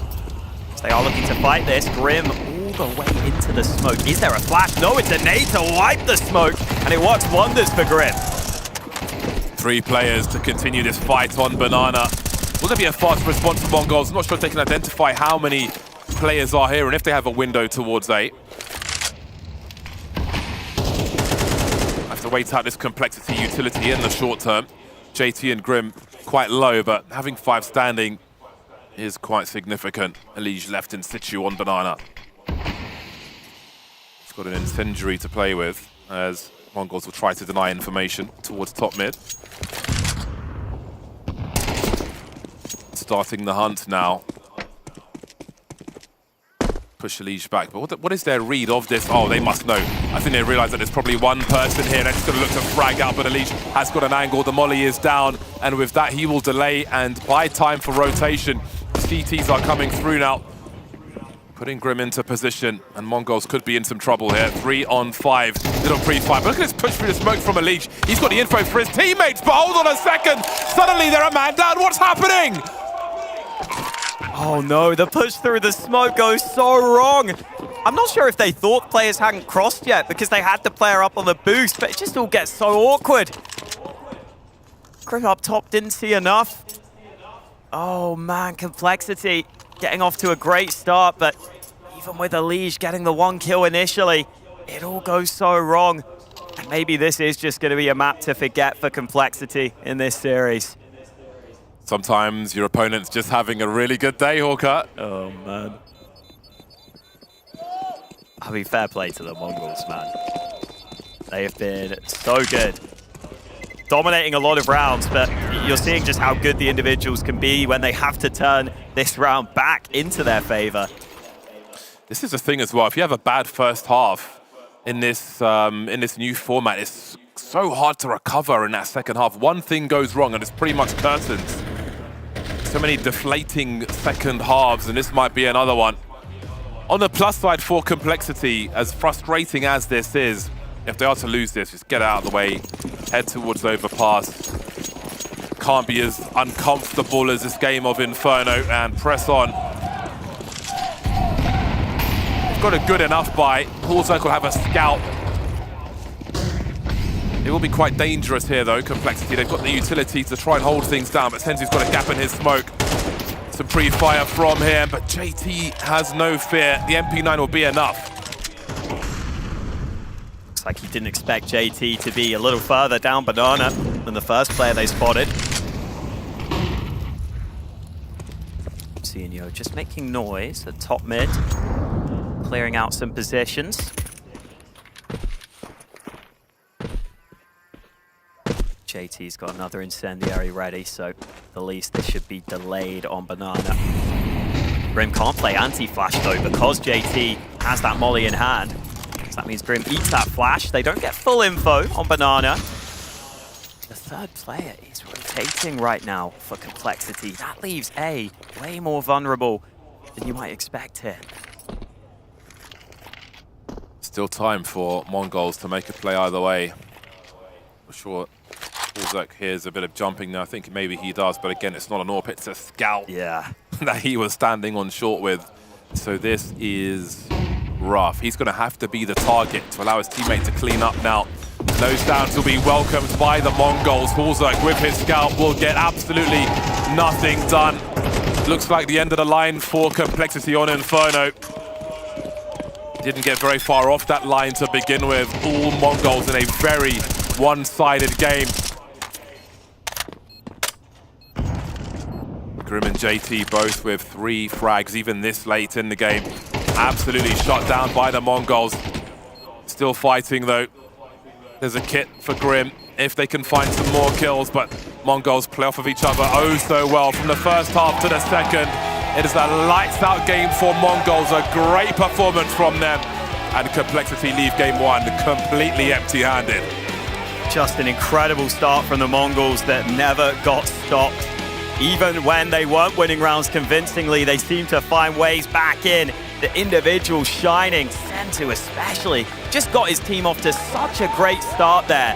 And what a shock this is after such a close map between these two yesterday. Sure, it's the MongolZ map pick. You might expect them to take it, but not in that fashion. Yeah, I can't think of a better MongolZ game than that. What a great way. Again, fresh off the plane yesterday, straight into the action, and they are not showing any signs of fatigue whatsoever. Pleasing their fans as well at the front. That was a huge first game from them, and they will be brimming with confidence moving into the rest of this series. Here's the thing, I don't want to take it away from the MongolZ. It's fantastic, they've won their map pick, they looked great, but WTF Complexity, they didn't even show up. Yeah, I mean, you could, on one hand, you could say this is the virtues of a good night rest. So, you know, make sure you get your 8 hours. Complexity didn't play Counter-Strike. Complexity didn't play their game. The T side was, frankly, and I think they would admit it as well, it was embarrassing. It was so one-dimensional, and it was just the same kind of default over and over again. And where were the timeouts, right? Yeah. Obviously, TC's not here. He's not there to give the normal support he would. But you can, I just know, back home watching this, he's just screaming, take a pause. The entire CT side, there's double AWP in play. That's so easy to counter. There's so many ways that you can counter-strike that, play against it. Where were the pace changes? Where was anything? There was so much autopilot on display from Complexity where even in situations where there were half buys that were going to come up, you'd think that they'd take those rounds seriously as well. Maybe a 1D, maybe an individual pop-up performances get you back into the game. But it was just phoned in constantly, time after time. And I spoke about the research and the time that they had to potentially delve in. I didn't see any of that being put into place today by Complexity. I think MongolZ ran every single setup that I've watched maybe 2 demos from MongolZ previously playing this map. They ran the same 5 setups that they did again and again and again. And Complexity had no answer. So not only do I fear that they didn't stick to the game plan, frankly, I don't even think there was a game plan. I don't know. I worry that they just autopiloted throughout this map. And look, a lot of momentum in MongolZ's favor. And I said that when the mechanics are hot, when these players are feeling good, things can run away from you very quickly. I think what's very important is obviously we've been Debbie Downers here on the desk. So Mike wants to have some fun in the audience. Frame up. Hello, everybody. I'm here on the floor of DreamHack Atlanta. How do we like map 1? One side liked it a lot, one side not so much, but I got one fan here who skipped a very special event to be here. This is Peyton, and Peyton, where were you supposed to be this morning? I was supposed to be walking the stage at my college graduation today, but I skipped it all to come here and see Complexity take Mighty down. And now you're still in the outfit, you're still in the uniform to graduate. It's a little graduation of your own right here on stage. And Peyton, you've been talking to us. This is your first event attended, right? Yes, this is my first event I've ever attended, and I've had such a blast. Everybody has been so amazing and nice, and just seeing these guys for the first time, it's so surreal in person. And do you think they still have it? Tough map 1. It's not over till it's overpassed. Not over till it's overpass. Okay, well, time to move your cord to the other side. I'm pretty sure that's how it works, because you're ready to graduate into the next level of Counter-Strike fandom, the level where you have to watch your team attempt a reverse sweep. I'm ready. Let's go. Let's go, Cole! Let's go, Cole! Let's go, Cole! Back to you in studio, Sam. My sweet, sweet summer children. They played terribly.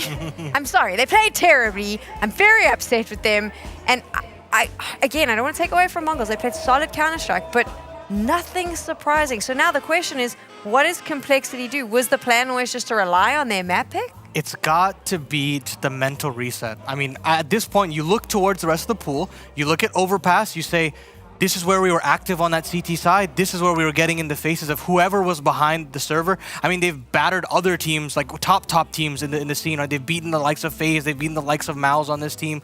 And I think that this map is the ace in the hole for them to get them back into the game.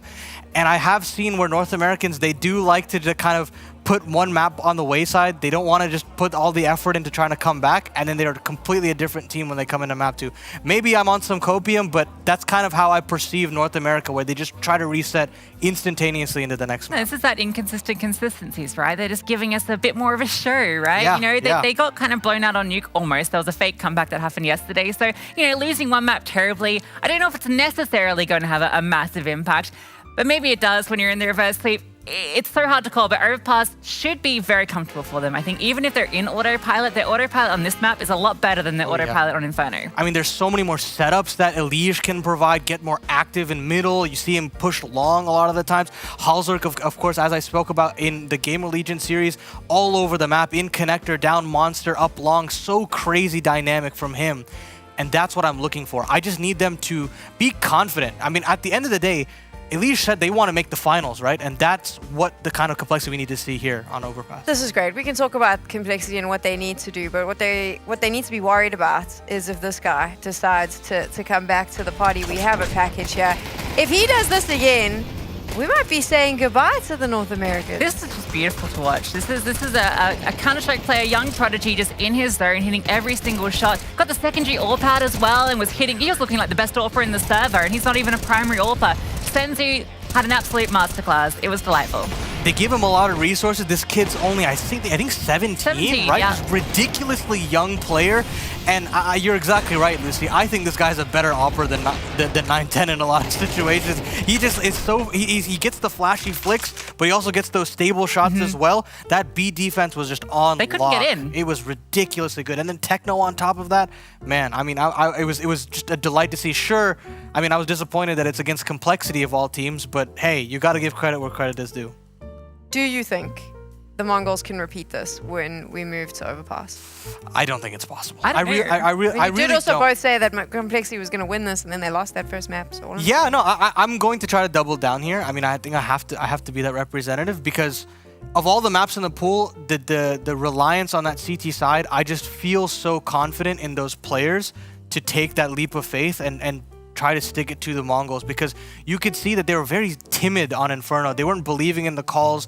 I mean, some of the calls just felt very flat frankly. And so I think on a map like Overpass, those protocols are already built into place to support. The thing is, right, that was the map pick of MongolZ, and Complexity decided to start on the T side. That was their decision to show us what they showed there. You actively were like, yes, our T side is strong enough. We can start on it against MongolZ on their best map. Yeah. And you fall completely flat. Going into Overpass, again, you're on that T side, which was not a good T side against MongolZ, who are fired up. You got Senzu hitting everything. You got Blitz coming in for multi-kills still like he was yesterday. I don't know, this is a team that CT looks rock solid.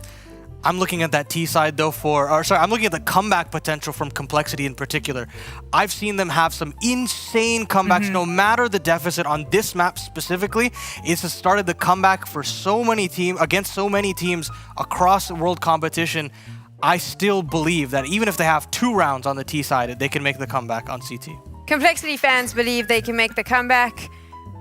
I hope for North American fans in the audience it happens as well, but right now, Asian CS is celebrating. MongolZ is 1 map up in a decider for not only the semi-finals, but also for who is going home. We're gonna take a quick break, and when we return, we'll move to map number 2.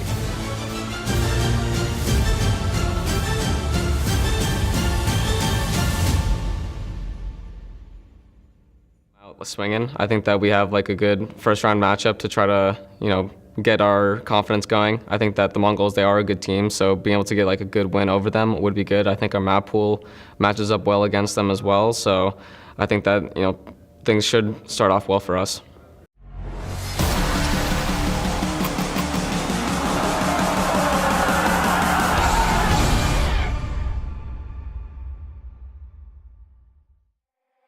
I'll keep your picture in my room, 'cause it gets me in the mood. You're still a free in my head. You got me so confused. My mind is full of you. Still want you in my room. Don't wanna get rid of you. On my mind, but now I'm not too late. You got me so confused. My head is full of you. You keep slipping away. I learned the hard way.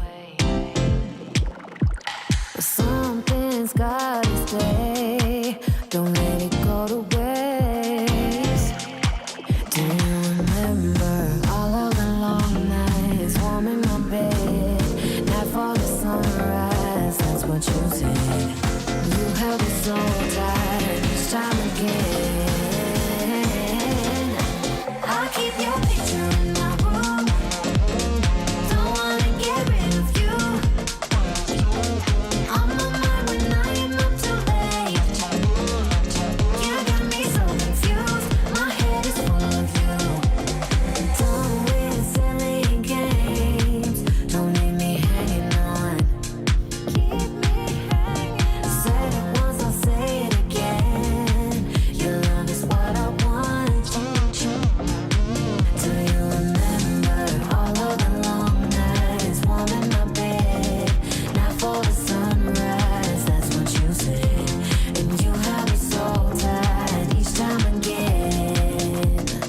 In my room, I'll keep you safe. Don't stay up waiting long, pulling back and forth. Still got me paralyzed. Got what you came for. One thing that I've kept. I'll keep your picture in my room, 'cause it gets me in the mood. You're still a free in my head. You got me so confused. My mind is full of you. Still want you in my room. Don't wanna get rid of you. On my mind when I am not too late. You got me so confused. My head is full of you. I'll keep your picture in my room, 'cause it gets me in the mood. You're still a free in my head. You got me so confused. My mind is full of you. Still want you in my room. Don't wanna get rid of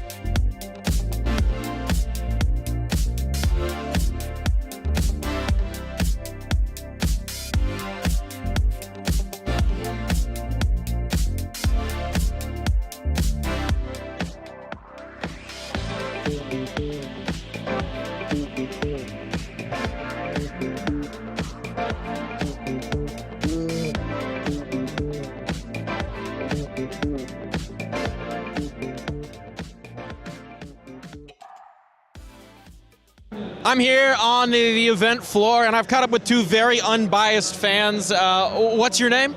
Ethan. Ethan? You're a big MongolZ fan is what I'm getting from this. I just love him so much. He's so dear to my heart. This beautiful man, this beautiful image, Johnny Jabs, none other than Elige. What is it about Elige that really gets your blood pumping? That beautiful smile, that lustrous hair that he decided to shave off because he's even stronger now. He's known for the Vin Diesel look, and we all support it. We do indeed. Do you think your boy's going to be able to lift the trophy here? He's going to drop 30 and only die 5 times. He's invincible, he's handsome, he's gorgeous. I love him. There you have it. He loves him. Let's hop on over to the other side. Are you as much of an Elige enthusiast here? I mean, yeah, I guess. Sometimes. I mean, he set a pretty strong standard for her. What's your name? Praj. Faraj? What's your love for Elige? What inspires you to hoist this flag? Just like his crazy entries, man. He just goes out, takes heads, and then just wins rounds sometimes, just by himself. So do you think Complexity have it on this event? You think they're lifting the trophy? Oh, yeah. 100%. 100% guaranteed? The Faraj guarantee? Yeah, that's a Faraj fact right there. That's a Faraj fact right there. We'll see if the Faraj fact holds true. And in the meantime, have you seen this man?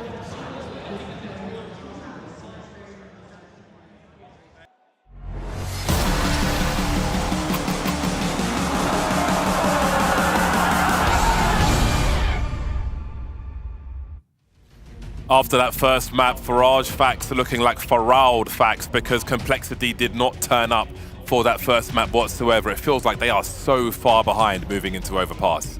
Yeah, it does, and that first map, it went terribly. There's no way of putting it. MongolZ played great, honestly, but at the same time, if you've watched Complexity recently, you know this map is one they're basically unbeatable on. They haven't lost Overpass in CS2. They've got some crazy wins on this against FaZe, against MongolZ, Astralis, Na'Vi. Big teams they've beaten on this map. If you're Complexity, you should be confident against any team in the world on this map, let alone the MongolZ. MongolZ might just have the right ingredients, though, to continue to poison Complexity. We shall see. I'm hoping for a more competitive game on the pick of Complexity. Overpass a great measure of how much depth the team has. So this will be a good test for MongolZ. Again, Inferno looked very good, but moving into their opponent's territory, this will be a taller task for them. Hopefully a tough one indeed, as we do want to see a battle for this series overall. NA trying to stay alive now at ESL, at DreamHack Atlanta, excuse me. ESL Challenger. Complexity then will begin on the T side. Elige will be the raid boss with a P250 for that extra range. Might not be necessary as they seem to be closing in on B fairly quickly, at least offering some grenades. And there's that P250 getting to work immediately. A promising start.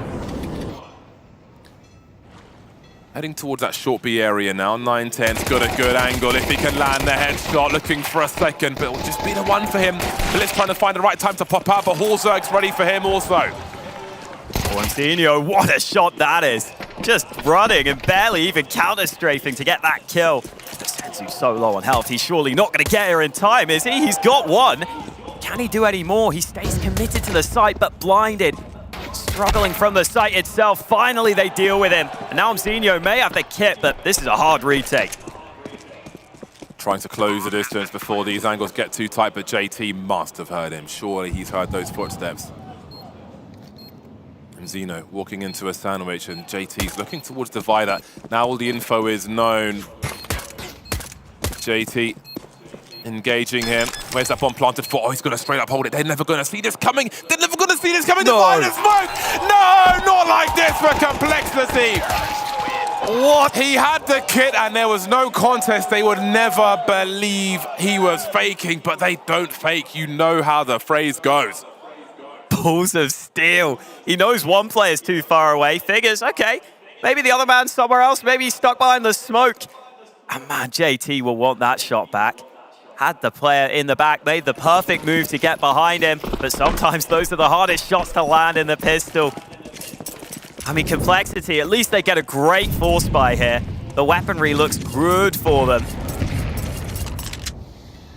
That's how they've got to be thinking right now.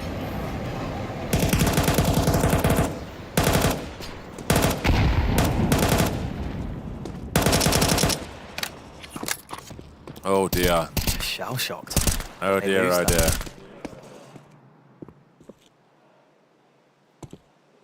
When will things start to go right for Complexity in this series? And this is still a great chance. If you win this round, you put the CT economy in a terrible position. So there's still a very good chance here for Complexity. And considering the weaponry they have, they should be very much in contention for this round. Oh, that's a good start from Sensu, though. Looks like he was boosted up to find that. Blitz could do so much, swinging around the corner here. Bit of trigger discipline, but Alicia's ready for him. Complexity showing some fight, showing some grit as Senzu tries to find two. 2-on-3 in favor of Complexity then, who still needs to get a bomb plant, but look how far away that bomb is. That bomb's miles away. That means those smokes will start to fade once JT gets near the site. Do the Mongols decide to challenge? Looks like maybe he will just get to the site before those smokes fade. And now the Mongols will look for their opportunities here. Grim in a slightly uncomfortable position, but the timing goes his way. And now Techno has so much to do here. I know the Mongols have been winning some crazy rounds, but a 1-on-3 with the MP9. This feels unwinnable. Drops his gun at the wrong time. Grim doesn't have ammo. Headshot delivered, but I don't know if the time is on his side. Looks like Complexity should have this.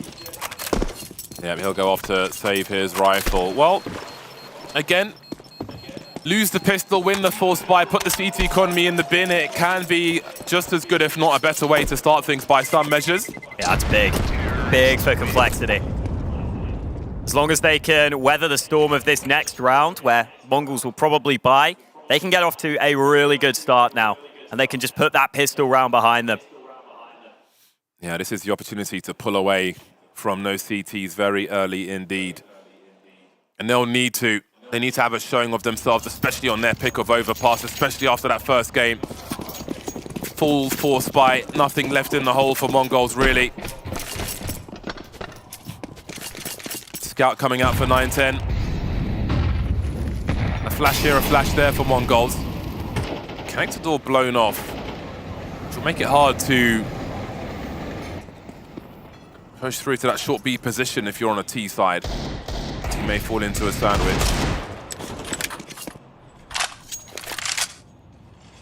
Overpass, the place of comfort for Complexity, looking to collapse on that short B area. Techno can't find a trade. There is a rifle for Blitz to collect. Now what can he do from this position? You can see Horzerk lurking around that bomb, wondering about Connector. Blitz be patient for now. Or will he? That's a big frag. That's really important for Complexity. That cripples Mongols for the most part.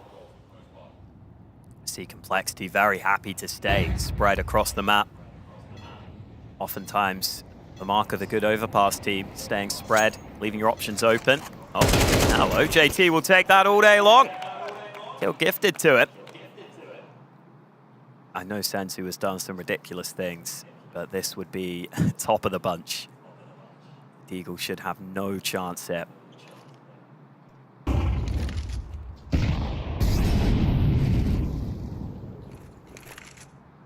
See just how many angles he's scared of. He knows Complexity could be everywhere. The clock, though. The clock. Oh, they've made it to the site, and Floppy will shut him down. Things start to move forward then. A failed force buy is huge for Complexity. Feels tense already with what we have and haven't seen from them so far. Sure, they'll give the crowd something to shout about in this game of Overpass then, after a very cold atmosphere on Inferno.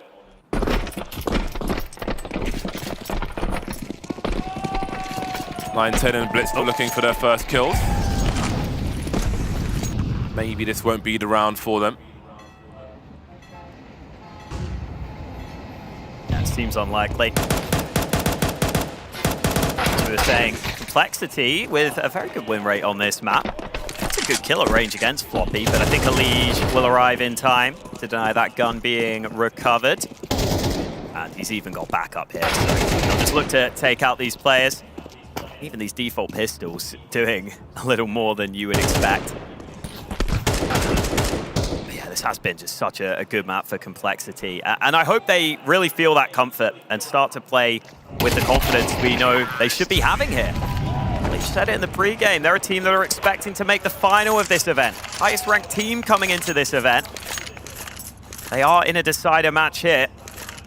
Probably didn't want or expect to be in this position, but the Mongols put up such a good fight against them earlier. Rifles are out then for both teams. This is where we get into the gun rounds. Complexity have a chance to try and pull away early, just like the Mongols did to them.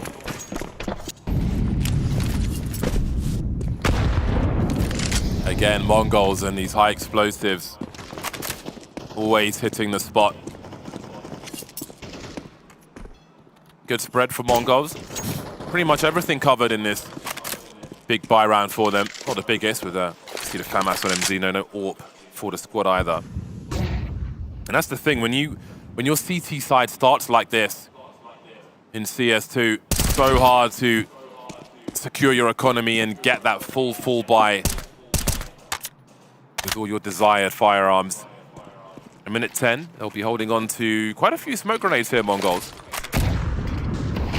Being very careful with their timing, as again, Complexity have had a good spread. Haven't found a frag early, so they will need to close in on one of these bomb sites soon. Yeah, I think in this first gun round, it's not a bad idea for Complexity to just wait and see how the Mongols are going to approach their CT side. Are they going to go aggressive? Are they going to try and take space? Now that Complexity have seen that's not happening, they can look for their end goal in the round. The Mongols have done a pretty good job again at holding utility. That was something on Inferno that treated them nicely, but Mzinho might be in trouble. Molly in hand, he has to be dead, but he gets something. He sets up Techno for 2. Yeah, that second frag is a difference maker. Great flash as well. Not sure if Techno saw something, but it is going to be a race to find anything for Complexity if there's even time. Wonder if they're going to be saving again, or are they really going to gamble, send it to the A-bomb site? Their shadow advantage is going to be dire. 9-10's going to have all the advantages. The Molisa here, though, a big swing from him, and suddenly Complexity, by such a thin margin, have a chance to win this round. It was looking bleak, but suddenly it is a dramatically different situation. Techno might need to find a kit on his journeys if there was money to pick one up in the first place. Denied by Grim. 4-1 for Complexity. That was a scary one, but they pull away again. Yeah, and Grim's off to a great start on this map, and that's so good to see for Complexity. After that first map where he struggled, 8 kills for him, and he got those 2 really important frags as they entered that A-bomb site. A very Virtus Pro-esque round there. You'll see Virtus Pro do that a lot, where with little time left on the clock, they'll make their decision to go back. And the fact they still have a molly for truck makes such a difference. That is normally such a strong position to be holding on the CT side when the time is low, because you don't expect the utility to be denying you like that. It's normally a very strong angle, but the fact they can molly that player out makes it so much easier to get that bomb down. So credit to Complexity. That was a very well managed round under time pressure. If they can keep that up, that's a very good look for their T side here.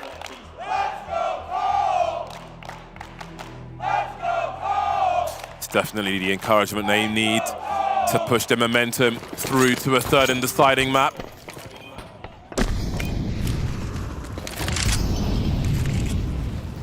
Horrible start for Mongols. Xeno buying down to 1,700. There's so much money for some of these Cole players as well, like the Hulzerk and Grim.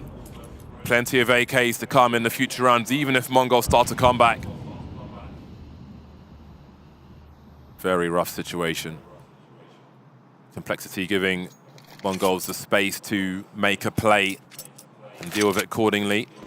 The main players we can see will be Senzu and Blitz with their Desert Eagles. Okay. Promising start. Both of them on long, but the second player not even needed. I think they were hoping that if Blitz fell, the player from Tree would be able to swing on the right side and have a clear angle. And that has actually made Complexity decide they want to hit this B site, but Mongols might actually be ahead of them here. Rotate's coming in with all the pistols. TMZino being the bait now. Techno trying to find ahead. Senzu delivering. The pistols are collapsing on Complexity. Look at him jumping into the site. I don't think they've got any idea where Techno is. 28 seconds on the clock, and he could be a really bad surprise for Complexity. Grim and Horzerk remain. Blitz showing presence as Techno still stands, but he won't be required. It is Blitz to collect, and that is a collapse from Complexity. That is a much-needed round for the Mongols. It starts with that setup on long. Complexity decide to commit into B. I think they were hoping there wasn't enough time for any rotation. They could just run over that site. They figured they'd lost a rifle elsewhere, so maybe wanted to avoid A, where they thought that AK could be up. But the Mongols just have players in position. It was Senzu again, delivering. He looks like he is on point today. Top fragging for the team. Let's see if the Mongols can take that and really try and run with it. Now they've got the gun round. Orp out for 9-10. He's yet to get a kill here on this map.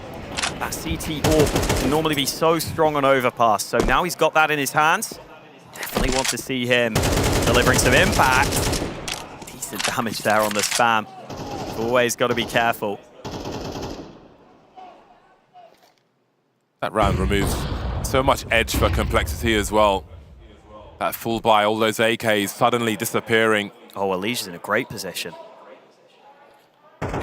Yeah, he catches the AWP, trying to rotate back. They had no idea he'd snuck up here. They don't know how many players are behind Alicia either, depending on what 9-10 saw in the def cam. So that'll pull rotation away from that B-bomb site. There isn't much presence there. MongolZ getting punctured one after another. Big angles being taken by Complexity to fade away HE grenade. Will do some damage. Complexity in control here. How much do MongolZ want to throw at this? They don't really have position. They've got a 3 versus 5.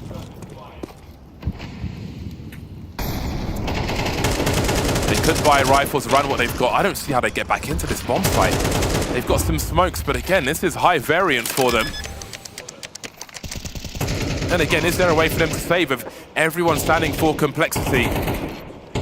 They know they can't go for this, but they will assume someone's looking for them, and they won't be wrong in that regard. Very horrible position to be in. Time to run then. They need to keep these rifles up. Techno is threatening to go for it. I think he might be considering it. He's got a kit as well. Smoke as well. He is sending it's it. It's an AWP watching the bomb right now. Another disaster. Oh boy! Oh no, not again! No one's got an angle! No! Another robbery from MongolZ! Complexity are having an absolute nightmare in this series. They leave the AWP watching the bomb. At least with the AK, you can spray both sides so much more easily. But Horzerk's just sitting there saying, there's a smoke, what can I even do? I get 2 shots at best, and it's not easy to land those into the smoke. Oh, there's so much egg on their faces. We're gonna run out of chickens. This is honestly mentally taxing for Complexity, but they've got another bite. Never mind the round, just focus on the next one. MongolZ staying in the fight. Spatial awareness. They're like, oh, no one's chasing us. You know, I've got a kit. All right, I'll just go and win the round then. Yet again, Grim taking bullets through connector. Oh, man. How do you keep that out of your mind? I mean, it's also what Alicia had been saying. Earlier on, he was saying they've been playing well at times, but just losing silly rounds, making silly mistakes. Saying those have to be cut out. Maybe afford 1 or 2, but you've got to stay on top. I love the fact that MongolZ go for it, though. God, Grim down to 2 health, trying to move up through connector. Meanwhile, sneak up through short. No one's watching. No one's here. Zinho doesn't even expect it. 2 entries. This is looking much better for Complexity. But Techno's got the bomb. Techno's got the bomb by Monster. I mean, he's got a lot of work cut out for him. No utility for him, but he's got some interesting angles. The 9-10 can try and get activated in the meantime, coming in from what's now the back as Techno holds down the front. Another collapse. 9-10 now. It's got a 1v1, but he puts JT on 1 HP. These rounds, this series, is so stressful from Complexity's point of view. Yeah, every MongolZ round feels pretty relaxed. They're in control, a normal round. The Complexity rounds always seem to have twists and turns. Every round is a marathon of a story. You never know what the final twist is going to be. 910 had the opportunity there. He'll be frustrated with that missed spray. But he's back to his favored AWP now.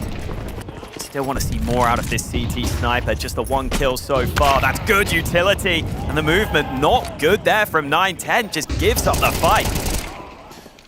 Blitz has got a lot of work to do here. Unable to deliver the multi-frag. And this could be the end of MongolZ run for a while on this CT side. Senzu trying to buy time and find some fights. A big swing, eating his own flash. Little too early there.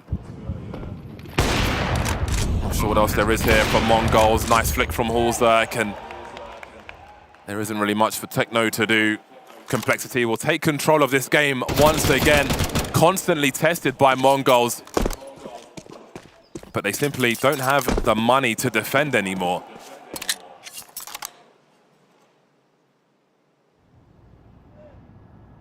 Big sigh of relief then for Complexity. They've been stressed out in this half, but this should still be now a great chance to get up to a 7-3 lead. And at that point, your T side has been a big success. You look at Complexity stats on this map, they do way, way better on the CT side. Now that is a cute baby.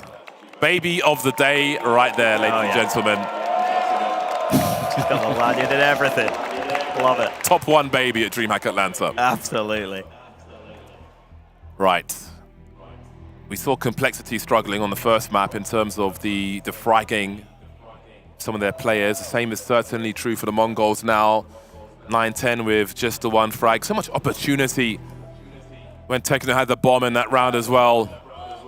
But not enough done towards the end. It's their turn to struggle as Complexity again will try to find some consistency, and with consistency, perhaps confidence can be found. Finally, some highlights for Complexity. 1 frag for 910, 2 for MZeno. They're going to have to step it up unless they want Complexity to pull away towards the end of this first half. Not much for them to fight with here, of course, but they've won unlikely rounds already. It's a weird feeling right now because like Complexity are going to get a really good lead, but it has not felt convincing. I think that should change though. If you think of 2 of the 3 rounds MongolZ have won also, it is quite dominant for Complexity. It should, yeah, it should feel dominant. It really should. They just keep slipping on bananas. Maybe they'll try and eat a different fruit. Stop leaving those banana peels around. This is not a bad position. Blitz. Oh boy. Well, he's made up for it. The AWP could be in an uncomfortable position there. In fact, 910's still here. Oh! That's the bomb! Oh dear, he's picked up an AWP. 910's got an AWP! 910's got an AWP. Floppy and Elige. Oh, I don't even know what to say. Elige is in a 1 versus 4 versus a team who are on eco, and they've got 1 frag and another collapse. Another collapse. How many can we witness in just the 1 half? What is happening here? I have not seen a team lose this many rounds in this fashion. It feels like every MongolZ round is a round they have no right of winning. Even the USP in a position where it suddenly sneaks up on them. Absolutely speechless. I mean, Complexity, they actually have issues in their buy now. They got a Tech 9 on Floppy. It's very peculiar. I think that's the only word I could really offer here. Yeah. It's peculiar. Complexity looking to send it into this B bomb site. Posting up, waiting for a peek, and Zeno will say hello. Quick jiggle. Honestly, it's almost... I struggle to remember what that 4th round is, but 3 of these rounds have been anomalies that Complexity have lost. They have lost anomalous rounds. But they just keep losing them. Oh, he doesn't know. They don't know. They go through the smoke, but still, Techno finds matter! It just doesn't matter, Hawker! They win anyway!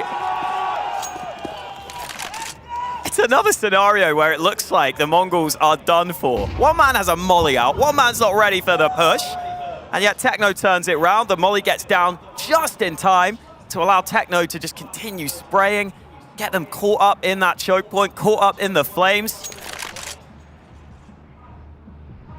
I mean, I'm sure Complexity will look back at this demo and they will just be gobsmacked at how they're losing some of these rounds. It's almost unthinkable.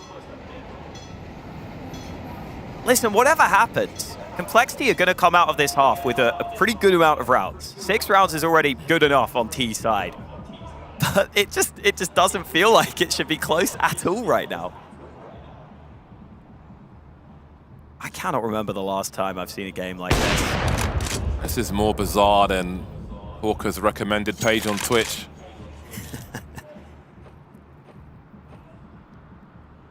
MongolZ trying to hold on to the orb. Honestly, this is just like the weirdest game for Complexity.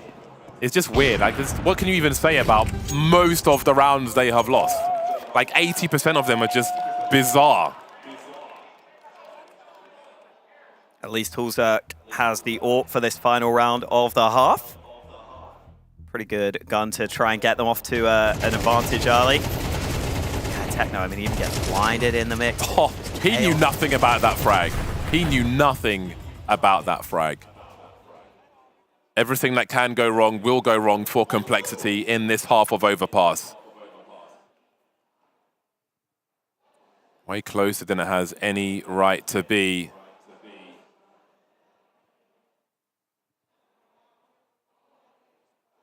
So hard to read how this map is going to go. I think Complexity's money took a big hit there. Pretty sure the rest of their players outside of MongolZ will have pistols or maybe MAC-10s. Listen, I want to see Elige on Ancient. That's what I came for. And I think that's what the crowd came for as well. Still leading by 1 Complexity. 6 rounds is plenty in this first half, sure. They could have had many more. And again, outside of the bizarre rounds, it has been all Complexity, but there have been many bizarre rounds in this half, and MongolZ will take them. They'll create them. A force buy in the last round of the half for Complexity. A few pieces of utility here and there.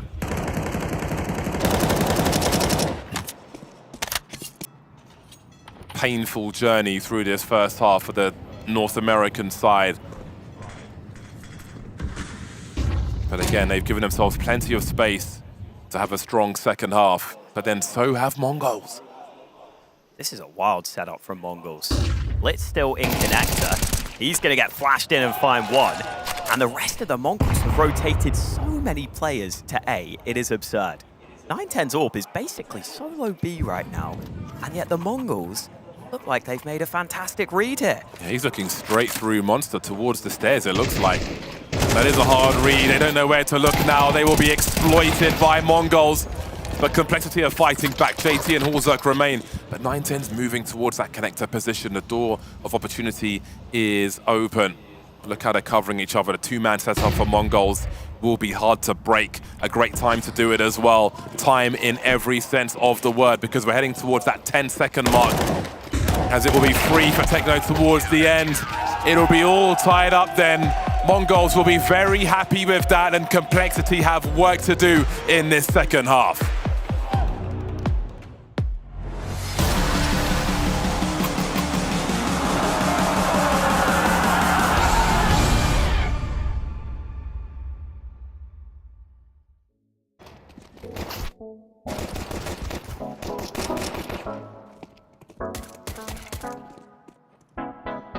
Ask if we could talk, but then say nothing. Maybe you just had too much to say. Cause when you call me up, you just want one thing. Maybe in the end you'll get your way. But I just wanna know, oh yeah, if we should take it slow, oh yeah. I just wanna show ya, I'd do anything for you, girl. I just wanna know, oh yeah. I just wanna know.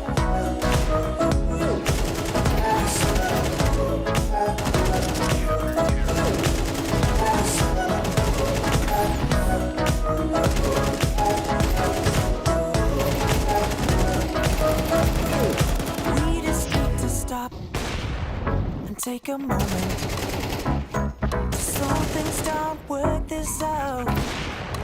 Got your love on top. We're in the moment. And maybe that's what we're about. Tell me what you want me to be, baby. I promise I can be the one you're craving. 'Cause I think that I know what you've been chasing. Girl, I'm sick of waiting. I'll be yours for the taking. But I just wanna know, oh, oh, oh, oh, yeah, if we should take it slow. Oh, oh, oh, oh, yeah, I just wanna show you I'd do anything for you, girl. I just wanna know, oh, oh, oh, oh, yeah, I just wanna know. I just wanna know. I just wanna know. I just wanna know, baby. Yeah, yeah, yeah. I just wanna know. Oh, oh, oh, oh, yeah. If we should take it slow. Oh, oh, oh, oh, yeah. I just wanna show you I'd do anything for you, girl. I just wanna know.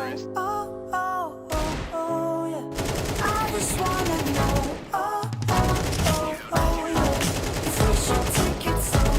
Oh, oh, oh, oh, yeah. I just wanna know. I just wanna show you I'd do anything for you, girl. I just wanna know. Oh, oh, oh, oh, yeah. I just wanna know. I just wanna know. I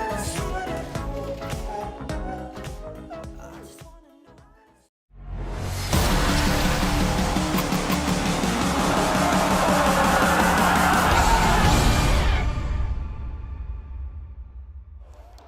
Pressure is on for Complexity. 6-6 at halftime. A nightmare of a half in too many rounds versus a Mongol side who have attention to detail, who have been strong in this series, who know how to use their grenades and have an opportunity to do it in two.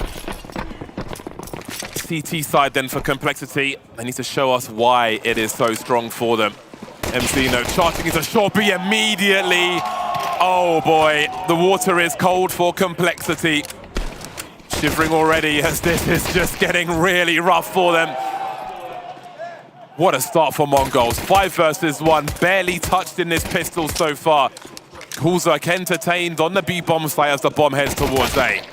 Nothing doing. MZino delivers the round with authority for the Mongols. You can see what Complexity were trying there. Be short aggression, get a kill early, maybe get a trade early.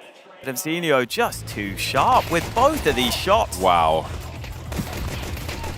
And then the connector players are hoping the B short players have that position covered and they can only have to worry about one angle, but you're filtering into a position, you've got multiple players, multiple angles, you're just done for. Glocks at that range have so much spam for your inbox.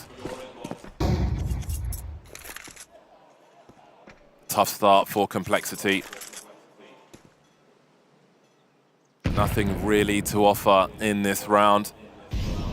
Mongols are running a tight ship. Don't expect them to sink in a round such as this.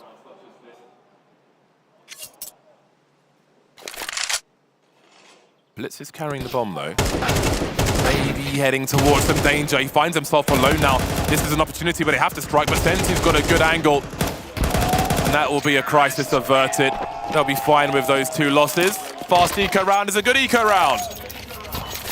We'll upgrade at the end there to the AK as well. And yeah, they're not going to play Complexity's game of trying to lose a round in the worst way possible. That's kind of what it felt like the first half was for Complexity. Let's see if the second half is any different for them, because they have the full rifles now.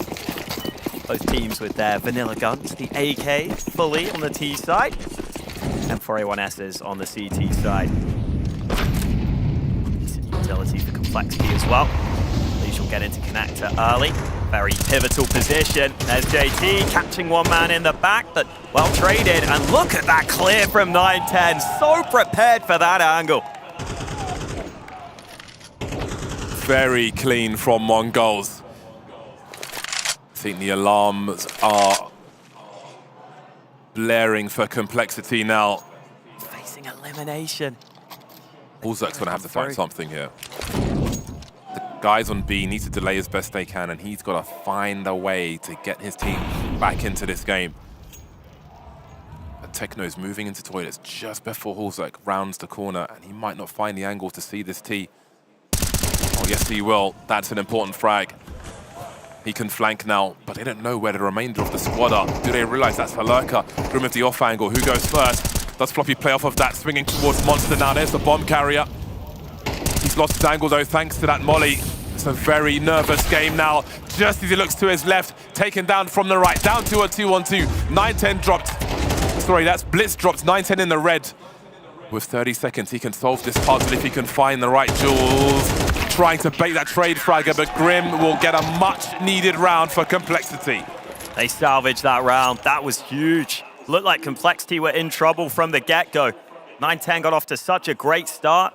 Elige, normally so important for this team, got just hard cleared, hard called out. Who's that character? I have no idea, but it looks very cool. Optimus Prime. Yeah, what a turnaround, though, for Complexity. MongolZ with the heads-up play. And then they stick with that two-man B setup. They figure, you know what, we're just going to rely on MongolZ towards A. If they try and get the bomb down, maybe he can get something. He can be close enough to cause an issue. And Grim had a really nice adjustment there in the mix. CT economy. We'll see what it looks like. Well, JT and Nemzino have switched sides. Yeah, I was a bit confused by that. I was going to say, I doubt the Mongols have picked up an auto shotty on the T side. So both teams with some weaknesses, but really Complexity have still got full nades. They'll still be very happy with their buy. Meanwhile, the Mongols, the utility is a big issue for them, so they'll look for something fast early, taking the B short control. Oh, nice. How about nade. that for timing? That works swimmingly for Complexity. Mongols ankle deep in the ammonia towards short B. Waiting for opportunity then is 9-10. JT's got the right tool to not be at the barrels with his auto shotty. Simply won't have the range. It's got to be these flashes for the Mongols. Really need to blind these players early. Techno in a good position, though, could quickly swarm on this. Oh, that is such good timing for Mongols, and the dream is collapsing for Complexity. A complete wipeout on the B bomb site. There is nothing else to be done here. Elige fishing for an opportunity. But really, what is there to be done? Techno just standing there with the Tech 9. Complexity not expecting him to be that deep. They see him, then they see nothing as that flash pops. Again, Mongols run a tight ship, and that is showing. As good as Complexity are on overpass, they're going to have to be at their best. They're going to have to find their best to survive Mongols on this map. There are almost some positions where it feels like you would rather have a Tech 9 running in first. Like, that's one of them, where Techno going in with the Tech 9 and the flash behind him means he can just run around, quickly come in. You saw the flash was still mid-air as he was pushing, and it just makes it so awkward for JT. He doesn't know if he should just eat the flash and try and get the kill, or try and turn around and then quickly turn back. See there, the turnaround. Oh, even though he does get blind eventually, it doesn't matter. Absolutely clinical on the Mongol side. Complexity left absolutely helpless. Mongols on the cusp of double figures, and it is looking real rough for Complexity now. 2 rifles taken into this round, and that is a promising start, a boost towards short B. Window opens, window of opportunity. Grim lost, but the 2 rifles still stand. Can they find something more elsewhere? Just the one flash in the hands of Elige. 2 USPs flanking these rifles. It's good info towards B for Complexity. Surely Elige should be ready. In fact, there's a flash in the hands of JT. Yeah, he dropped his flash to him. Can they find some good timing though? Will there be a sound cue for them? Oh, he doesn't look away fast enough. Maybe he does, Elige! That's going to be the rifle loss though. JT on the site with a USP. will need a miracle to find a way to hold that bomb site. What do the remainder do for complexity? Will it be a connector push then? We've got Senzu creeping. He could get caught off guard. Floppy's found a Mac 10. He could be the sacrificial lamb. Will Senzu look for that second player? Horsek's on the flank there. They've got good angles for a bomb plant. If he can get close enough in time. That bomb is getting planted now as Senzu looks on the outside, but Horsek's moving through the inside. Blitz holding the angles, and as an instant trade, leaving JT almost empty-handed. He's made a step. That's one step too many now. They're going to be so ready for him. Just a USP. This is just killing time as well. Did the best he could, but wasn't really well equipped enough to do much. Baby bicep. Happy. Oh, yeah. Senzu, the sensation right now. This could be his breakout tournament. This could be his best series he's played. First map was unreal. Now he's top fragging again. 18 kills. And the Mongols, it feels like whenever they come to an international event, they cause a surprise. They cause an upset. Worryingly for Complexity, it could be the upset here. Complexity's map pick, but the Mongols up at a 10-7 lead. And this gun round is close to a must-win for Complexity. Pressure is on. They've taken some map control early. Elige falls back from Connector. That's a lot of damage. Barefooted in the barbecue. Hot coals for Elige. It's a good way to force Complexity away. You can see that short B is a focus for them. And again, the flashes are just too good. They leave Complexity exposed and unable to respond time and again. Floppy barely standing on that B bomb site, but in an important duel one. And these flashes, just the utility's been so strong, and it's left Complexity helpless. Bullzerk in an important spot. The remainder of MongolZ now pushing on this A bomb site, winning the duels though, but Senzu's taken heavy damage. They know Horsek's on long, but the duel will be won by Blitz. One at the back, one at the front, but quickly it is Grim alone.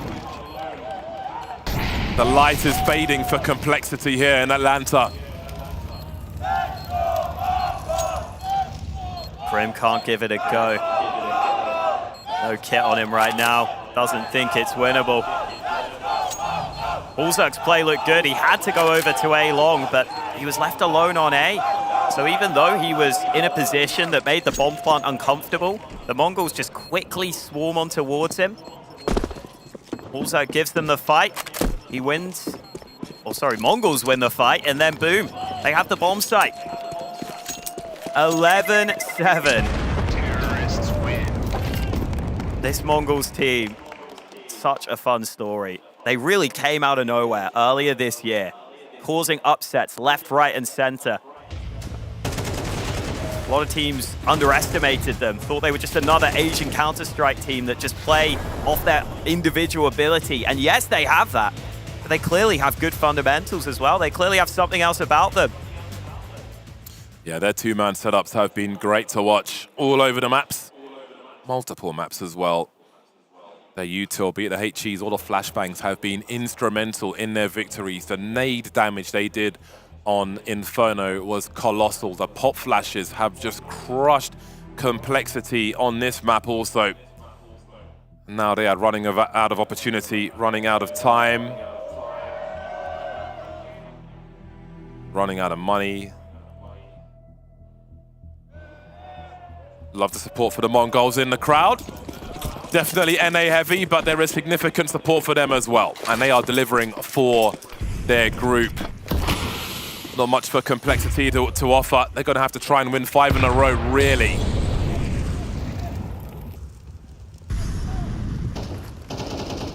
Less space in this second half with all the rounds they lost in the first. JT first contact, tries to run distraction. That works to set up Grim. They're not watching long here. Grim with another kill. Can they get anything more out of this? He's got the only rifle. JT falls. The trades aren't bad early, but he's still got Bullzerk on just a USP. MongolZ, do they go for the weapon disposal? It's just going to waste time for them. Allow the CTs to reset, allow Grim to appear elsewhere. Floppy could be dangerous with that 5-7 as well. It's a long process in scenarios like this, and MongolZ understand the urgency. 9-10 taking a few faster steps. It's Grim. It's just about spotted Senzu, cutting the numbers now. This would be such a big round win for Complexity. Keeping MongolZ off of match point if they can. Oh, I didn't see Grim. He could be anywhere now. This is so awkward for MongolZ. 28 seconds. Look at their money as well.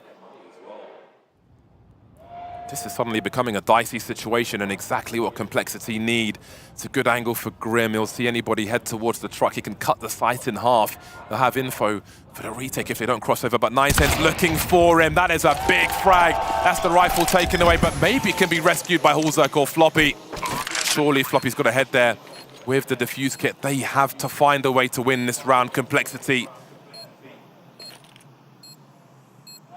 Slowly creeping forward. Floppy's the one with Kevlar. He needs that rifle. He needs to switch pistols with Floppy or something with Hulzak. Hulzak with the M4 though, but they're just going to give it up. It looks like they're quietly moving away. They're not going to take the risk. MongolZ are moving to match point versus Complexity on Complexity's pick of overpass. Decider match in this group. And Complexity have a hell of a lot of work to do to stay in this tournament.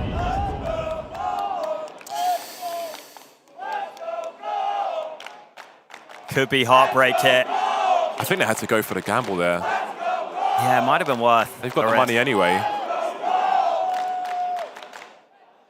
It was a tough decision for Grim as well. He's just so low. You can understand why he would maybe want to just play a little safer, maybe even set up for a retake, but they come and clear him out.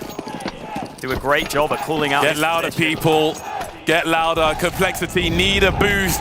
They have been lacking in this series.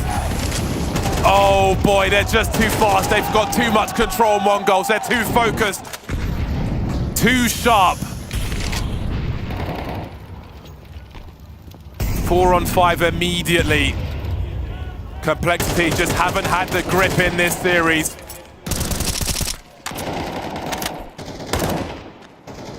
Floppy gets one back. I thought that boost was about to net success. But the Mongols can't find the kill from it, and so the numbers are even.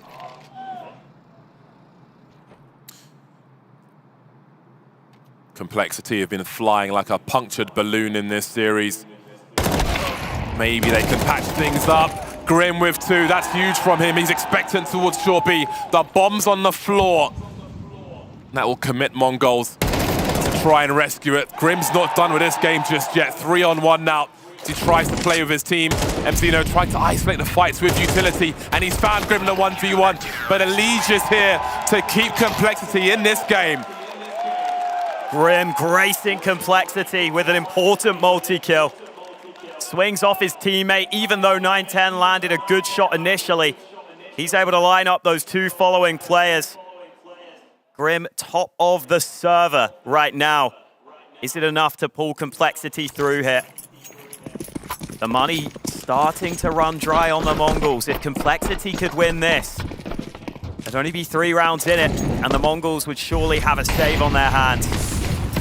Still very much doable for Complexity, even if they do have to grind their way back into this one.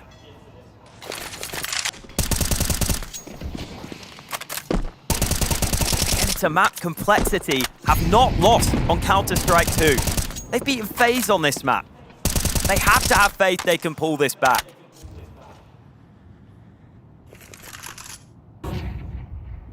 Hulzak creeping by Divider. Connector door blown off early by Complexity, but no presence in Connector. Elige dropped in. 9-10 with the AWP. Still 2 CTs here. Do they expect Grim close? They have no idea. He pops out for 2. Massive moment from him. And now Hulzak arrives to the party.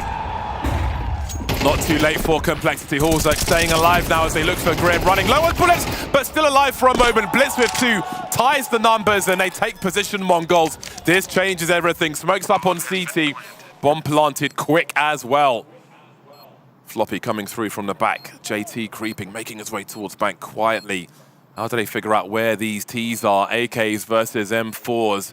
Floppy's shadow has been spotted, and that leaves everything down to JT now.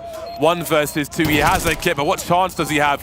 He's got to find a 1v1, and he's not going to win it. Blitz will finish off the job. MongolZ with a very strong series, eliminating Complexity from Atlanta. The MongolZ break the hearts of the hometown heroes, but I'm sure they've won the hearts of many. So many wild rounds, so many skilled players on this team. And the MongolZ just consistently cause upsets. It's so fun having an Asian team that can come to events, that can compete, that can play well. And they deserve a lot of credit for this. A lot of people thought this rematch was not going to go their way, and they looked great here today. Reading too much into the name value, perhaps. MongolZ make a name for themselves here at DreamHack Atlanta with a giant victory over Complexity. I have to explain to you, if you've just joined us, what happened here. The MongolZ didn't know 72 hours ago, some of them, if they would even have visas to get to Atlanta to play. They arrived yesterday morning. They landed at the airport. The competition had already begun. They went in and they beat Complexity in a best of 1. They came today and they knocked Complexity out 2-0. They beat them on a map they have been undefeated on, a map that Complexity beat FaZe on. That is what the MongolZ have done. A couple of months ago, we heard Cadian from Heroic call them a bunch of noobs. Noobs no more. The MongolZ have arrived, and just before the first ever CS2 major, the RMRs are coming. They have stood up in front of the whole world here at ESL Challenger Atlanta, and they have gone, pay attention because we're coming for you. What an impressive performance from this team. Yeah, top of their region and now coming to their first big international line with this roster. They have put on an absolute masterclass. The storyline here has just been beautiful to watch, and that was just really good Counter-Strike. What a story, man. I mean, even domestically, people were writing this team off. I know people were hyping up Tai Lu, they were hyping up Lin Vision, they were struggling in the qualifiers. People thought that this wasn't even the team that they wanted to be the representative here. They were the 8th seed when they actually came to the tournament. So even if they didn't have that jet-lag situation or coming straight into competition, they would have still been big underdogs. And you add on top of the whole flight situation, that's just insane to me that they looked so strong. I mean, the game plan on Overpass was so sick. I mean, I was hyping him up before Map 2 even begun. That guy gets super active, he gets super in your face, has so many different variations with his aggression, but man, he just looked so countered in this game. They had his number. They definitely did. The MongolZ are clearly going to be celebrating on that stage, and Mike is with them now. I can't wait to hear what they have to say. And I have a non-techno interview. We found a translator, volunteer from the audience here, from Esports News Mongolia, who's going to help us with an interview with Blitz. Blitz, you've just beaten Complexity not once, but twice. A number 5 team in the world. You've taken them down. My question is, how? I don't know. We just play our game. Yeah, that's it. Do you want to say any more of it? We've got a translator here. Maybe no. No? Okay. So, your young teammates, right? Your teammates, they're so young. They're coming here, for some of them, their first event with the team. They had trouble with travel. They've played beautifully. How do you keep finding these crazy young talents? MongolZ has so many talents. Just so many talents, Mongolia. Yeah. Maybe we need more start some good events. Not only Mongolia. We need more start in Asia. You know. We need just more start. There is so many good teams in Asia and so many good talents, young boys. Yeah, that's it. Well, you certainly produced a heck of a team here. Particularly, I want to ask about Senzu. He came in, his first international event with the team, top frags both maps, crazy map 1. Tell me about Senzu. I have no idea. Maybe he's. I have no idea. I have no idea. Timo. Senzu юу гэж мээр юм. Би ойлгоцоо. Би юу гэж ойлгочих хэлгүйгээ хэлчихсэн.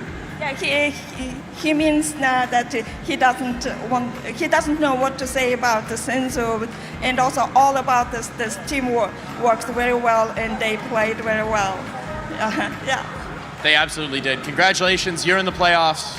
Great fight here. Thank you for the interview. They're in the playoffs. They don't even know what Senzu's doing, but he's doing it, that's for sure. Back to you, Sam. Thank you so much, Mike. I mean, kudos for doing the interview for Blitz, and he tried to answer in English. That's a big win for them as well, because I know how difficult and nerve-wracking that is. The thing about MongolZ is it wasn't like they were playing spectacularly. They were just playing consistently as a team. They had their strats. They knew what they needed to do. They came in and they executed.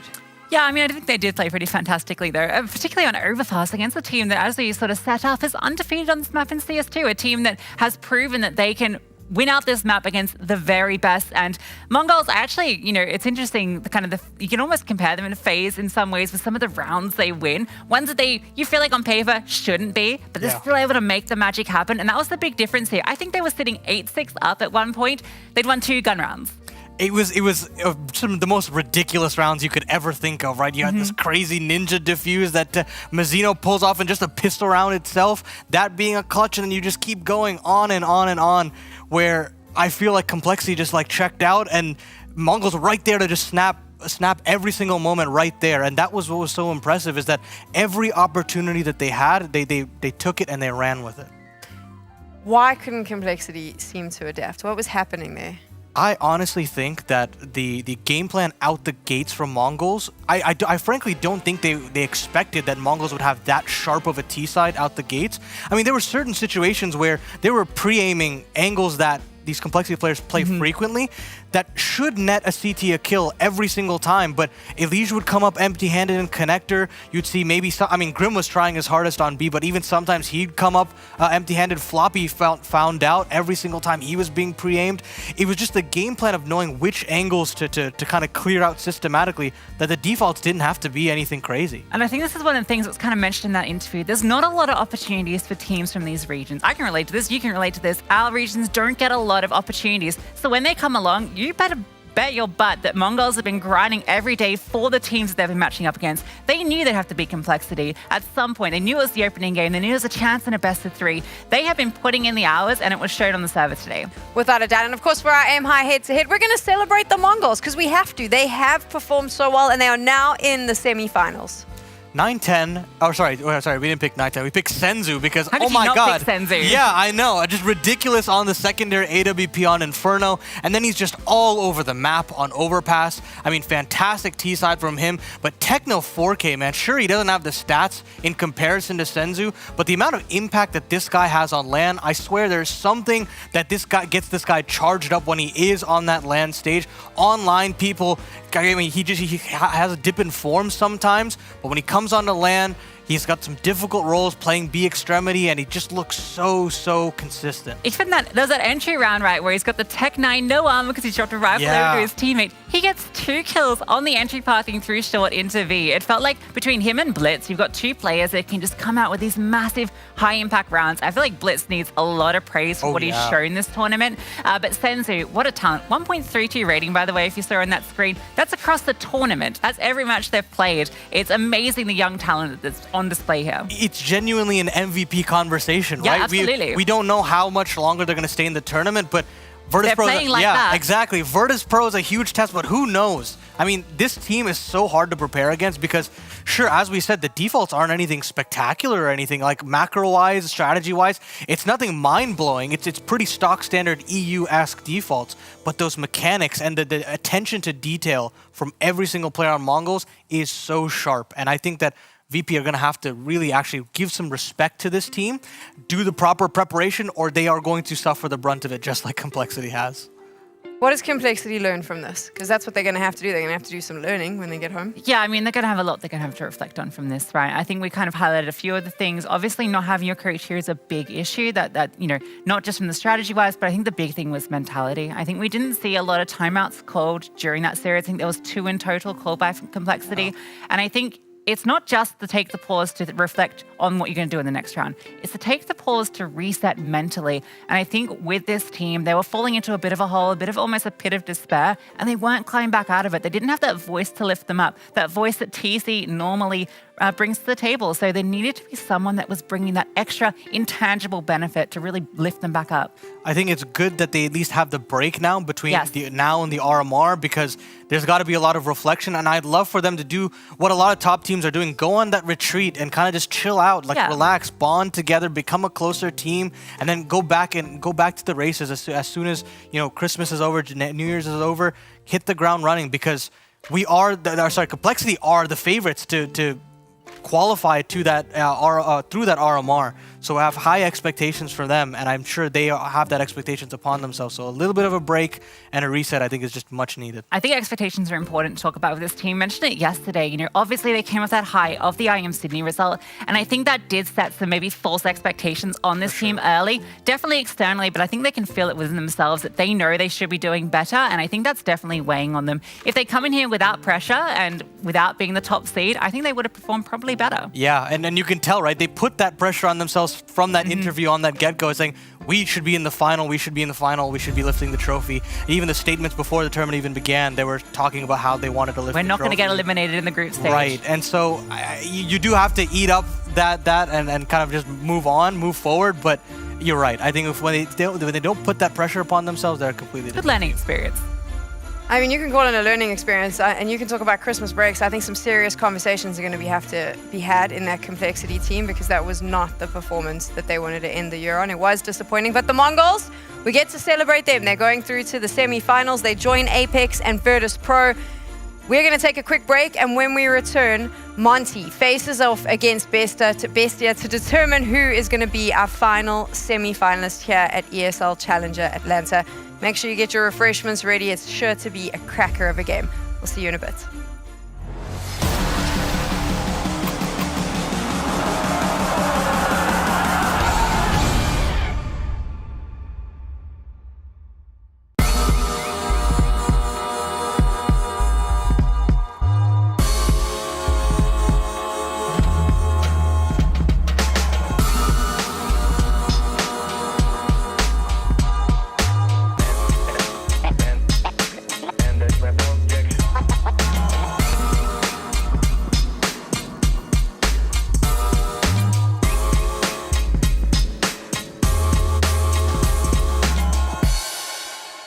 Meet Bob.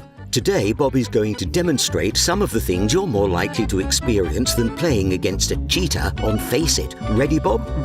You're more likely to get a blue screen after updating your PC, find a 4-leaf clover, land 5 bunny hops in a row, meet 2 people who share a birthday when you play in a lobby of 5, score a hole in 1. You're also more likely to unbox a red skin than play against a cheater on Face It. Life is full of absurd possibilities. Your matchmaking shouldn't be. Oh!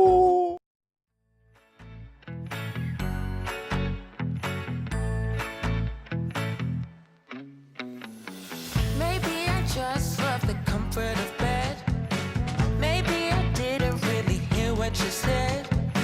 I couldn't tell you, but the time is no way. I wonder if I get away with it today. Nobody's gonna get it from me, so I gotta get it myself.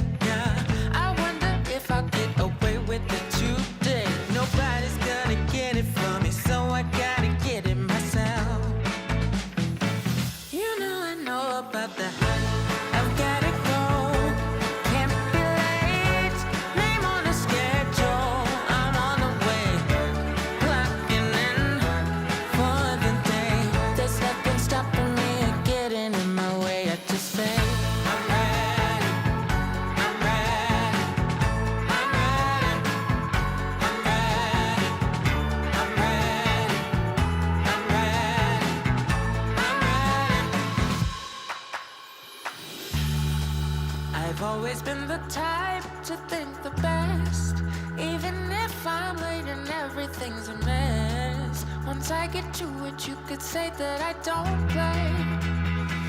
You know I know about the hype. I've gotta go. Can't be late. Name on the schedule. I'm on the way. Clocking in for the day. There's nothing stopping me or getting in my way. I just say.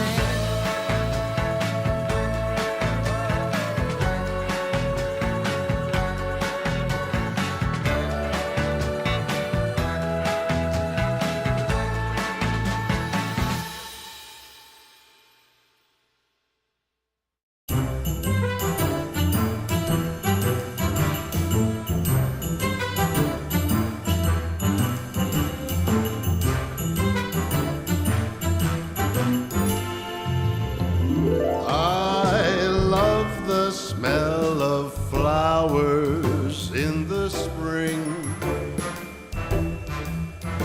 and summer skies, they warm up everything. Then fall comes around and you know it's getting near.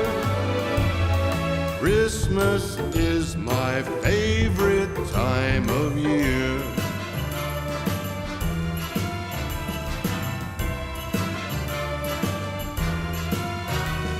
Snowflakes falling from the skies above.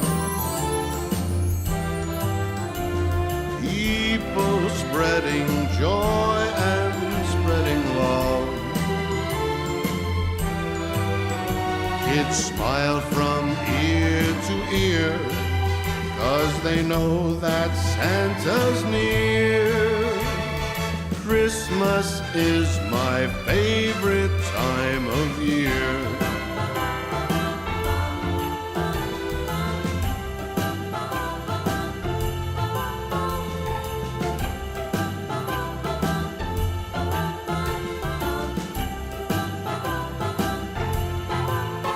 Good tidings, peace and cheer. It's been a wonderful year. Christmas is my favorite time. Yes, Christmas is my favorite time of year.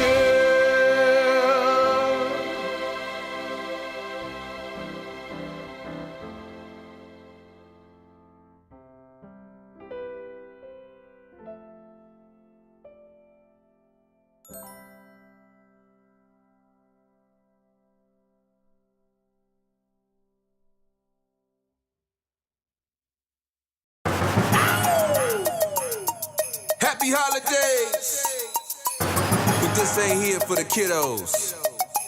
This is for the grown folk. Okay, we had our family time, now it's time for adulting. Lights hold on the tree, you and me, some adult drinks. We can do adult things, do the things they wouldn't see. These kids getting everything they want, so why shouldn't we? Spoiled little knucklehead, of course I love them, yeah. Only got a couple hours before they get up out the bed. Mind you tempt me, and I want you plenty. Hurry before they come down like Santa in the chimney. Not a peep while they sleep, so we let them be. Thing poking out from the back like a letter D. Pull up right here next to me, tell her open sesame. Head dog with egg dog, whipping up a recipe. Merry litness, it's lit. Yeah, show you what I'm working with, 'cause I'm about to gift this. Put the kids to bed and tell them to mind their business. I'm about to do some things on the wish list. Merry litness, it's lit. Yeah, show you what I'm working with, 'cause I'm about to gift this. Put the kids to bed and tell them to mind their business. I'm about to do some things on the wish list. We can go and wrap gifts so I can unwrap you. Pick and choose what we do, and we'll run with that too. Throw the 808 on and make it move to the tune. Turn this living room into a boom boom room. Started with dessert while the food's off cooking. The way you move that body got Rudolph looking. You a Cupid, Vixen, Dasher, Prancer. Fly it in the comment, you my private dancer. Scrooges can get lost. I know I got mine, I suggest you get yours. Keep it jolly while we deck them halls. A holiday ain't a holiday unless we get them draws. Merry litness, it's lit. Yeah, show you what I'm working with, 'cause I'm about to gift this. Put the kids to bed and tell them to mind their business. I'm about to do some things on the wish list. Merry litness, it's lit. Yeah, show you what I'm working with, 'cause I'm about to gift this. Put the kids to bed and tell them to mind their business.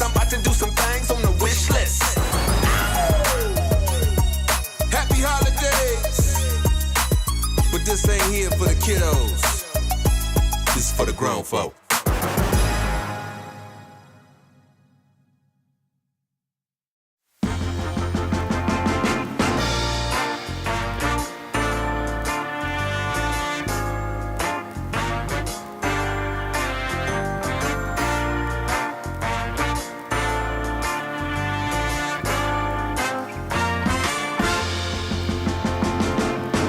It's time to go.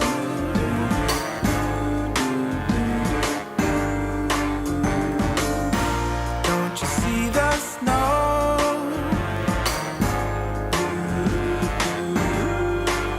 I know it's the holiday and people you're waiting to see, but everything will be just fine as long as you're with me. We're gonna eat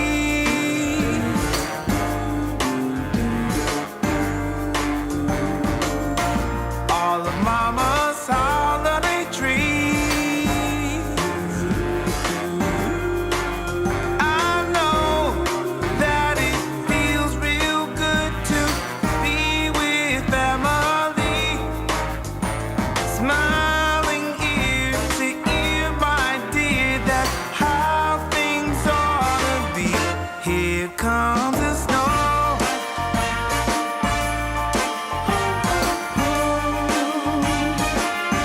Here comes the snow.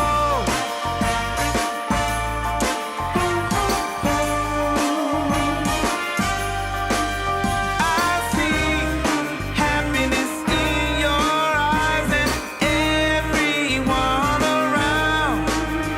So good to feel the snow right now and hear that jingle sound. Here comes the snow.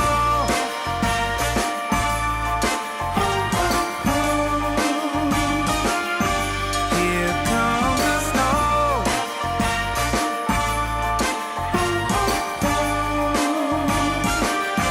Here comes the snow.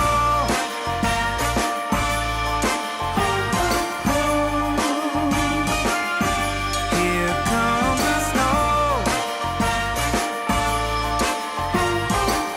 Look out, here it comes. Here comes the snow.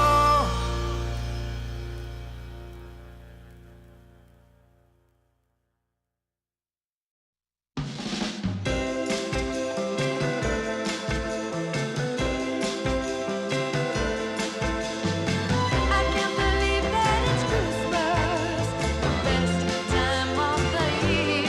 No, I can't believe that it's Christmas and Santa will soon be here.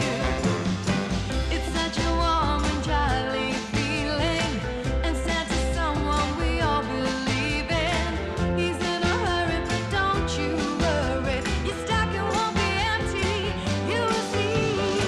I can't believe that it's Christmas, best time of the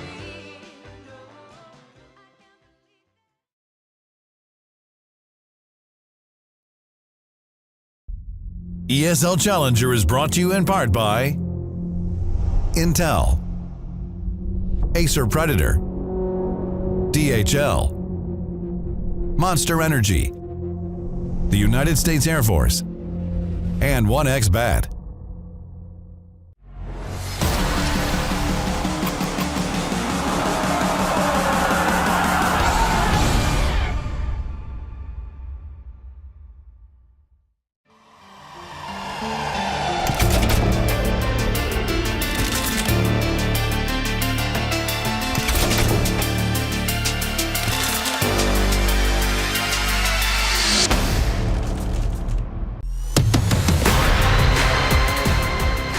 Current state of our team is that we're very confident in ourselves and in our game. The problems we have is the difficulties with the guys from Ukraine. It's a very tough situation that makes it difficult for us to make a proper and stable schedule. But as I would rank it, 9 out of 10, we are in the top 10 of the world. I feel like we can compete in the Tier 1 scene and dominate the Tier 2 scene.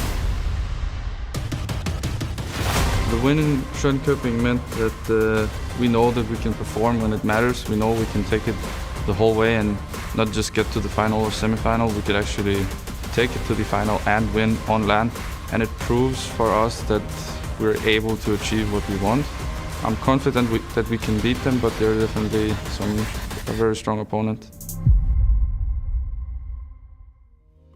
We're in this beautiful ESL Challenger studio, all the Christmas decorations, we're playing the Christmas carols, but half of the broadcast team is American and they are miserable right now. So I'm hoping that their attitude will change. They will have to put that horrible past behind them. If you don't know what I'm talking about, Complexity has just been kicked out of the competition. There were tears upstairs. Fi was crying, sobbing. So hopefully he'll be okay. It's a cost and he's going to kill me and it's so much fun. Welcome back to ESL Challenger Atlanta. My name is Sam. I'm also known as Tekkel. I'm going to be your host. Joining me on the desk, we have JRT and Lucy. Obviously, 3 of those semi-final spots have now been claimed by the 8 teams that started this competition. Virtus Pro, Apex, and the MongolZ are going to the semi-finals tomorrow. And now we get to find out the final team to join them, but also which team we're saying goodbye to and who's going home. It is Bestia from Argentina facing off against Monte. And here's the thing, the whole day, we've gone, this should be M80's game. Bestia wins. This should be Complexity's game. MongolZ wins. So I am not saying anything, Lucy. This is the one that will go by script. Okay, I'm calling it right Brave now. words. Listen, 2 of the 3 people in the teams in the semis are who we expected to be here, be there. And Monte, I think if you look at all the teams in this competition, I almost have them pegged as the favorite to take the whole thing. I think it was between them and VP, and that rematch, if we do eventually get it, would be in the grand final. But Monte on paper, just hands down the better team here. And I think that's even more so than in the previous matchups, because we're talking about Bestia with 2 stand-ins. Yeah, we got our upset, right? That's it. It's done now. Done. You know, Monte's Serious going to be Counter-Strike the now. one to be able to do it. But at the same time, we always have to have that doubt in our minds, right? Because Bestia did play pretty well against them, better than we expected in the first map of their series here at Challenger. You know, it was 8-13 loss. Reversive and Nico M were the ones that stood out. You know, they had 16 and 15 frags respectively, so maybe there's a chance. But the problem there was that the main core was missing in action. And if that happens again, no way can they beat Monte in a BO3. I think Monte is such an interesting team because they obviously came in at the major and they've had such a good run. And then the transition to CS2 has been so good for them. I know Bro said there that it's difficult for them to come together because of obviously the situations with some of the players, but they are playing so much Counter-Strike. They are constantly grinding this game, and it's showing in the results. That's been the story for them all year, right? That was the lead up to the major. It was why they did such a deep run, because they're a team that puts in the effort. They put in the hours, and it shows. And the fact that they've been able to adapt to so many changes in their lineup itself, right? You know, having to basically just reinvent the roles for a lot of the players, your IGL, everything has changed for this team in the last 3 to 6 months. And I feel that they're in the best place they've ever been, even though, you know, obviously they came off a very deep run at the major. I think the way the team's working at the moment, the roles they have, the positions they're playing, everything is clicking at the right time. The veto's now up on your screen, so let's walk through this. What are you thinking? Yeah, Anubis obviously going to be Monte's pick. They were always going to pick into it. I think it's a good punish against Bestia as well, who looked very shaky on it. So I love that.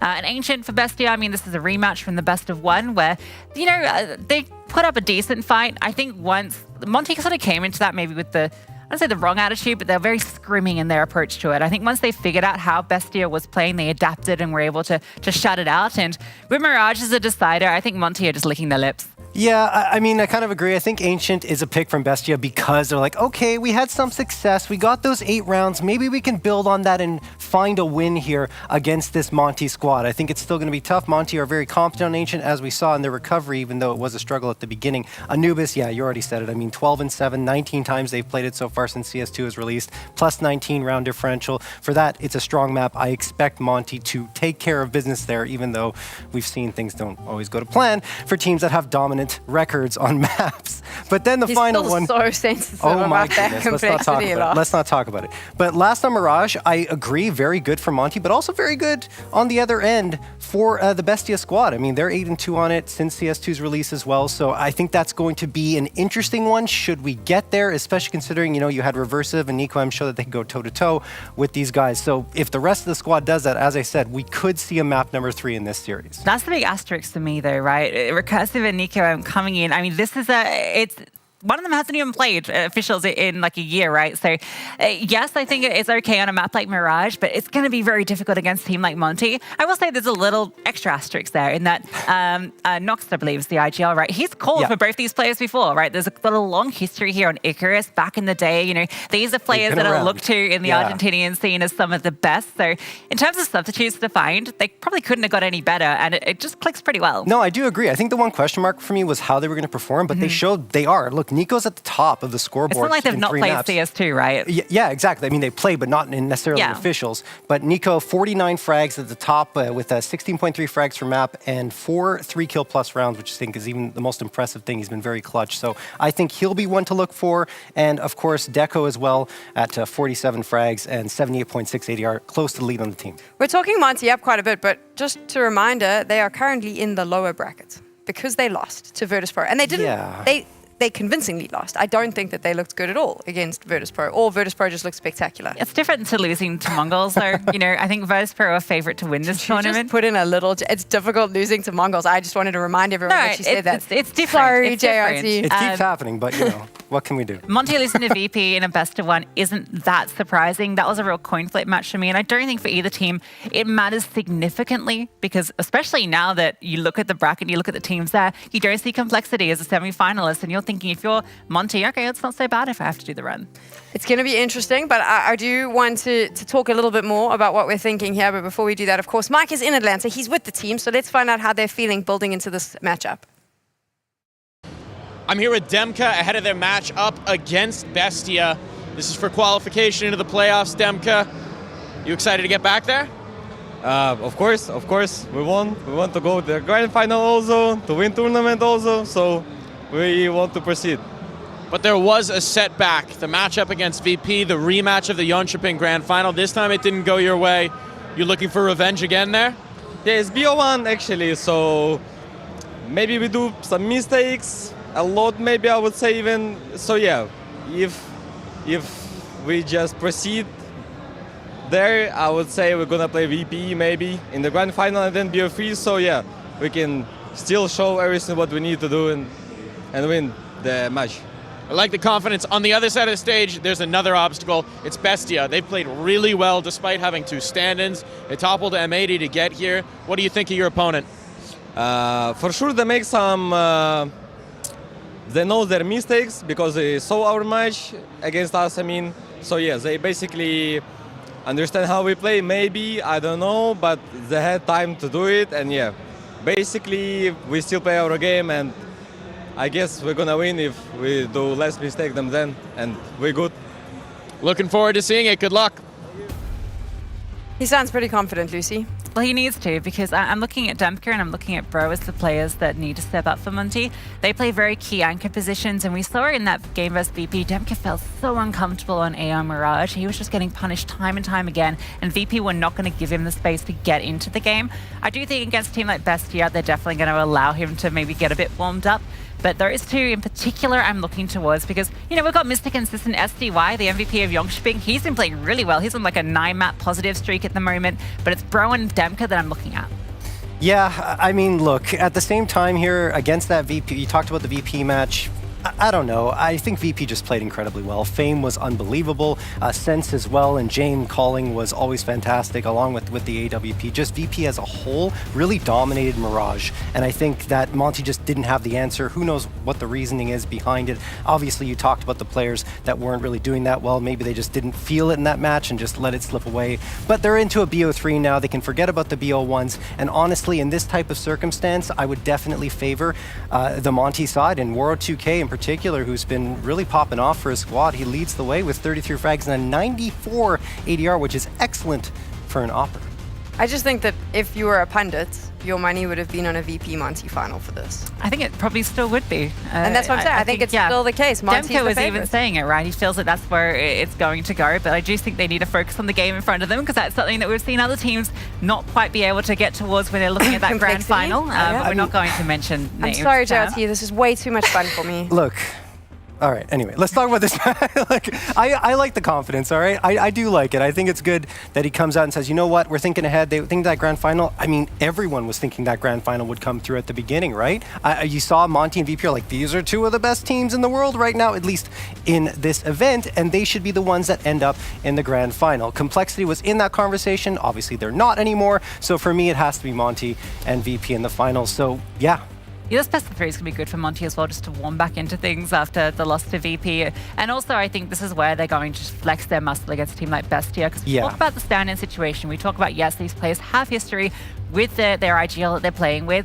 But how much time have they had to really flesh out their map pool, right, and be able to come against a team like Monte, who's picking into some very comfortable maps here. The Decider is a map they're very good on.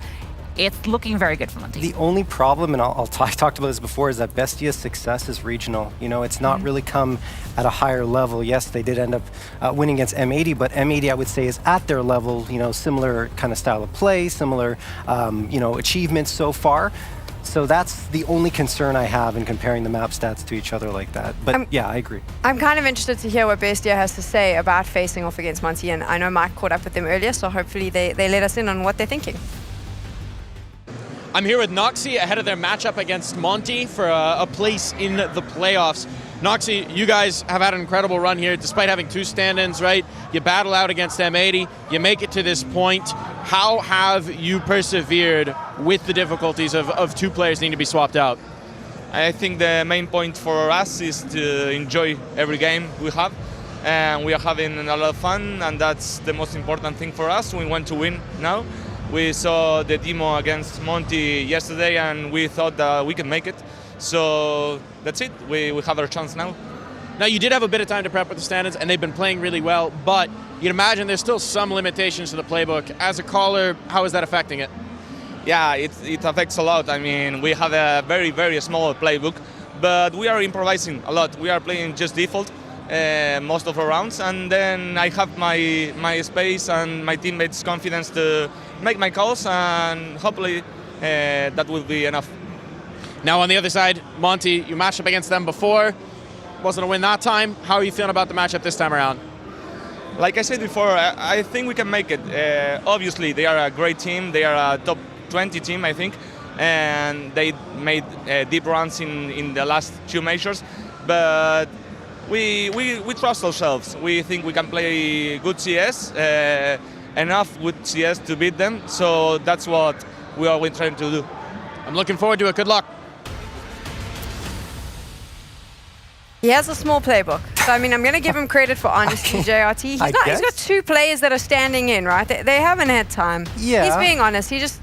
We don't really have much. I don't think you need to be saying that to your opponent, though. I mean, like, yeah, we have a small playbook. I don't think we can do much. No one's watching the interview. They're busy prepping. Maybe they're warming. I also took their headset off, listening. Anyway, I'm just kidding. Monte's not sitting out here thinking that, you know, they got Glave's trap book out here, right? No, I know. They know that it's going to be a limited playbook, and I think it's going to be obviously very defaulty, very scrimmy. And I guess, you know, Bestia does have the firepower there, and I want to kind of paint the similar picture that we did with MongolZ, right? Yeah. Bestia is now representing a very specific part of the region. We don't get a lot of Argentinian teams having these opportunities, playing on the big stage. So for them, it's a very similar story where they're here to show what their region can do. Yeah, absolutely. And I even think that like Reversive and Nico aren't really necessarily hindrances at this point. They've meshed into the team. They had those 2 weeks of practice that we've talked about again and again, and they look solid against both in their BO3 and in their BO1. So, I mean, I think it's fine for Bestia. Sure, I mean, Luchov being missing factor here for the squad is a bit of a problem, but at the same time, they've really overcome it. They've gotten further than I thought they honestly would. What's the win condition for Bestia? Click heads better. I mean, sort of. Good, yeah. But at this, like, to elaborate maybe a little bit on that, it's just like we were saying before, Noxy, Mayer need to be, and Deco as well, need to be part of this attack. They need to be part of the defense and attack, because last time against Monte, they were very much absent, and Reversive and Nico, the two subs, were the ones taking most of the duels and winning most of those fights. So, I mean, I don't mind Reversive and Nico taking the opening duels because that's what they're strong at, but the supporting cast needs to be great as well. On the other side, you have Monte, who you heard in the pre-match interview, they said, like, we know we made mistakes. We know that they know we made mistakes, and they think that they can do it, but we're just going to fix those. And that makes me a bit worried, because it almost feels like they went, you know what, We kind of knew the veto was going to go this way. We know that they think that they've got our number, but we'll be fine. They would have known exactly what the veto was. They'd be very prepared for this. They would have looked back at that demo, made sure that they fixed those mistakes. And I think coming into this one, I mentioned in that best of one, it was quite screamy to begin with. I think now Monte is going to flex that playbook. They know that it's a very disparity between the two teams in terms of that level of depth. I think Monte just need to come out and show that. Yeah, no, I mean, definitely the Ancient pick was expected by Monte. It doesn't surprise me to hear them say, like, yeah, they feel like they have the one up on us, but we're going to fix our mistakes and everything's going to be fine. Yeah, for me, Monte should have confidence coming into this BO3. They should feel good about themselves. Even with the mistakes they made, winning on Ancient up against this team, I think they're ready to go. Let's find out what you're thinking in terms of your predictions for this one, JRT. I mean, I kind of know the answer, so I should just run through it and not let you talk, but I won't. You can explain why. I mean, I think I've made it pretty clear Monte is going to be my pick here. They're the team that I looked at and said, wow, they've been doing really well. First, second, and third place finish in their last 3 events. And of course, Yongshiping, we can't forget, they are the defending champions technically here at Challenger. And if they do not make the semifinals, color me completely shocked. Monte all the way. So your prediction for this game is Monte? Yes. There we go, JRT. Monte. I'm having way too much fun and I should not be allowed to do this. Lucy? You know what, Sam? I didn't stick to my guns in the last matchup. Deep in my heart of hearts, I wanted to go Mongols. You did. This is the thing. I just want to clear this up to anyone watching. Lucy actually wanted to go Mongols, but she felt pressure from some of the American talent chat because they pressure you a lot. JRT specifically, and he pushed Lucy into making a prediction for complexity. I made fun of their coffee, how Americans like their coffee, and that caused some issues in the green room. And I wanted to see a Mongols pick. I felt pressured pick. into picking complexity, but I wanted to be known that I wanted to pick Mongols, and I was held against my will. And because of that, I'm going to be going in on the underdogs, and I'm going to go on Bestia. All right. Just because we want to stick it to the American. We're never gonna be allowed in Atlanta. That's what Monte aren't even an American team. I mean, Monte's not, but it's the fact that JRT was the one that bullied true. you into choosing complexity. I was okay. I definitely. This desk has gone to hell. We don't know what is happening. Right, I'm going to go with Monte because I just think that they have the opportunity to potentially do a back-to-back DreamHack lift. I think that they could do the trophy lift. I really do think. And I also think it would be fantastic for them if they could lift that trophy back-to-back, especially going into next year with the major so close. Massive confidence builder. And this is a team that is looked at in that tier 2, tier 1.5 circuit as the upsetter, as the one that's pushing to the limits. I mean, I don't know if you can even call them tier 2, tier 1.5 because they're number 7 team in the world, right? Yeah. Bestia is like number 60 something. There's a massive disparity here. Monte is going to show that in the server as much as I am backing Bestia. And I think, they'd love to pick up 2 trophies at the end of the season. There's definitely an opportunity for Bestia to pull this off. It's going to take absolutely every little bit they have in the tank. They need top performances from every single player on this roster and cohesion that is undisrupted by what Monte is going to bring their way. That's what it's going to take to beat this team. I know what happens now. We normally go to the casters and we get into game. That's not going to happen. We're going to take a quick break, and when we return, we will go into game. So we'll see you then.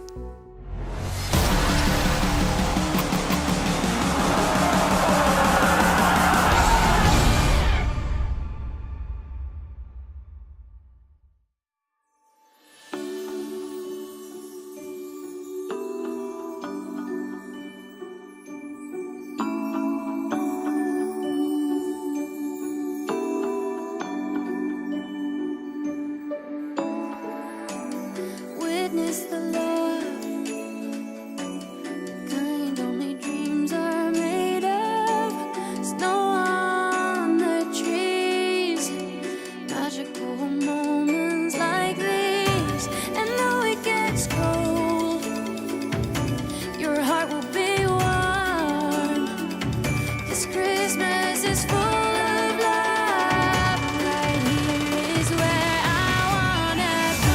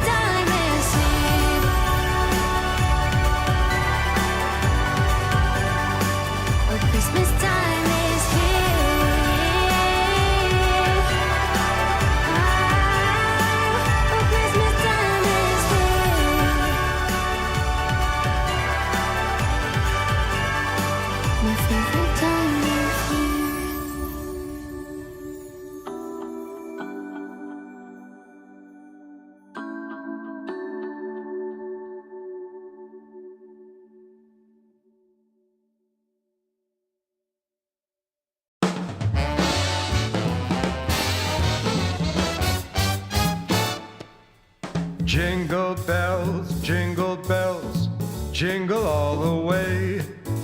Oh, what fun it is to ride in a one-horse open sleigh. Jingle bells, jingle all the way. Oh, what fun it is to ride in a one-horse open sleigh. Dashing through the snow in a one-horse open sleigh. O'er the fields we go, laughing all the way. Bells on bobtail ring, making spirits bright. What fun it is to ride and sing a sleighing song tonight. Jingle bells, jingle all the way. Oh, what fun it is to ride in a one-horse open sleigh. Jingle bells, jingle all the way. Oh, what fun it is to ride in a one-horse open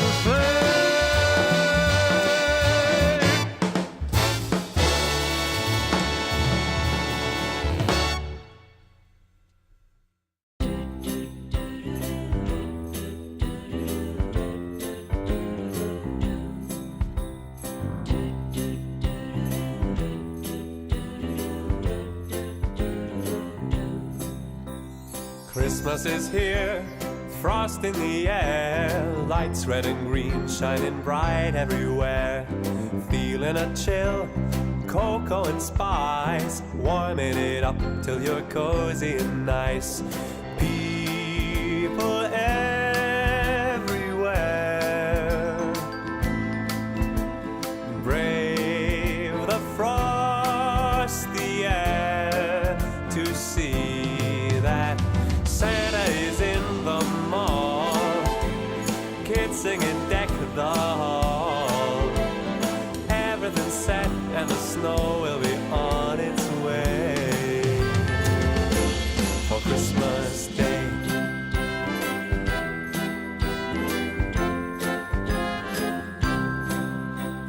Everyone's out, boots in the snow, buying up presents wherever they go. Out on the ice, you hear overhead the sleigh bells ring and the kids don't want to go to bed. It's that time of year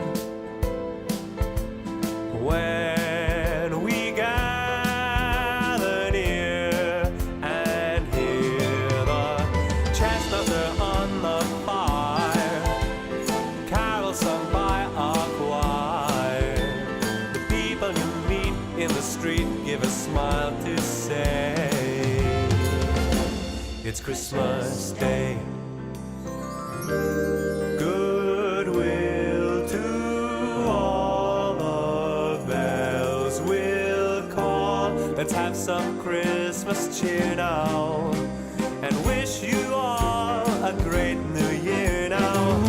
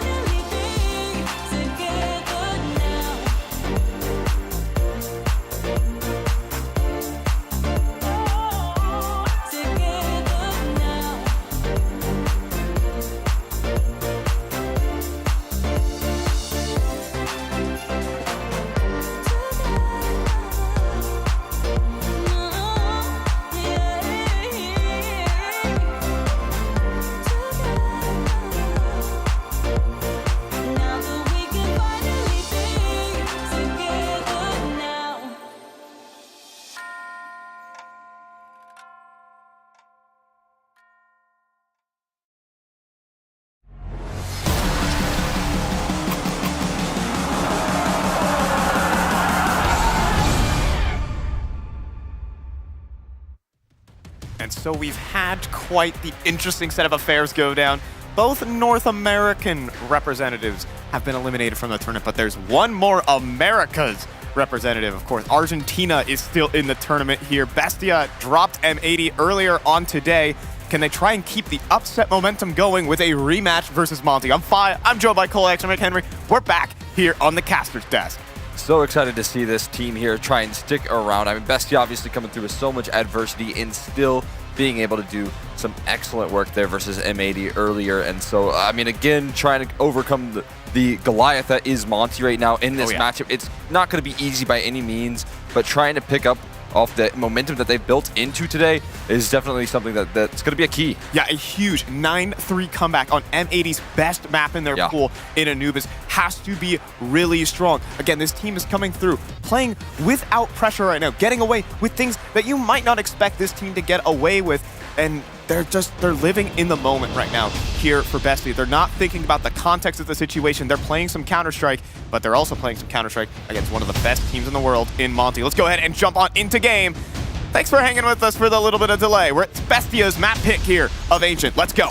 I mean, Monte looking for back-to-back belts right now here in Challenger, and it's not going to be a fun task for Bestia to take on here by any means as we kick off the pistol round here, rolling quickly up towards the cave side of things here, but actually get a little bit of a readjustment. Instead, going to dive on down here and take full control, full reign of this ground. Look at this, what's going on. They threw a full fake B execute, and they're walking through mid-house right now. They're using their B utility to split through the red room, but Waro could cut them off. Oh, but it's awkward on the shots. Bro can't hit his either, and Bestia are filtering through into that A site. It's just Demka, top of the boxes right now, dropping the dualies, has another target, and he's still gonna be a real problem in this retake. He gets down Noxy. That's a potential avenue for this retake to start. Donut as well, control lacking. The plan not even established just yet. How about some kills though from Reversive? 2 versus 4 now, and the plant's going in. SDY eats a kush, and things are looking good here for Bestia. Oh, they managed to recover there. Not a lot of space in the post plant, but find themselves so much ground still, just fighting back against that donut control, fighting back against the flank here, and there's not a lot that Bro is going to have to say here. He's just getting cleared by Deco, absolutely leveled, and now a nice little pistol round to kick off Ancient here for Bestia. Yeah, that's exactly what Bestia were looking for right there. I mean, the strat worked out perfect, and using that B utility to fake for the play, I mean, definitely can be stolen by a couple of great teams, but also a little unfortunate here for Monte. A couple kills in the open that they weren't able to convert upon, and some good shooting from Bestia. Again, just holding their own in that very first round of this series. Absolutely. Being able to manage there up against Monte with those very quick rotations. It's not easy to fight back once you lose a little bit of control on that A side here, but out of the gates here, forced by from Monte, rolling out, and already having to deal with them because aggression here as well. They don't know it though. Right around that corner here lies a lot of pressure right now. He's aware. Yeah, he seems super careful. Yeah, there's like something is fishy here. Things are a little too quiet, but maybe Waro could sell it a little bit better right now. Walking forward into A main, but not going to go for the deep clear. Not going to help out Demka hidden. Definitely needed. Oh, Waro picks up the MP9. That just gets him spotted though by Deco. He sees the MP9 disappear up off the floor. Who had to pick that one up? But Krasnell finds one. Extra damage on a Noxy and a whiff shot from Nico M. Oh, things go very wrong here for Bestia. Noxy needs to hold off on this duel, but he can play some ring around the rosy. Bro is aware of it though, and low HP. Down he goes. Man advantage going here for Monte on the force buy. That's a fantastic way to start to recover things here. Krasnell doubling up again, multi-kill machine. Now just a last-ditch effort here in this round for Bestia. Does seem to be the right one as well here. Nice cutoff on the way out of this mid-control. Just a little bit of control. He's sticking around though, and he's got to be careful there. Does put it into the 1v2, but there's a lot of info to play off of for Deco. Yeah, he's going to play this one forward as well. I really love this positioning from Deco. Oh, wow. This is such an awesome play. He lets both go past. But the thing is, it's not really planted for him, but they're not going to expect this. They're not going to expect this. SDY's going to go down immediately, and Bro does not have a kit. Fake defuse, and Deco doesn't even bite down, but still the kill is in. Oh boy, it's going to be close. It is going to be very, very close. But it's not looking like he can see it in his face. Yeah, It's going to go off, and he's out of time. An excellent effort from Monte, but Deco pulls off the 1v2. Yeah, I love the just the facial expression right there, bro, as he's defusing. He knows he doesn't have it. Honestly, no risk in sticking it right there and giving it a try, because what if you did? I like that play. He's also just dead to the bomb blast at that point, too. So, you know, might as well go down with the ship and hope that you press E fast enough. But 2-0 right now for Bestia. I mean, the confident start that they want, but they do lose everyone in that previous. That's a lot of numbers dropped there. It's going to going back Monte. again? Yeah, roll it right back here with another forced buy. Okay. Nice early pickoff right there. Actually going to take some charge towards middle. We're also taking some flak towards that A side. So out of the gates, a little bit of concern here for Monte. I mean, again, a huge start here for Bestia. Could just kind of roll on through, get that early momentum in a map here out of the gates, and really put a scare on Monte on a map that they weren't able to claim there in the best of one phase.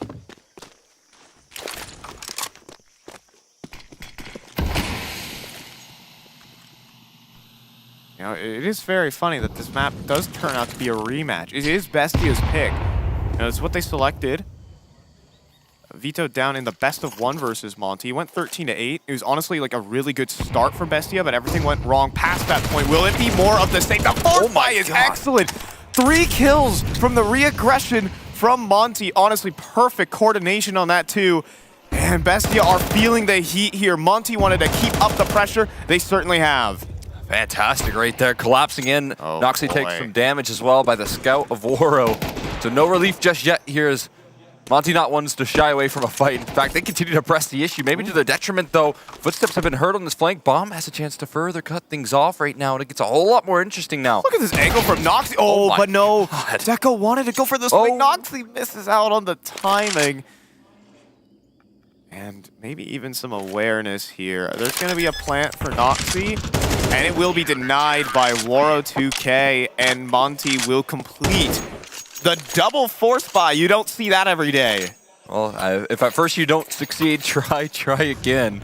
Because you get it a second time around, man. Krasnov give it a double, but it's really that coordinated aggression rolling out there from Krasnov, bro.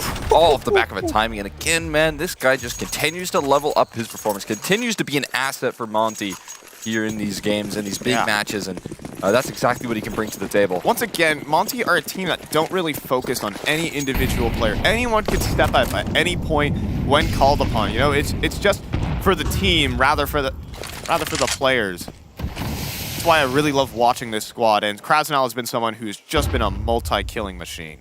Yeah, no question about it. So capable here. We do got a cheeky little boost up here right now towards middle. They're thinking about it. It's a little walking totem pole there, and then gets spotted and knocked down pretty quickly there. Someday I'm not going to let that slide. Yep, that's unfortunate. Just hammering out the foundations. That'll certainly cut it. I like some good architecture. Yeah, were you doing any building while you were while you were in a wee little lad? Like the only building I did was in Minecraft. Okay, fair enough. Fair enough. You know, I still have yet to complete survival mode in Minecraft. I've only done multiplayer Minecraft. I'll get it one day. I'm a hardcore gamer, Cole. I don't do none of this single player stuff. I don't got that patience. No baby game for you. We'll see how prepared Demka is on this aggression. That's a good shadow revealed right there. That gives it all up right there, and he locks down a couple nice kills with the MP9. Yeah, and that should basically call it quits on this round. Myron might want to try holding on to this AK. He went in for the full force again, as you should be, you know, trying to at least clap back, but it's Monte playing some really coordinated Counter-Strike. As, ooh, it's a little weird here from Noxie. Oh my goodness. I'd be a little frustrated, but don't worry, bro's gonna pick up the slack, and with 9 seconds left, Myron's nowhere near a bomb site. He's in T-spawn. It's gonna be a save coming through from Bestia, and Monte playing some real entertaining Counter-Strike to start. Love the multi-killing from all their individuals. Yeah, it's great to see there. I mean, again, talking about this roster here, what I think is leveled up their game to a point where they can compete on an international form here is just the fact that they really do have such strong supportive players right now when you talk about anchoring positions. I mean, Demka, again, you just put him in a position where he's one and done, right? Or at least he should be in theory for so many different angles here, and he can walk away with so much, even though he's in these tough spots. Yeah. Playing on that A side of Ancient's not an easy task. Yeah, it also, you know, it feels a little bit it feels pretty boring, you know. You have to be very patient. Yeah. To play on that A side. You don't get action a lot, but Demka, when called upon, does deliver. Let's see this though. Bestia gonna keep up the pressure again. Another force pie and another mowdown for Monte. There's Waro picking up the AK from his opposition and putting it to work. 2.5 kills. Fantastic right there. Just locking down that mid side here. Now Demka again going to be challenged with defending on this B side right now. Needs to be aware, but I think they've just missed a little bit of that donut smoke. Maybe it's to take access to that bomb, but definitely intended for donut there. That's going to be a surprise for them. Yeah, SDY is going to take a bit of a wider off angle, and even Demka can play around the T side smoke while SDY goes 1 for 1, which already is plenty enough. Demka has got this round locked in. Back turn for Noxy, and there's another force buy that quickly just goes into the furnace. Yeah, both teams super aggressive with the force buying here. Bestia force buying 2 rounds in a row. Monte force buying 2 rounds already. So we've got 4 force buys here, and we are 6 rounds deep. That's a bit wild. But again, that kind of shows here how much both of these rosters are looking to live and die on momentum here, especially if you're Bestia and you want to kind of make up for some of the disadvantages of having 2 stand-in players. Yeah, 2 stand-in players, and they're playing against like an objectively world-class team right now in Monte. And oh, here we go again. This time it's the eco, so it looks clean here from Demka. He finally gets to get out of his shell on that B site and let him know. Quick little triple kill there on the anti-eco. Monte not afraid to shuffle up the setups here. 4-2. Just lights out right there, locking that Glock round down, making sure that they take no space right there. You got a nice little smile on Bro's face. Bro is smiling. That's a rarity, honestly. I mean, Monte's the team that doesn't show, you know, too much emotion when they play, all things said. I mean, they can get hyped up, you know, in a bit of a grand final. I know SDY can inspire the troops, but these guys are pretty calm. They play an aggressive game style, and they're calm about it, which is always awesome to see. You know, they're killing machines out here. That's what it takes to be the best. SDY, though, out middle, and that's a great flash setup. Little later on the play there for Bestia. Catches it Monte off guard. Perfect popper rolling out there from Nico M, being able to set his teammates up for success. And yeah, they do take a lot of that control towards that B side. Again, Krasnal just kind of backed into a corner right now. Such awkward position, but Bro just plucks one out right around the smoke. There goes Noxy, and a chance here in this post plant to try and retake things. Again, though, this position from the CT side is so awkward. That's a pixel angle. Oh, flying. Airtime, baby. I mean, get some extra points for that one, I suppose. Flank developing from Waro, but maybe Monte don't feel too interested in this one, or maybe they do. That kill can spur things on. And the bomb is it planted properly here for the backside? There's gonna be a molly down, but the spray down from Myron is excellent, and it is planted in the open. Myron makes good with a triple kill there. Had a really strong series versus M80. He's back again. Sacrifices his life for the cause of that round right there, and my God, is it worth it? Finds 3 kills towards the tail end, just lighting up the server to the point where he catches too much fire, and nice little finish coming through from Bestia in that post plant. They do take some good positioning. Honestly, the bomb was planted, I think, where, yeah, I mean, clearly you're able to cover it, so good stuff, and just enough in the tank right there. You can see the excitement is in, and that's the sort of energy this roster is going to need to live on. Yeah, I mean, they're kind of like the sole international Argentine representation. You know, it's juggled between a couple of names. Now it's under the Bestia banner, and you know, even though they're missing their 2 best players, they're still putting up an amazing fight here. Let's see if they can do it. Contact block, out A-main, reversive, spearheading right now. Just around the corner is Demka, and he gets it while blind. Full spray, and Demka swings. 4v4. Reversive's so good at hunting down on those entries there, and the setup again is there. A nice little flash onto Someday Young, and he gets the deck early. He's spinning around. Oh my goodness. Reversive is going crazy right now in the server. Waro 2K is going to pop out. Nico M will go down. Now it has to be Reversive in an ace clutch. He has to deliver here for Bestia. This is a stand-in. He needs to be a superstar. Now, back turn here to Waro. Moonwalking into it. Oh, Waro's going to take the advanced angle, but the shot misses. Reversive trying to be the superstar, but is shut down by Krasnal. What an effort. But eventually, it's just not enough. Yeah, I mean, what a way to play those angles right there. Perfectly avoiding that op to where you can take that close range duel. I mean, that is just smart CS coming through from Reversive. But it will be ripped away at the last hurdle, right at the very end by Monte. They're not going to let that one slide. They're not going to let those heroics flow. And out of the gates there, they're going to put it to rest there. Monte on to 5, and again, building into those foundations. Yeah, I mean, you got to give a lot of respect to Reversive. He was trying to do a lot of the space creation against M80. He was getting shut down a lot. He was very fortunate that his teammates were able to pick up that slack. But now, in this game right now, I mean, maybe he could be an asset to turn this one around against Monte. You know, individual performances is what Bestia needed, at least to get it across the line, versus M80. There's just a couple of moments where M80 faltered and Bestia seized the opportunity. And maybe if it could just go one step further to completing these clutches, we could have a really interesting game. Yeah, 100%. I mean, they have some of the firepower here to really put up a fight. As you can see, no big concern there. I mean, you could. There's still good spirits after that one. Yeah, as you should be. It's definitely a good round, nice attempts, but Monte able to shut things down. Back to that mid control here, and again, it's going to be something up to the task, but this time there's a barrage of utility that's going to make sure that they can't turn that corner safely. Yeah, so they've seen Young alone in middle a couple of these rounds. Like, okay, maybe we can pull this gimmick off, get the entry kill, but nade stack plus the molly, no chance. Myron can actually lurk up a little bit, but that timing window has quickly faded. He is being swarmed by Monte players, and he'll fall at the first hurdle. Now, bottom middle, there's another multi-kill coming through from Demka. Now, 10 kills tied with Krasnal on the server. And you can see just how solid Monte are right now. Absolutely. Just playing a very cohesive game. I love the mid-control that they established. Like you said, there was a round there where maybe you caught Young off guard. They're not going to let that happen again. I don't think, for the most part, throughout the remainder of this half, they're going to go back to that super mid-centric control for the CT side that's so effective on this map in particular. And again, they can really place their faith in some of their individuals to lock down those other extremity bomb sites. And again, more resources here for Young. Oh, here we go. Oh my God. He just goes for the straight smoke spam. Again, Bestia want to hit the gas out middle. Now they want to hit the gas out the A side. They're trying to react across the map, but the individuals are just so strong. Demka is just a wall right now. 6 feet tall and destroying Noxy and the rest of Bestia. 1v5 for Deco, just spamming.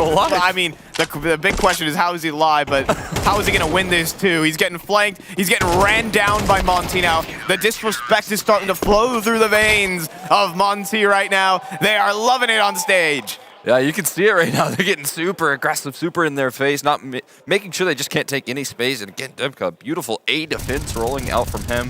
All starts out by Young just plucking a nice little kill straight through that smoke. And again, it is just a wall on this A site. You even have Young offering supportive utility right there. You can see the flashes that he's tossing over, helping out his anchoring players. And it's just so on the fly. It's just so quickly to adapt right there for Monte. And it's not going to be easy to deal with. Ooh, like, nice little footwork there. Okay. Hit the jump. That's a really hard jump to hit. That takes a lot of hours of practice to hit in a match. He's nailed it, but unfortunately is met with a T-side smoke. It's going to be the case, but his own nade comes through, clears the smoke. CS2, baby. So self-reliant right there. Hits the jump himself and gets the HE to find the opening. Has help now, though he's not alone. He does have teammates rolling out, and I'm going to keep things level there and put things to rest pretty quickly. Yeah, it could have gotten a little bit weird. Maybe Deco hits another 1D, but again, Demka just racking up multi-kill after multi-kill right now. 16 and 6 right now. Yeah, it's just so high octane Counter-Strike right now. I mean, these two rosters are just going to meet head on every chance they get. Monte love a nice aggressive style there, and if you're Bestia, you just want to try and use as much momentum, as much firepower here. You might not have the best defaults, having a couple stand-ins. I know they've been putting in some practice, so it's not like they're coming through without a game plan here. But you can really rely on some of the individual effort by keeping that pressure applied. But right now, Monte's just meeting them where they're at. Yeah, I feel like maybe for that first game, I was listening to the interviews from that first BO1 that Monte brought to the table. Didn't really know exactly what Bestia were going to bring to the table. But I think now they kind of use that first BO1 as getting the gist of it. In fact, they kind of were like scrimming out the first couple of rounds, kind of running it down, seeing what the setups were like for Bestia on that T side. Now on the CTN, they are just hitting multi-kill after multi-kill. Can Nico M win a 1v1 here, though, versus Krasnal? He can. That's a good entry. That gets him a lot of space, but SDY returns back to middle, and it's a massive crossfire, but saved by Deco. That could have been disastrous. Now, Nico M, he will lose his fight, so it's still in it for Monte, but Bestia's individuals have brought this one back. But bro, he's searching for the kill.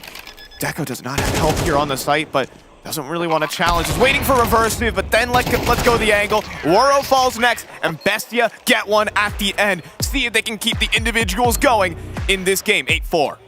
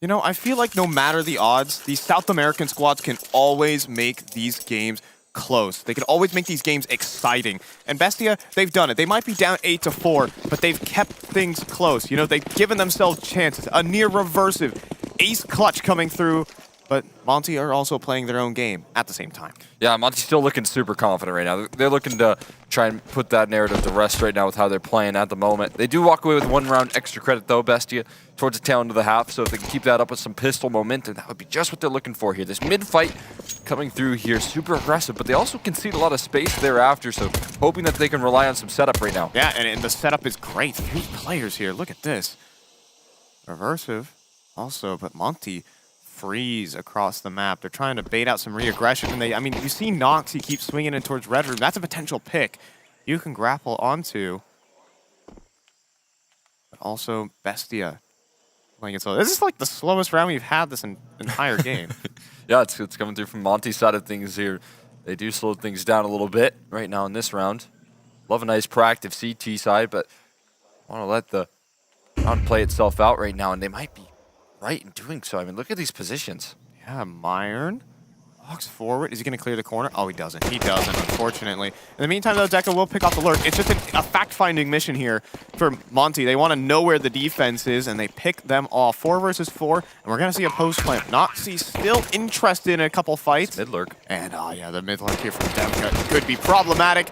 He readjusts, resets his aim, and takes down Nico M. Next challenger reversive here for Demka. Does need to complete this flank quickly, though. They could get access to that bomb. And Krasnell, oh, he's holding just a disgusting off angle, but it's the dualies, and he misses out on the chance. Demka falls. Now Krasnell tossed into the clutch. Oh, first kill's good, and without the kit, he might have chances for the others, but not realizing that on the defuse still, the full 10 seconds locked in by the godfather of Argentinian Counter-Strike. Noxy puts it together. Yeah, I mean, absolutely nerve-wracking right there for that 10-second defuse. Once you see that first kill come through, but denied thereafter, making sure that things go their way. Really well played on that flank to, just buy so much time from Deco. You got to give him a lot of credit. Not making any mistakes in that sort of position here. Going to keep things nice and contained. And I mean, 2 pistols here. You win both pistols. Obviously, that can mean a lot in MR12. And, will that lead to some momentum here on the defensive?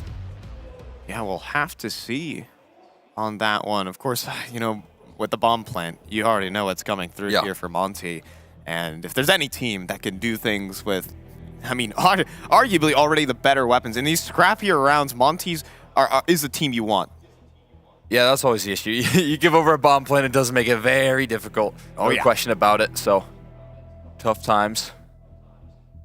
We're going to see a little bit of a TO come through as well from Bestia. I mean, this round is so important. If they're able to convert this, they're immediately back into the game, and we have a competitive map on our hands. And this is the side that they just did better against versus Monte. Monte were playing a very aggressive style, and Bestia were able to actually handle the individuals. If they can best this force buy from Monte, we have a map on our hands. Absolutely. Definitely become a very close map, but right now, Bro looking to make sure that doesn't happen as he finds a fiery entry over towards that B side and gonna take that space as well. Yeah, Reversive is too late to the play. Could cut off a cross or two, but Krasnell just walks up and playing with the attention perfectly. Demka refrags, SDY deep control, and out in the open. They can't handle the force by the timeout. Not working here for Bestia. They could be in some dire straits as Krasnell drags down Bestia. I mean, Bro just taking all that space out of the gates and then the distractions there on the site, instantly planting the bomb as well, instantly finding that success there for Monte.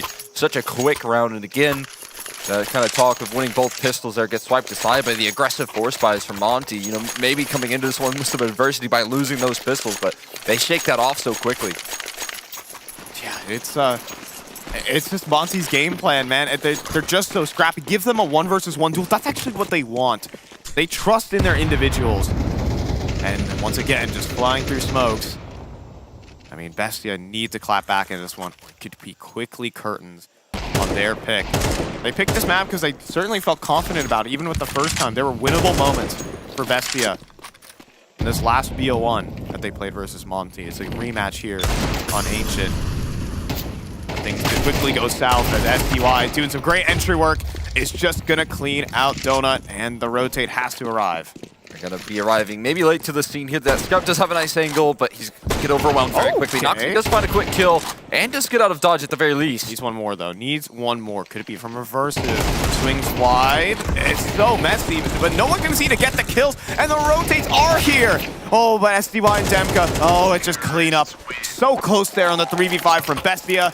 But Monte keep it going. They mistime it a little bit there. I think if they could have just waited another 2 seconds or so, that Demka could have flown out towards that A side and provided pressure. So they do lose a lot of names and numbers here, but it's honestly getting to a point where they're not too concerned about that fact. They punish the force buy, and they're kind of getting close to the closing stages of this game here where, Bestia are probably just going to be rocking some pistols here. Yeah, just USPs right now, and Monte going to be able to further extend this favor. Yeah, it's a brutal scene here for Bestia, considering they got the pistol, but then, it's just Monte and how they play. If there's any team, like this team, again, is one of these squads that just doesn't play with pressure on them. Yeah, you can see them so calm. They're not necessarily cheering any rounds. They're not mad when they lose anything. And they don't care whether you're on USPs or full buys. Mowdowns is all they serve up right now. SDY and Bro lock in the last one. Monte, march to 11. Just want to keep it nice and clean right there. Although I do like a good eco hunt there. You know, if you got the MAC-10, you kind of want to turn that corner, go and get them all, get your ace there. But the eeks do get spread out, which is fair. You know, you got to spread the wealth. Everybody eats on this Monte squad. I mean, hey, if we're trying to hammer any storyline home, that's exactly what the one we want to. Anyone can frag at any time. I mean, Demka even going in as, like, historically one of Monte's, in fact, Monte's lowest rated player right now in the last 3 months. Here he is, 21-8, and he's like multi-fragged at every opportunity. That's always a capability. Yeah, this guy's a good player. He's a super strong anchor. Rocking on some tough positions. Just makes it look so incredible here. Deco has a tough job at hand here. Closest rotate is over towards that mid side, so it's all on his own. Yeah, Demka forced to entry frag, but bad timing. He turns away. He could have lost his life that way. But still, now with backup, Monte are a little bit slower on these plays, and that's where Bestia have had some results. Yeah, we're on the lurk there right now. Yeah, we'll see, but in the meantime, Bro falls. That might encourage them to move through. Waro finds a B-site player, but the bomb here from Krasnov. Oh my god. Is boosted. This round's all over the place. I can't believe it. Waro's just going to take down all the B rotates. SDY's cutting off those rotates, but the bomb's about to be planted on A. Wow, that's so extra right there. They could have maybe rotated off, but they just leave the bomb in tree for the whole round and wait for Krasnov to, or rather War to find the kills on the lurk. But at least there's a chance here in this retake to make some magic happen. It's not going to be easy though without Decom. And just going to be Myron left standing. He doesn't last too long either. Yep, and that is just how Monte play Counter-Strike right there. Madness across the map. This team just finds ways to thrive in chaos, and they bring it to the server there.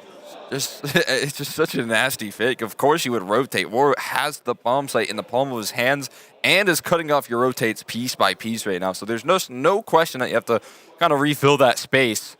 It just so happens that Monte, the end goal was always at a bomb site. Man, did they take it. Yeah, I mean, you're playing against a team with two standards, right? It's so easy to bamboozle this squad. Communications got to be all over the place as well. And Monte, you know, understanding they just got to sow chaos at every turn here versus this Bestia squad. Absolutely. Smart CS coming through from Monte, and it should allow them to coast to the closure here. But Waro again just taking so much space right now. Not meeting too much resistance just yet. I don't think he's even been spotted. I thought he was for a second, but it seems like they've positioned away from it. You know, I almost want to, like, we don't have any more NA teams in this tournament, Cole, but I almost want to adopt Monte as the NA squad, all right? They play such aggressive North American style Counter-Strike, and they make it work. They make it look great. Waro's UK, again, individual fight, absolutely delivers, instant headshot. Myron's down. Next on the chopping block here is Reversive. Ah, it's a little bit weirder than that. And Noxy even has the Gator up close. Maybe he can make this one interesting. No, he gets deleted as well. Monte headshots only as they walk into the B site. Reversive traded out, and this could be closer and closer to the end of the line. Yeah, just looking to lock it in right now. They have a tough retake at hand, but at least an AK to try and steal the deal. There's a nice kill right there around the smoke on the Bro, so at least some quick finish. Deco. Now MP9 is close by. Deco's close by. We have a 1v2 attempt for Krasnov, and Deco delivers on that front. Bestia are going to hold on to this one. Not bad right there, fighting for their life and managed to fend up against the 2v3 post-plant situation that they were faced up against. So still hanging on there. A little bit of heroics throwing out there for the side of Bestia. Will keep them alive for now. The question is, how long are they going to be able to stay afloat? Yeah, I mean, they got the pistol round. They couldn't really handle the follow-ups as well. And you know that Monte, they are rolling in cash right now. There's no problems with that one. It's even to the point where SDY is deliberately purchasing a MAC-10. There's got to be something with this. Yeah, I'm just going to get in their face out of the gates here. See where he heads early. He's actually throwing utility right now, so, you know, maybe not. But at the end of the day here, we kind of see where things are rolling. All 5 players positioning themselves over towards that A side. So that's going to be the end goal right now. And look who's here. Noxy, just historically Argentina's staple Counter-Strike player on the hold. Back triple, about to get enveloped, but doesn't open up. He's gonna go for the multi-kill instead, helped out by Reversive. And some strong stuff here from Bestia. Is there any hope? Well, that is something. It's a flawless defense right there, Bestia. Starting to build into things right now. Not a bad round right there. It's about as good as it gets on handling that A side. And honestly, again, if you're Monte and this does start to slip, you're going to be a little bit concerned that you let that 3v2 slide away. These are the sort of rounds that can build up a lot of momentum for yourself. I mean, look at this, just swinging right now. You know, they're down 12-6 at that stage of the game, and they're still pulling off. You know, Bestia, they said they're here to have a good time, and I think they are having a great time. Yeah, started to here, especially they started to keep this comeback attempt rolling. No resources towards that A side. I love this adaptation here for Bestia, just trying to keep Monte on their toes right now, and they gotta stay vigilant. Yeah, it's gonna be a big swing here. Krasnov feeling the pressure, and oh, he spins around for the kill. I mean, he was looking good for 0 there, but he makes something out of nothing.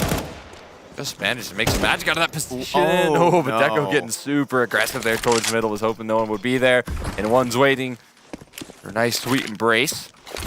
They do lose that man advantage pretty quickly. Now they got to maintain in the 3v4, but there you go, it's taken back. Again, just another strong individual moment. Nico M sticks around, and Waro, not the same amount of respect for his opponent. Might need to pick some back that one up, but Noxy does go down. He misses the shot, and now this round's on here.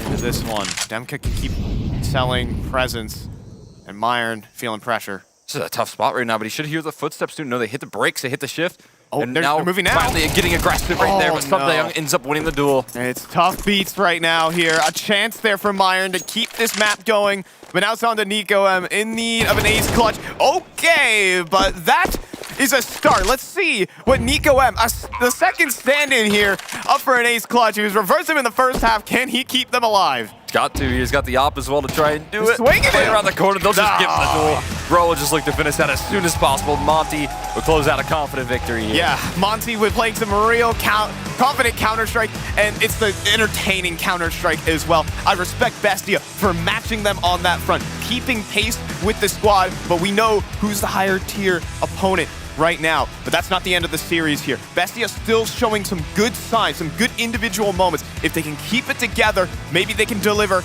on Anubis, but for now, well, it's looking pretty tough, and they're in the hole. Yeah, no question. They also got to hop into their opponent's map pick, which is not going to be something that they're super going to look forward to here coming up in that next map. Yeah, it was an action-packed map here of Ancient. We'll send it off to the desk to see if they can get it on the way. Job's done.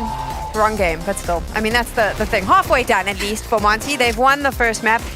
Absolutely no surprises. This is exactly what we expected from this team against the Argentinians, who do play with 2 stand-ins. Yeah, I mean, look, Monte looked not only good here, but better than they did in their previous series. I mean, Sumdai Young and Waro 2K were still very strong in this one. Krasno, though, stepping up big time with 18 frags, tying Sumdai Young, and then Demka, we'll talk more about him after, but 23 frags, dominated the scoreboard for Monte, and we got everything we could have asked for from them. Bestia, they tried their best to stay in it, but like I said, they needed more than that. They needed to be perfect, and they weren't. They weren't perfect, and also they had no answers for Demka. He was spectacular. Yeah, it was really great to see Demka. And I mentioned when going into this game that he was the player that I wanted to step up. He was the player that was getting punished by VP time and time again. We have a particular round that Demka played really well that I want to take a look at. But I think overall, his performance throughout this entire map was phenomenal. It was the sort of Demka that we saw that pushed them deep into the Paris Major.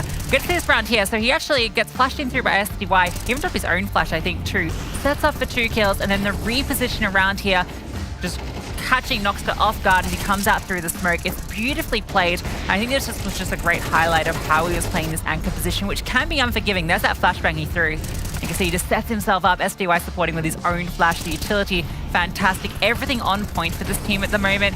And when your anchor players are able to get comfortable, able to set themselves up for these fights in this way, it just feels like everything was clicking for this team. And that's what was missing against VP, but here it was on display. Yeah, honestly, Demka, another thing in that highlight there is just the crosshair placement was phenomenal around the edge of that smoke. Not only does he have a perfect placement on the second frag, but then on the third one, like you said, the movement's perfect. He goes around and places it right on the head of Noxa as he's coming out of that. I love that play, and as you mentioned, Demka was amazing. One of my favorite things when we get to watch events on LAN is when the sideline reporters have a chance to chat to the coaches between maps to get a feel for what's going on with the teams. If you're not at the LAN, it really allows you to feel those emotions. And of course, we have Mike in Atlanta, and he's one of the best, so he made sure we did just that. Mike, what can you tell us? One of the best. Oh, it's going to go to my head, Sam. But I did get a chance to chat to the coaches in between the game coming off the stage. LMBT, he said his message to the team between the maps, nothing. It's going into their map pick. They're comfortable. He's confident they know what needs to be done. Pino struck a more somber turn, said that they need to reset and refocus, and that's his message through. Put it out of your mind, play their game, play the next map of Counter-Strike. Back to you in studio, Sam. Thank you so much. The Monte coach, when I was in Shongaping, because I was obviously doing Mike's job in the finals, told me the same thing. He was like, nah, nothing, we know our job. It's all good. I told you. He kept saying to me, he was like, we will win. And then when they won, he was like, I told you we will win. And I was like, that's very lucky for you. But I think that that's the thing about Monte. It's the confidence that they're playing with that we've seen over the last few months with them. And it's now at a point where I think maybe the Virtus Pro loss has just reminded them, hey, you're not perfect. You're not the best yet. You need to work harder. And they've probably done just that overnight, which is what we're starting to see in the server. Yeah, LMBT has so much history, right? So he has every right to feel confident watching his team play the way they have. We saw it on the scoreboard there. There were some nice bits there from Bestia. I don't want to write them off completely, but it definitely was a struggle. I think Reversive in particular, I want to praise. He almost had that ace clutch where he got that insane 4K. So, there were some elements working. We kind of spoke going into that match that it had to be the individuals kind of stepping up just because the tactical depth wasn't there.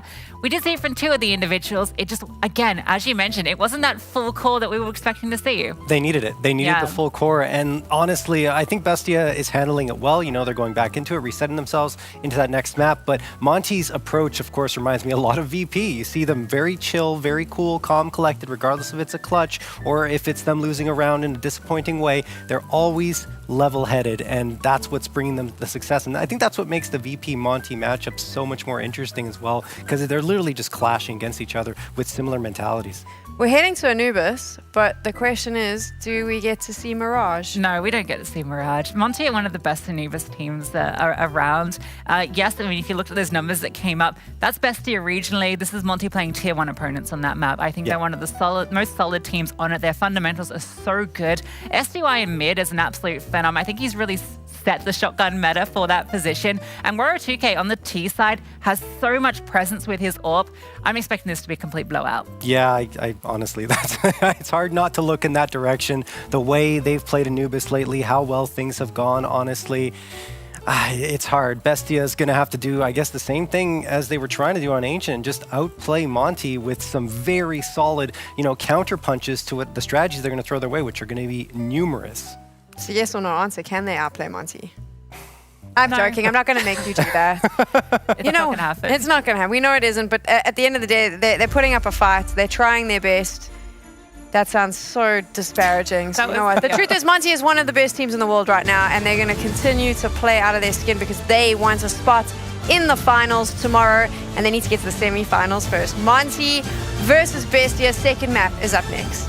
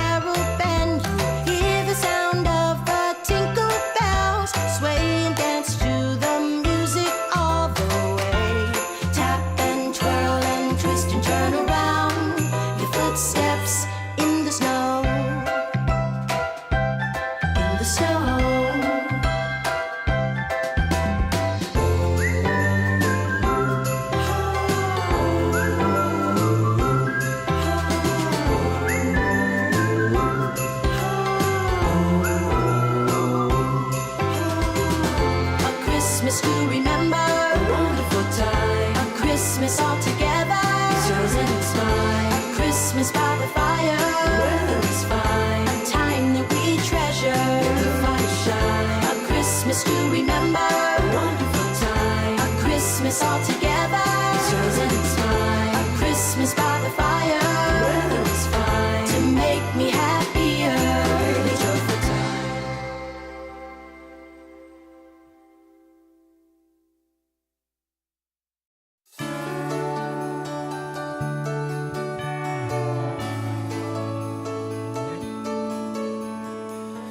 Rustling in the city wind, I feel the chill in the air again.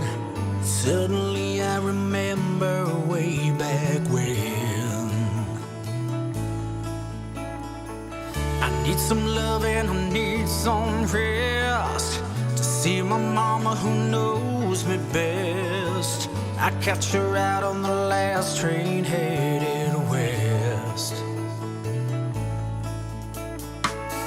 Time of year I've been dreaming of, gotta make it in time, because see the snowflakes coming down there, jingle belling all over town, and his goodwill as far as the eye can see. Make a wish on the northern lights, 'cause Santa Claus gonna be tonight, and put some memories down under that tree. It's just a hometown Christmas Eve.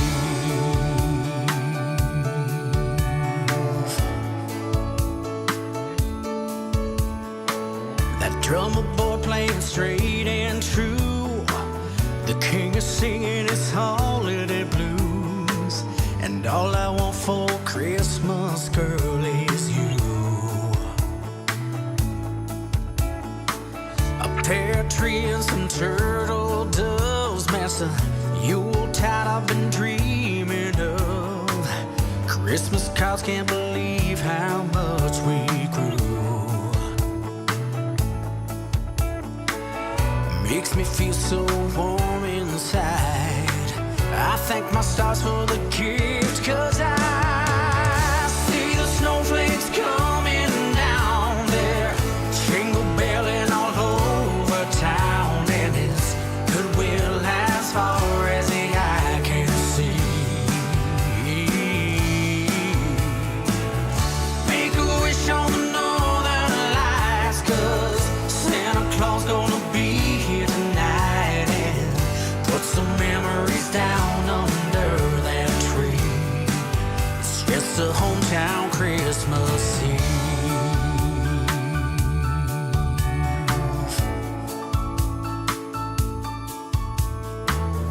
Grab a slice of that pumpkin pie and raise a glass between you and I. Give her thanks for the blessings we've received. Yeah, make a wish on the northern lights, 'cause Santa Claus gonna be here tonight, and put some memories down under that tree. It's just a hometown Christmas Eve.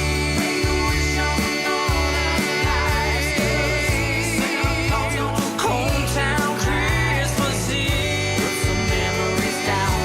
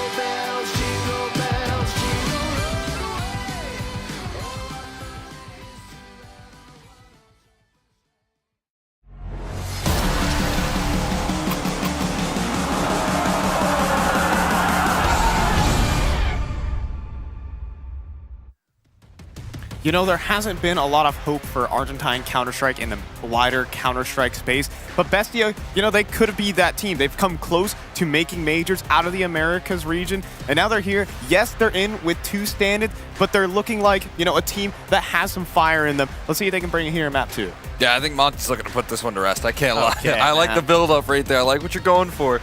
But, man, Monte just looking too strong right now, right? They're just looking incredible. And now they get to hop into their map pick, right? And that's just something that they've been waiting for here in this series after what just looked like a dominant affair on Agent. Yeah, look, man, you're killing my vibes here, but I will say, you know, you are darn right. Monte are just the better team in the server. Let's not get that wrong. They are, you know, they're playing my adopted North American Counter-Strike. You know, I'm taking him under my wing. This is the team to cheer for, in my opinion. They play such exciting Counter-Strike. That was such an exciting map number 1 here in Ancient as well. Both teams were just going at it non-stop, but now we're moving to Monte's map of Anubis, and well, can things get any better for Bestia? I feel like this roster has kind of defined the way that this map's played with some of their aggression, with some of their proactivity.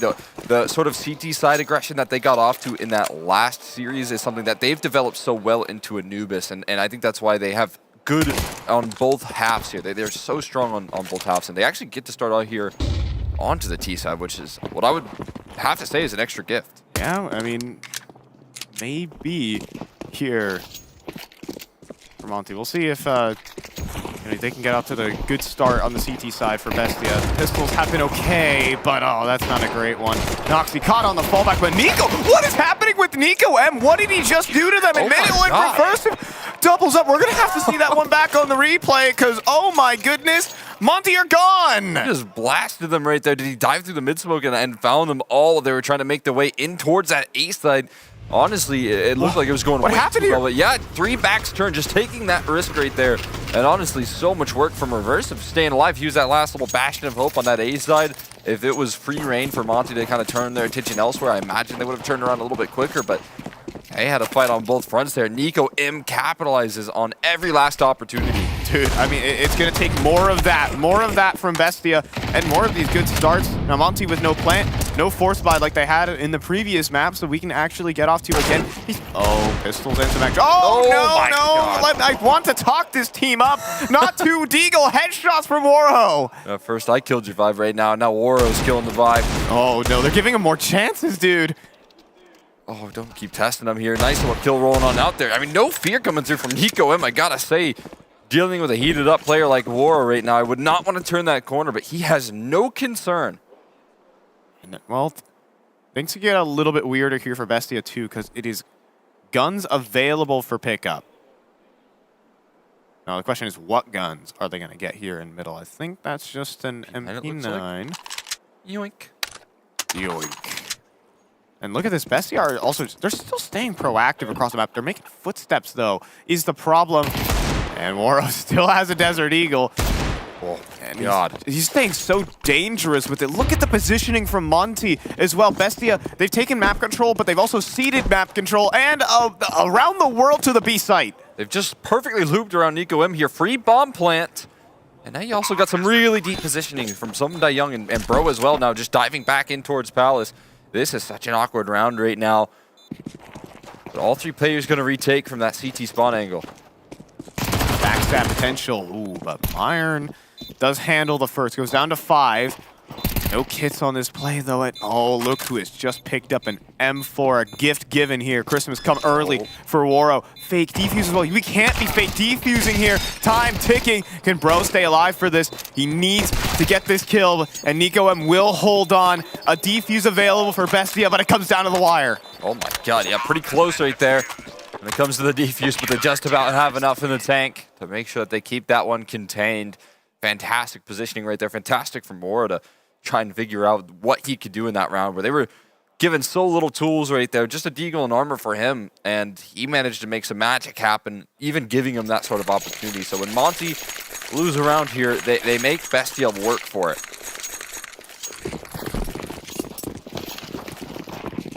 And I mean, that's only a good sign for Monte that they can pick up these gun rounds when they're actually on equal footing. And now Waro, he's off the deagle and onto an AWP. what she could do on the T side. Just take the angle. Oh, hello there. I thought Deco was a T pushing down the lane side, but Demka just spins around. Same team, guys. Gotta hit those smoke, gotta hit those lineups. Could be problematic here, but Meyer needs the flash, and Krasno gets another entry, and the success from Monte is gonna translate here into the gun round. Meyer does have an answer on the back end, though, without the smoke, but maybe they don't need smoke, Skull. Just take all the gunfights. Raw confidence right now from Monte. They just swing every angle and win every fight.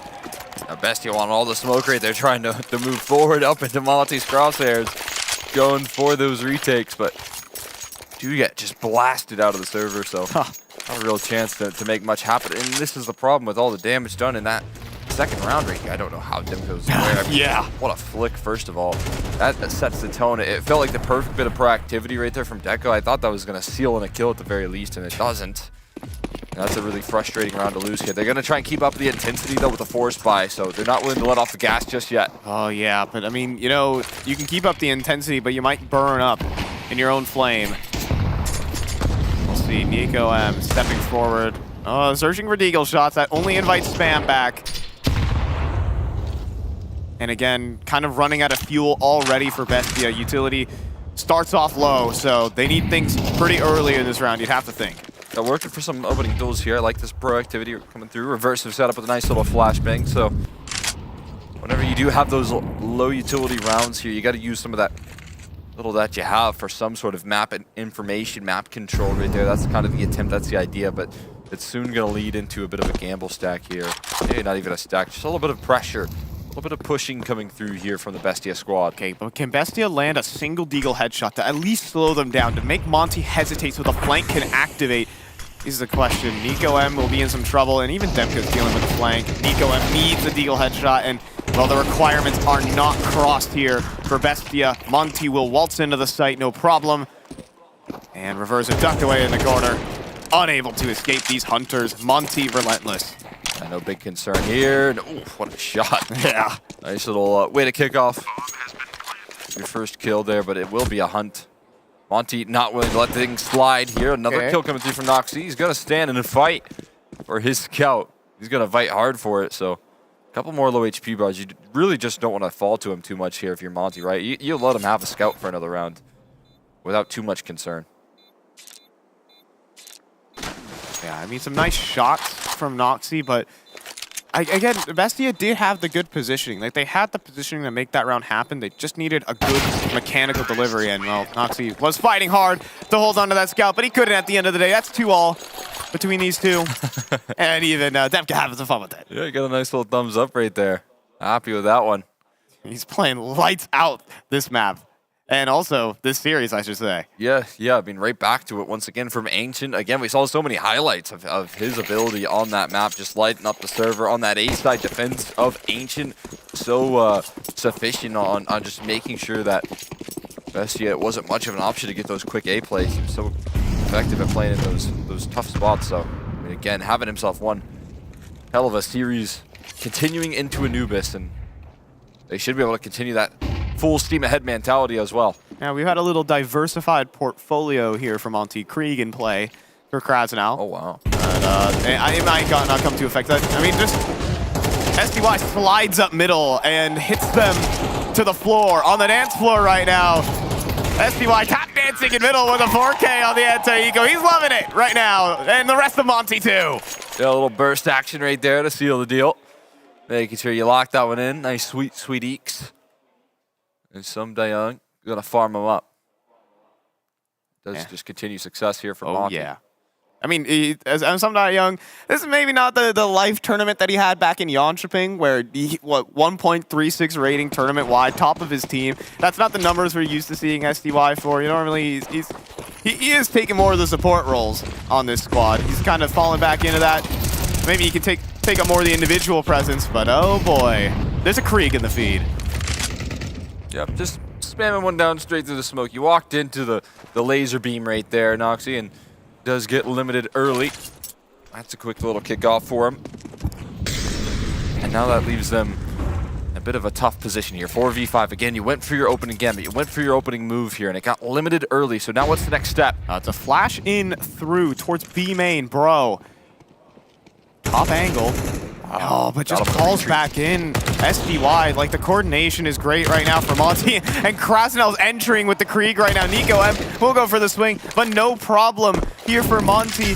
It's casual as they're walking through Bestia right now. Yeah, one by one, just breaking past here. So aware of the possibility of that re-aggression towards that B side. They get him on the fadeaway, and then they combine that with that E-box pressure. It's about as good as it gets for Monte on the early default in there. Again, it's back to the saves coming through here if they allow it. Here's something on a pretty deadly off angle, and he does get cleared, but no, not effectively enough there. Somehow still walks away with it. And things cannot go wrong right now for Monte. They're playing some wonderful Counter-Strike at the moment. And they're keeping it up, just losing the first two, but then just 4 straight. And it's rolling. Let's say that. I think that means all the pistols so far won as well from the side of Bestia, which, you know, definitely kind of favors you if you're the underdog. The issue is Monte are so quick to respond here. They never stay down for too long here once they're up against Bestia, and I think that's kind of been the problem so far. We really haven't seen Bestia with any momentum, with any wind in their sails here, and it won't start now, and it won't start on Anubis just yet. Yeah, Monte have seen themselves as a little bit of a, you know, a business-only team. Occasionally, they don't let the situation get to them too much in the way of playing their Counter-Strike, but they're certainly having some fun with this one. Demka certainly ended up on the better end of the kill feed for once, it feels like, in his games. It's a big confidence builder for him again. You know, when he has to take on some really well-coordinated, tough teams here, it does become difficult sometimes for him to play in his roles. So it's good to see him level up his game here, get some chance to build some confidence, especially if this means he can keep that form here. Yeah, it should be mentioned that the winner of the series will end up playing against Virtus Pro. So you know, you need to keep it hot because the competition only gets tougher. Yeah, of course, no question. But pistols in the smoke as they're fading. Hold on, this can get problematic right now for Monte. And SQY can't handle the sheer numbers right now, but that's going to bait out a reaction here. You know, you can put so much presence on one part of the map. We're off to the B site. Yeah, quick maneuver here towards that B side. Pro going to be positioned well here as he does get out. Just kind of fading away a little bit. And a 4v3, a chance to try and steal a round away early here for Bestia if they can manage to grab it. But these post plants are strong.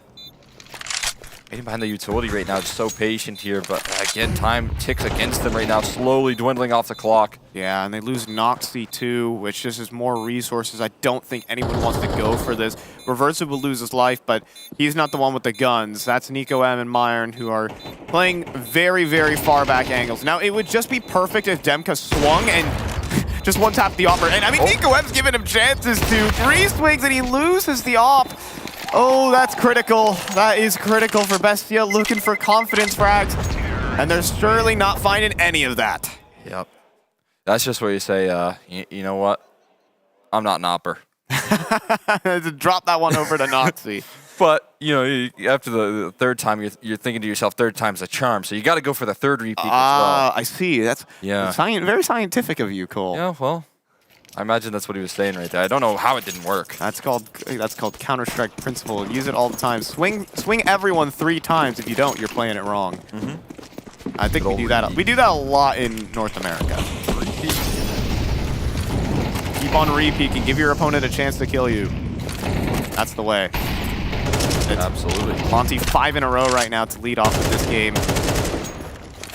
And Bestia, well, they're in with a bye still, so I guess, you know, maybe you can go for those swings if you're Nico M, but the dollar amount that Monte have been able to bring up really just shows how dominant this game has been so far. Yeah, I mean, that's a lot of money right there. Just kind of sitting in the back pockets of Monte as they string 5 in a row as soon as they get those rifles out. But again, it's going to be Bro here to try and handle some of the pressure here. Great utility, and even more forward motion from Bestia to try and cover this ground, but Bro just doesn't bite it just yet. He's going to continue to just play patient here. And back they go. I mean, that's a lot of utility. That's a lot of presence that Bro's going to have to re-clear, but not a lot of effect there off of the little utility that Bestia actually wield. I like that from Bro, because last time we saw that position, he had help from SDY. This time around, he knows, he's aware of his situation. He's not going to go for any isolated fights. He's not going to give Bestia anything that they're trying to get. Even if the 4-on-4, they get that extra map control. But right now, Bestia have to concentrate themselves over towards A main.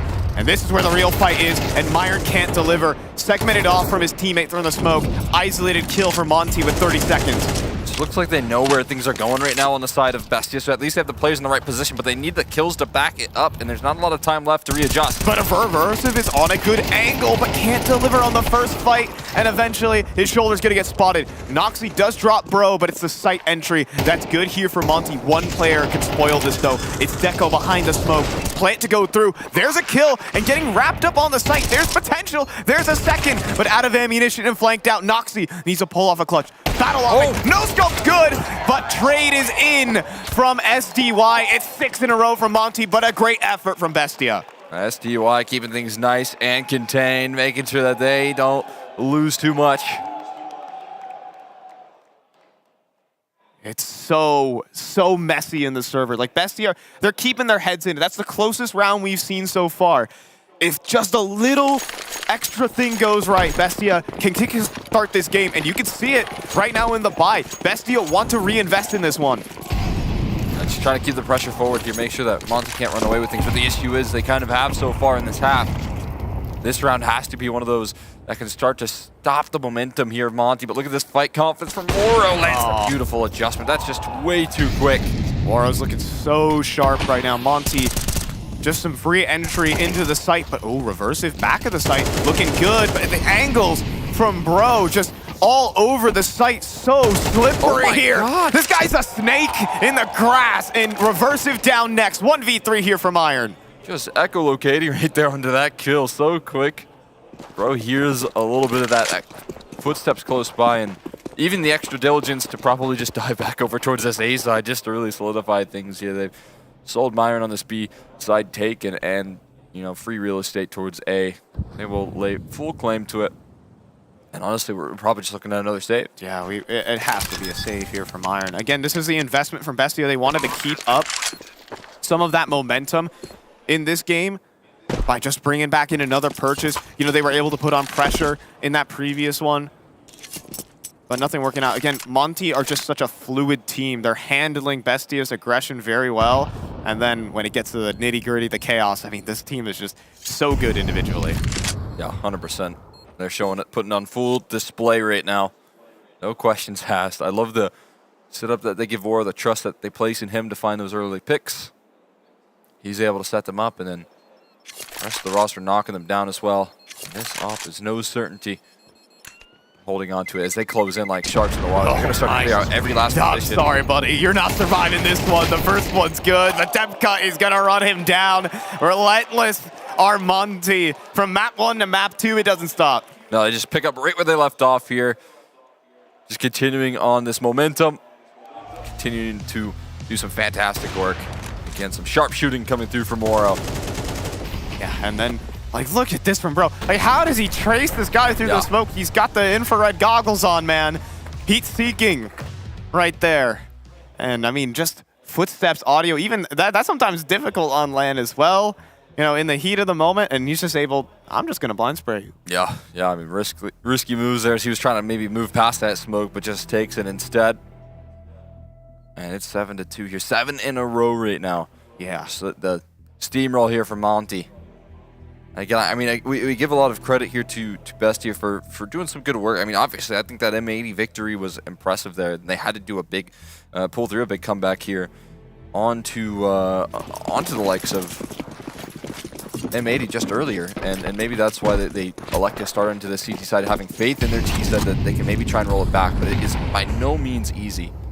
Yeah, and, well, I mean, hey, that's a good start. Waro's been getting away with a lot of those aggressive swings. And a 1-2 punch, Scout plus Deagle, opening pick, but again, you need more than that. Smoke from the sky, Noxy has to take a bit of a forward line. And Monte are starting to close in the net on this B site. Or at least they were. Starting to pressure it, starting to poke and prod right now, but also interested in taking some real estate elsewhere here. Oh, they're gonna fight towards E-Box. Oh, Grasswall making a lot of noise. That's only going to have them surge forward as the smoke fades. Surely his barrel spotted. Yeah, Grasswall's gonna go down. Wonder how many he saw on that kill cam, though, the death cam. Could be 2, could be 3, but it's not gonna spur a response. Noxy actually gets to entrench himself into the site and a re-aggression, but it could go very wrong, but tons of damage as well. Bestia, this could be the round they need. Yeah, just constantly taking that damage right there. 7 HP for Bro and SDY combined, so having to pick up the pieces from this point is not going to be easy whatsoever. Those pistols can just chew right through you. Hanging together, just barely 7 HP between two. Piece of tissue paper walking into middle right now, reversive. Oh no, that tissue paper has some paper cuts on it. And now Myron has to entrench himself. The high HP Demka instantly entries him, and the HP might not matter. Monte just better. Just breaking through right there. 2 quick kills immediately nullify the pain right there. And they still have low HP, but one player has a scout. That might not be the right weapon. And now he's locked out behind a smoke. Oh, no. They gotta call it. Oh man, that was their best chance, Cole. And it's down the drain. Monte make it 8 rounds in a row, and they have yet to find a way to lose. It's a chance to break the deadlock right there, but it is swiped aside. There's so much resistance rolling out. And honestly, I thought that Monte were going to kind of play that one where it just kind of fizzles out. That's how it should have been, right? They continue to play things slow, continue to just walk things out, and they showed their hand over towards that B side. I felt like that was going to be the end of the story, but they still managed to reroute here. Semi does not give up on the maneuver and instead just walk their way towards middle, find themselves a couple quick kills there on towards that A side mid, and it just sets a tone. What a tap right there from Semi. That's the only way you get it done. Oh my goodness. I mean, anyone can frag up this team, I'm just saying, and Semi handing out 1-taps right now. Monte are a freight train right now, and the tracks only lead to Virtus Pro right now in the semifinals, up 8-2, 8 rounds in a row. They're actually playing Apex in the semis. They are playing Apex. Yes. My bad. No, you're good. You're good. But I was so stuck in the past with the complexity game. You're thinking of the possibility of the finals, but of course, and that could obviously the MongolZ doing really good work. Of course. Thanks for the correction there, Cole. Of course, I got your back. Yeah. Look, man, reading's hard. I just speak. Spoken like a true NA. NA Counter-Strike player. Yep. We just frag. I'm just saying. Back in it here, Monte. Wanted to keep it 8-2 right now. And Bestia, again, it feels like the map, they're just getting hydraulic pressed against them right now.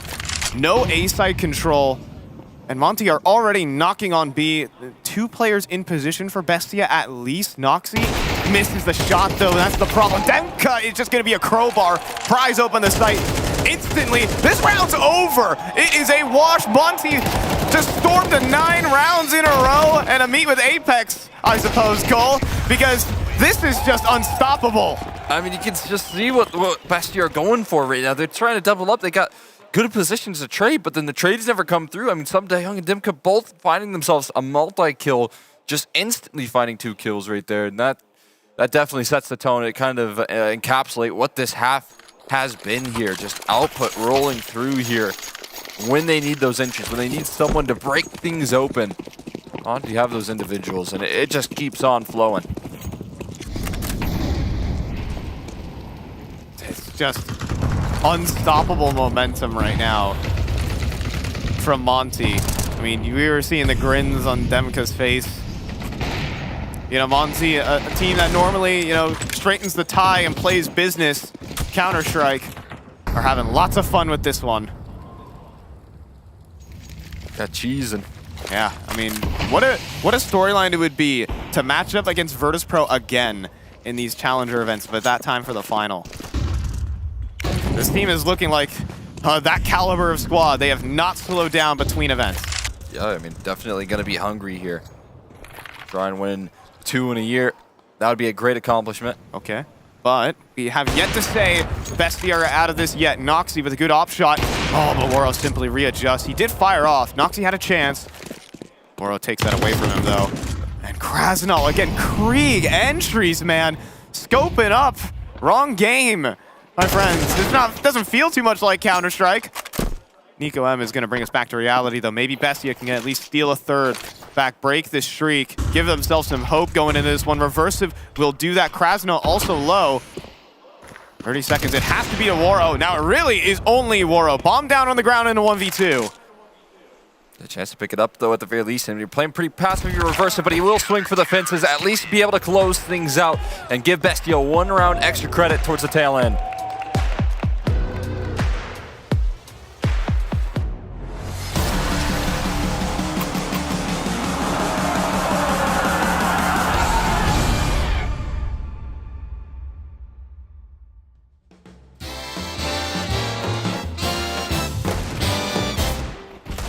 Joy to the world, the Lord has come.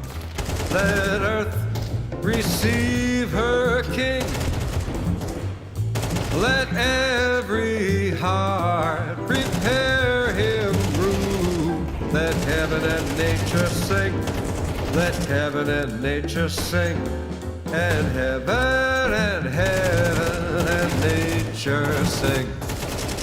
Joy to the world, it's Christmas time for every girl and boy. The fields and plains, the hills and dales, repeat the sounding joy, repeat the sounding joy, and let everyone repeat the sounding joy. Joy to the world. Joy to the world.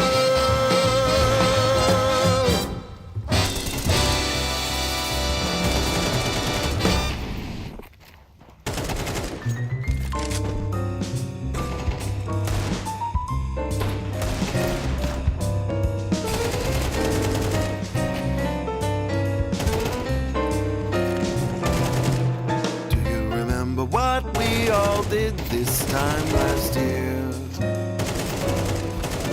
On this certain frosty holiday filled with cheer.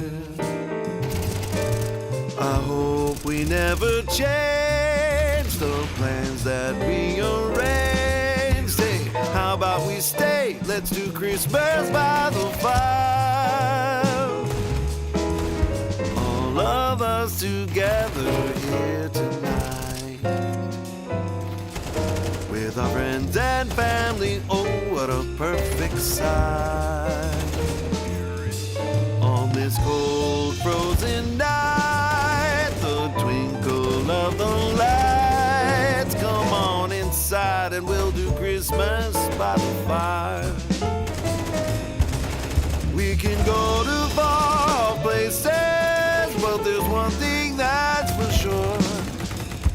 Wanna spend this time warm on a cold night. It's the perfect plan. I hope each year will find us right back here for another white Christmas, friends and family near. We always keep it fresh, and it's a joy I must confess. And so I will say.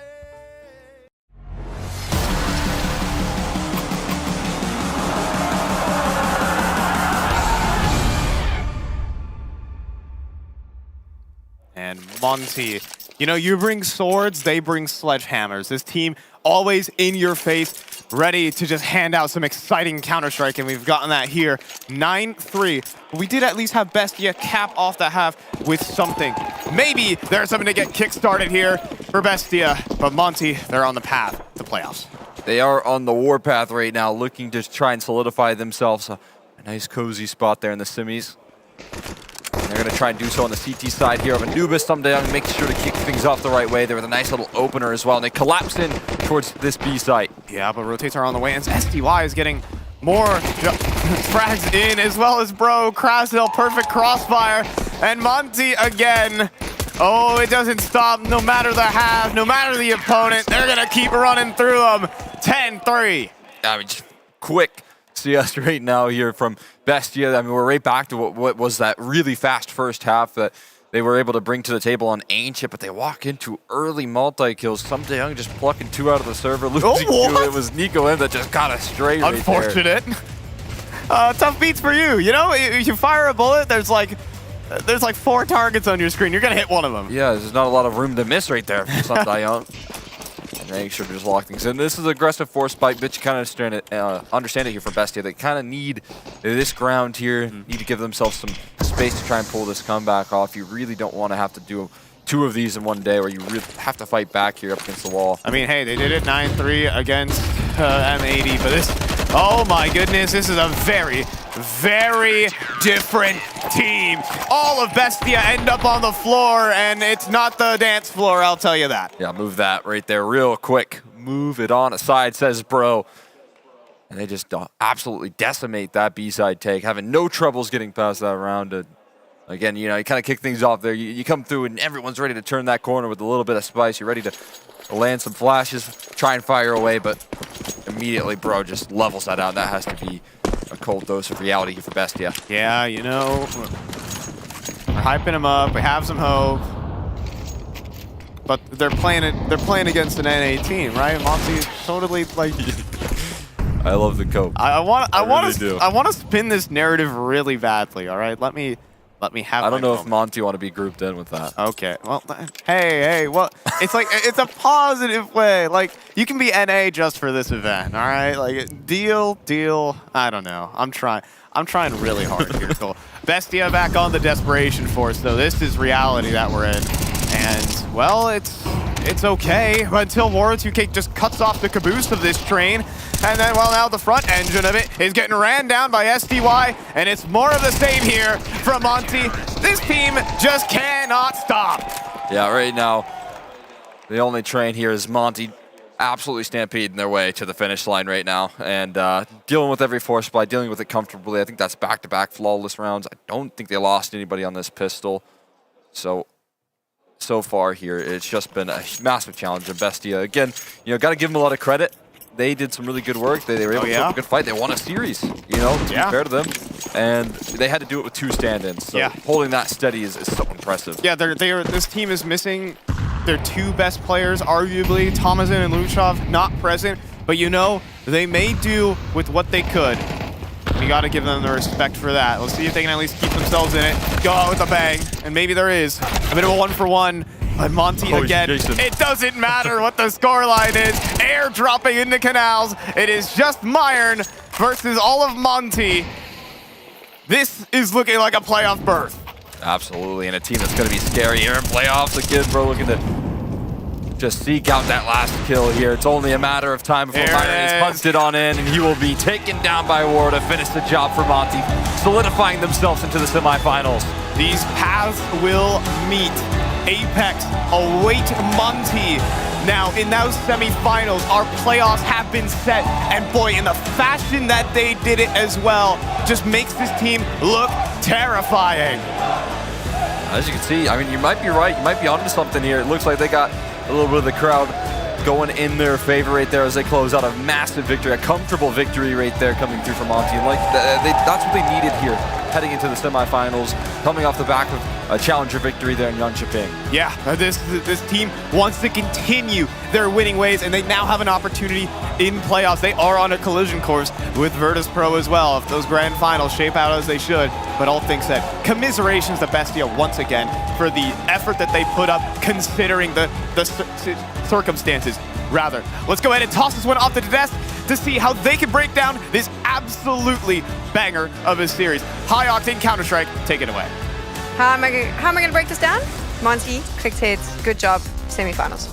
Yeah, I mean, we came into this and we kind of set the stage that Monte are just the better team, and this was not going to be the upset. I think with the way Monte's Counter-Strike is being played at the moment, they aren't making mistakes that we saw other teams do, and well, we saw it on display here. It was a demolition on Anubis. Yeah, just full Monte, no questions asked. I mean, they absolutely were on a demolition course up against this Bestia squad. We saw it, I wouldn't say as much maybe on map number 1, but Anubis, we knew how good Monte are here, and they ran them over. They controlled the pace of play. Semi Young looking incredible.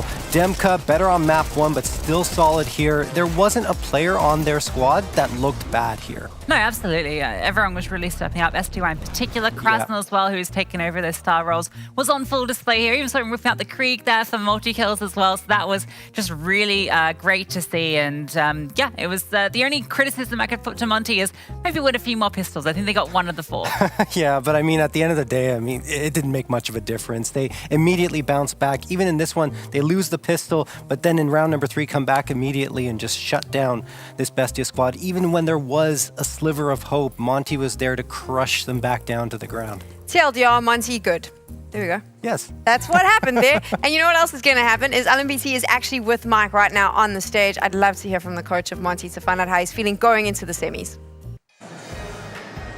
Well, you will hear indeed. LMBT, good victory for the squad. You guys took care of business here. You're now into the semis. You're into the final day of competition. What was required of your team here? What again, sorry? What did you tell the team to get them into this? Well, basically, we got a bit jet lagged the first day, right? And today we decided that we'll work on tomorrow already. So we need to step up our comms, we need to wake up, we need to start playing our game and stuff like this, you know. And we was doing this this much, maybe it was a bit even too much, you know. Tried too much. The classics, tried too much. Rare that you hear a coach say that. I asked you what you were telling them at halftime, or between the maps rather, and you said nothing. They got it taken care of. You put your faith in the boys, they delivered.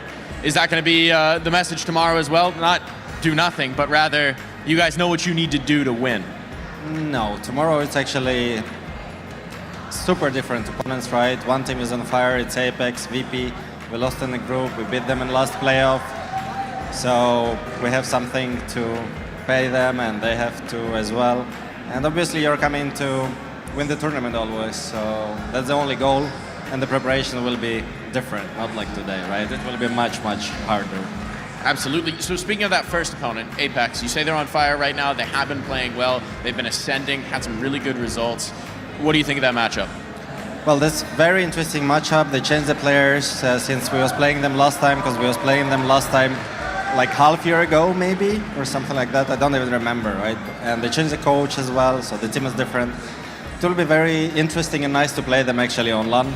So we'll see what's gonna happen. You guys gonna be lifting another Challenger trophy here? You never can say that, but we came here for it, you know, so we will see. Love it. We'll see indeed. Good luck. Congrats on the win. We'll see you tomorrow. Back to you in studio, Sam. Thanks so much, Mike. What I took from that interview is that he's going to have his boys up late tonight and he's going to be chatting through their opponents. It sounded like he's ready for that and he's done the prep work. Well, I mean, they got it done quickly, so maybe they can you still get that practice in and also, you know, get some sleep as well. So for me, it's honestly, you looking at the stats here, just a complete domination from Monte on that second map. And really, yeah, it was like they were saying, right? These matches didn't really consider them as difficult as the ones tomorrow, what they were going to play M80 or Bestia. I can't really necessarily blame them for feeling that way because they felt like they would have outmatched them. So they said, look, let's stick to our game plan, let's simplify things, and then take care of business there. But tomorrow's opponents, it's going to be obviously tougher. Apex, but they're already looking ahead, right? The way he was talking is like, we're going to play 2 matches tomorrow, which I totally respect because they've got that confidence to move forward. Yeah, they got a lot ahead of them, and I think for this matchup, we really saw that gulf in the difference between the strat books they have. I think there was particular rounds that, I mean, it was a pretty stompy game, but there's one I think highlighted this pretty well. It was round number 10, where I think 2 of them are brought down very low. We'll bring the replay up to look through it, but SDY, not only did he top frag this game, but the way that he called these mid rounds was really fantastic. So they take a lot of damage here, and it's basically I think it's a half buy from the CTs. There's a couple of scouts, a couple of deagles. Comes down to a 3-on-3. 2 of these players have about 10 HP. SDY calls the perfect mid round. All 3 are stuck outside of B. They reroute through mid, they find the gap, and it's beautiful entries into the site, relying on the individuals to aim, but also just outmaneuvering the other side. Yeah, it wasn't just the readjustment like you were talking about. I mean, SDY, Semi Young taking that fight with such confidence, so low HP. It's like, nope, I got this, tap the headshot, and they immediately move into the site, and he finds another one afterwards. Just absolutely a masterclass in mid-round calling there for Monte and abusing the space that they found. We do have our aim high head-to-head. We're going to pull it up now. 2 Monte players because we wanted to highlight how well they had played. Let's get into this one.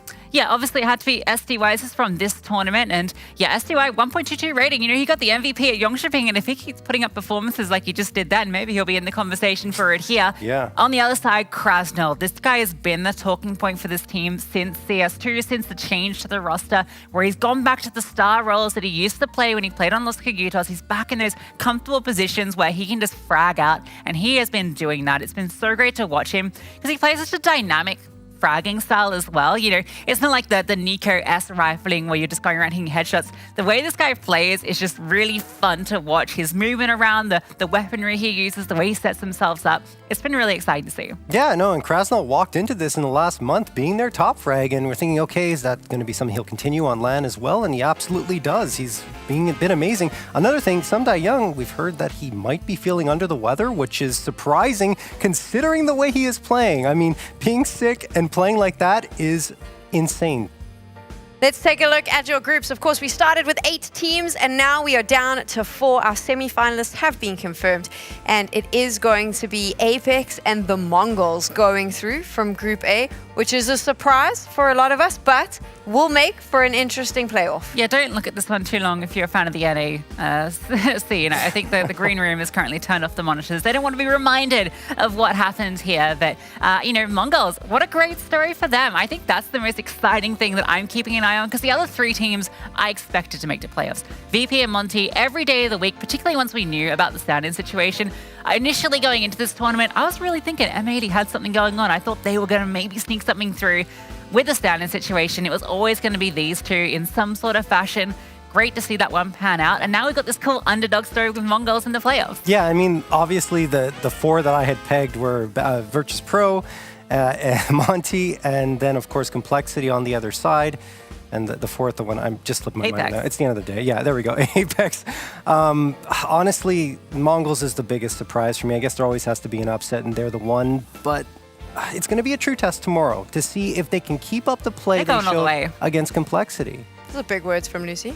Yeah, how can you not believe in them? They just destroyed Complexity on home soil, right? That was amazing to watch. These guys have got it. These guys are legit. I don't share that confidence. The way they play Sensu is him. This guy is just hitting shots. I've been loving watching the way they've been playing. It's not just a 2-dimensional play style. There's depth to it. There is a little bit of depth to it, but I'm not sure how much. That's the problem. And I don't think Complexity challenged them enough. I really don't. They looked flat. They looked kind of incohesive in their play, and that was a huge problem. Against a team that's going to challenge them more, I don't know. VP will be hard. Put a pin in that, because we need to use those conversations for tomorrow. What I want to do now, though, is bring up the DHL drop. Remember, we asked you the question, which was the team that won the ESL Impact Season 4 finals in Valencia? Lucy knows the answer because you follow this league, you commentated, you're basically the voice of this entire league. So you can tell us who won and why we should be impressed. I think the Galaxy, they've won every single bloody tournament. They can't be stopped, and it's really exciting. 13-0, remember that? Yeah, that was a bit sad. You know what? It's a funny coincidence that you know, we saw Complexity lose to MongolZ here in the group stage, not making it through playoffs, because last weekend FlyQuest Red had the same fate, and HSG were the team that kind of pushed them to the limit. So, you know, it's interesting how history repeats itself in different ways. Yeah. Very different ways. That was a fun game, though, and it was a fun tournament as well. And I would encourage you to go watch some ESL Impact when the next season kicks off. It's going to be tons of fun. But of course, I also want to encourage you to be here tomorrow for the semi-finals. ESL Challenger is going to be going down in Atlanta on the main stage. Mike's going to be there hyping us all up. We've got incredible teams. Monte, Virtus Pro, Apex, and the MongolZ battling it out for a chance to lift that trophy, and what a great way to end the year for CS2. So make sure you get some rest, because we'll see you tomorrow. Good night.